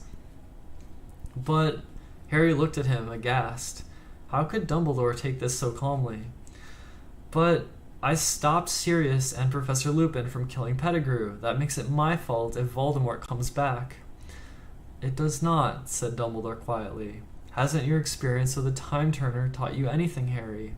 The consequences of our actions are always so complicated, so diverse, that predicting the future is a very difficult business indeed. Professor Trelawney, bless her, is living proof of that. You did a very noble thing in saving Pettigrew's life. But if he helps bring Voldemort back to power, Pettigrew owes his life to you. You have sent Voldemort a deputy who is in your debt. When one wizard saves another wizard's life, it creates a certain bond between them. And I'm much mistaken if Voldemort wants a servant in the debt of Harry Potter. I don't want a bond with Pettigrew, said Harry. He betrayed my parents. This is magic at its deepest, its most impenetrable, Harry. But trust me, the time may come when you'll be very glad you saved Pettigrew's life. Harry couldn't imagine when that would be. Dumbledore looked as though he knew what Harry was thinking. I knew your father very well, both at Hogwarts and later, Harry, he said gently. He would have saved Pettigrew too, I am sure of it. Harry looked up at him. Dumbledore wouldn't laugh. He could tell Dumbledore. Last night, I thought it was my dad who'd conjured my Patronus. I mean, when I saw myself across the lake, I thought I was seeing him. An easy mistake to make, said Dumbledore softly. I expect you'll tire of hearing it, but you do look extraordinarily like James. Except for the eyes. You have your mother's eyes. Harry shook his head. It was stupid, thinking it was him, he muttered. I mean, I knew he was dead. You think the dead we have loved ever truly leave us? You think that we don't recall them more clearly than ever in times of great trouble? Your father is alive in you, Harry, and shows himself most plainly when you have need of him. How else could you produce that particular Patronus? Prongs wrote again last night. It took a moment for Harry to realize what Dumbledore had said. Last night, Sirius told me all about how they became animagi. Last night, Sirius told me all about how they became animagi, said Dumbledore, smiling. An extraordinary achievement, not least keeping it quiet from me. And then I remembered the most unusual form your Patronus took, when it charged Mr. Malfoy down at your Quidditch match against Ravenclaw. So you did see your father last night, Harry. You found him inside yourself. And Dumbledore left the office, leaving Harry to his very confused thoughts.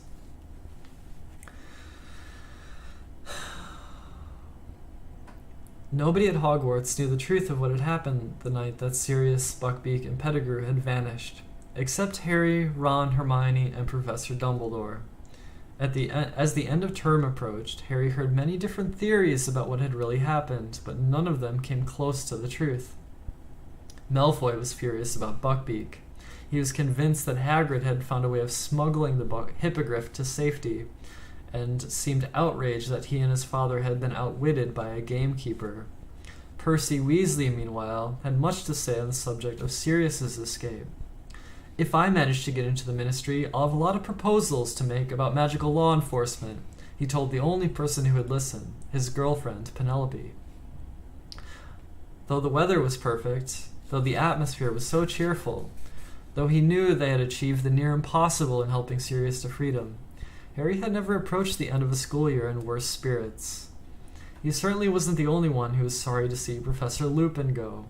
A whole of Harry's Defense Against the Dark Arts class was miserable about his resignation. Wonder what they'll give us next year, said Seamus Finnegan gloomily. Maybe a vampire, suggested Dean Thomas thoughtfully. It wasn't only Professor Lupin's departure that was weighing on Harry's mind. He couldn't help thinking a lot about Professor Trelawney's prediction. He kept wondering where Pettigrew was now, whether he had sought sanctuary with Voldemort yet. But the thing that was lowering Harry's spirits most of all was the prospect of returning to the Dursleys. For maybe half an hour, a glorious half hour, he had believed he'd be living with Sirius from now on, his parents' best friend. It would have been the next best thing to having his own father back, and while no news of Sirius was definitely good news, because it meant he had successfully gone into hiding, Harry couldn't help feeling miserable when he thought of the home he might have had, and the fact it was now impossible. The exam results came out on the last day of term. Harry, Ron, and Hermione had passed every subject. Harry was amazed that he had gotten through potions. He had a shrewd suspicion that Dumbledore might have stepped in to stop Snape failing him on purpose. Snape's behavior toward Harry over the past week had been quite alarming.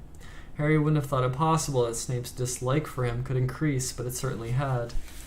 A muscle twitched unpleasantly at the corner of Snape's thin mouth every time he looked at Harry, and he constantly was flexing his fingers as though itching to place them around Harry's throat. Percy had gotten top-grade newts. Fred and George had scraped a handful of owls each. Gryffindor House, meanwhile, largely thanks to their spectacular performance in the Quidditch Cup, had won the house championship for the third year running. This meant that the end-of-term feast took place amid decorations of scarlet and gold, and that the Gryffindor table was the noisiest of the lot as everybody celebrated. Even Harry managed to forget about the journey back to the Dursleys the next day, as he ate, drank, talked, and laughed with the rest. As the Hogwarts Express pulled out of the station the next morning, Hermione gave Harry and Ron some surprising news. I went to see Professor McGonagall this morning, just before breakfast. I've decided to drop Muggle studies. But you passed your exam with 320%, said Ron. I know, sighed Hermione, but I can't stand another year like this one. That time turner, it was driving me mad. I've handed it in. Without Muggle studies and divination, I'll be able to have a normal schedule again. I still can't believe you didn't tell us about it, said Ron grumpily. We're supposed to be your friends. I promised I wouldn't tell anyone, said Hermione severely. She looked around at Harry, who was watching Hogwarts disappear from view behind a mountain. 2 whole months before he'd see it again. Oh, cheer up, Harry, said Hermione sadly. I'm okay, said Harry quickly, just thinking about the holidays. Yeah, I've been thinking about them too, said Ron. Harry, you've got to come and stay with us. I'll fix it with Mom and Dad and I'll call you. I know how to use a Fellitone now. A telephone, Ron, said Hermione. Honestly, you should take Muggle studies next year. Ron ignored her. It's the Quidditch World Cup this summer. How about it, Harry? Come and stay and we'll go and see it. Dad can usually get tickets from work. This proposal had the effect of cheering Harry up a great deal. Yeah, I bet the Dursleys will be pleased to let me come, especially after what I did to Aunt Marge. Feeling considerably more cheerful, Harry joined Ron and Hermione in several games of Exploding Snap, and when the witch with the tea card arrived, he bought himself a very large lunch, though nothing with chocolate in it. But it was late in the afternoon before the thing that made him truly happy turned up. Harry, said Hermione suddenly, peering over his shoulder, what's that thing outside your window? Harry turned to look outside. Something very small and gray was bobbing in and out of sight beyond the glass. He stood up for a better look and saw that it was a tiny owl, carrying a letter that was much too big for it. The owl was so small, in fact, that it kept tumbling over in the air, buffeted this way and that in the train's slipstream. Harry quickly pulled down the window, stretched his arm and caught it. It felt like a very fluffy snitch. He brought it carefully inside. The owl dropped its letter onto Harry's seat and began zooming around their compartments, apparently very pleased with itself for accomplishing its task. Hedwig clicked her beak with a sort of dignified disapproval. Crookshanks sat up in his seat, following the owl with great yellow eyes. Ron, noticing this, snatched the owl safely out of harm's way. Harry picked up the letter. It was addressed to him. He ripped open the letter and shouted, "It's from Sirius." "What?" said Ron and Hermione excitedly. "Read it aloud." "Dear Harry, I hope this finds you before you reach your aunt and uncle. I don't know whether they're used to owl post. Buckbeak and I are in hiding. I won't tell you where in case this falls into the wrong hands. I have some doubts about this owl's reliability, but he's the best I could find, and he did seem eager for the job. I believe the Dementors are still searching for me, but they haven't a hope of finding me here. I am planning to allow some muggles to glimpse me soon, a long way from Hogwarts, so that the security on the castle will be lifted. There's something I never got around to telling you during our brief meeting. It was I who sent you the firebolt." "Ha!" said Hermione triumphantly. "See, I told you it was from him." "Yeah, but he hadn't jinxed it, had he?" said Ron. "Ouch." The tiny owl, now hooting happily in his hand, had nibbled one of his fingers in what it seemed to think was an affectionate way. "Crookshanks took the order to the owl office for me. I used your name, but told them to take the gold from the... Crookshanks took the order to the owl office for me. I used your name, but told them to take the gold from Gringotts vault number 711, my own.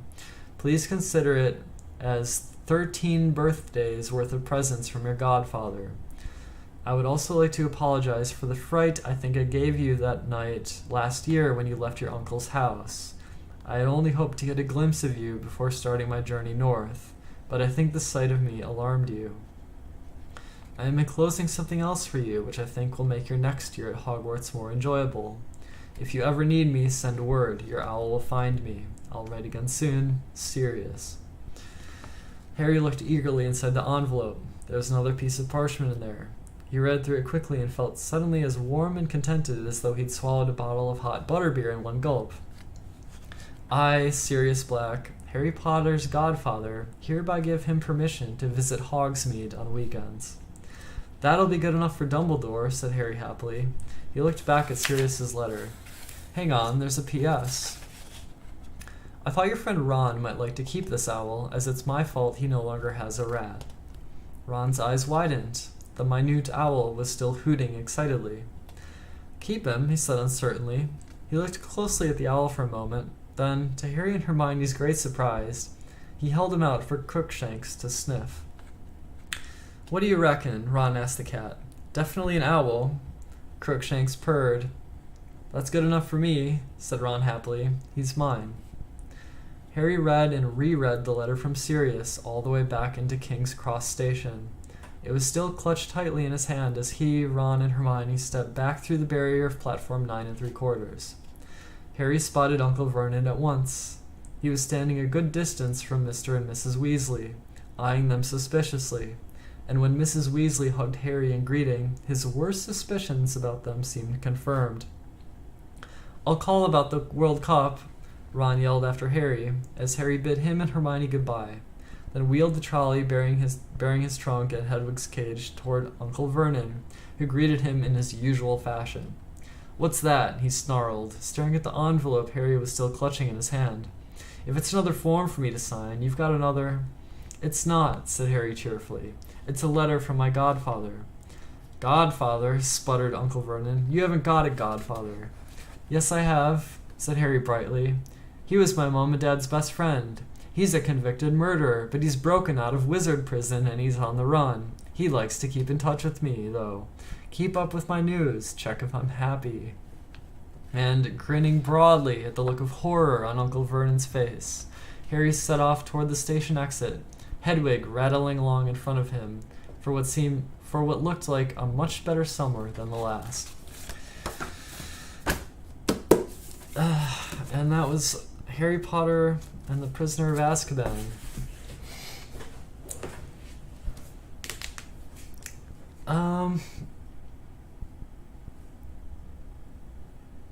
Alright, we finished 3 of the Harry Potter books. There's still a lot of them, and starting with the next book, they actually get quite long, very long. And a thought came to me earlier that Lupin really fucked up because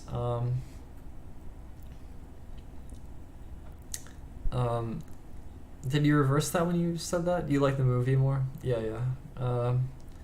I think I've heard from people that the Prisoner of Azkaban movie was well done. I haven't seen the movies in like forever, or like I only saw a couple of them a long time ago or something, so I don't know that.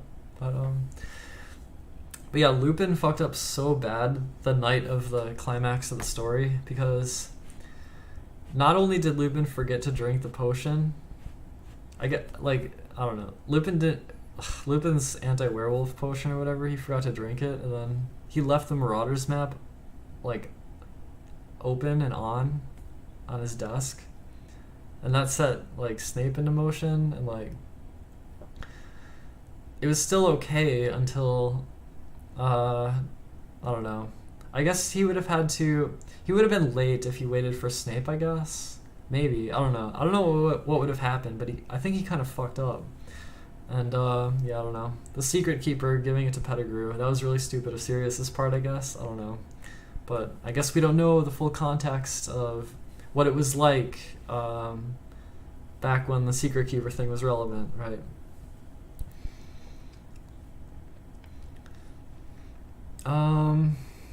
What else? Oh yeah, so, Dumbledore mentions that that was Trelawney's second true prediction, even though she did make she had some little waves of maybe some true stuff, even though it was like a lot of bullshit. But, it begs the question, well, what was Trelawney's first prediction? And then, yeah, Pettigrew being in Harry's, Pettigrew owing Harry something, but then going back to Voldemort, there's that, and then, yeah, now Harry's clear to go to Hogsmeade in the future, that's cool, and, what else?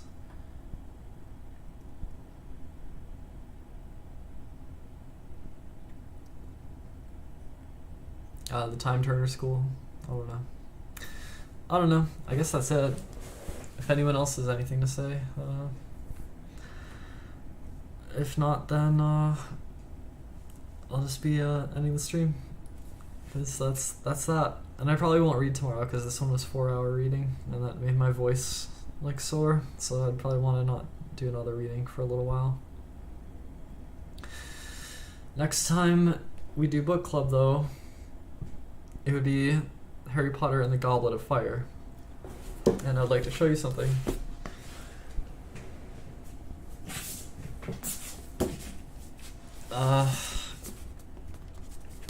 Yeah, so we just finished Prisoner of Azkaban. This one's like twice as thick, or like it's a lot, right?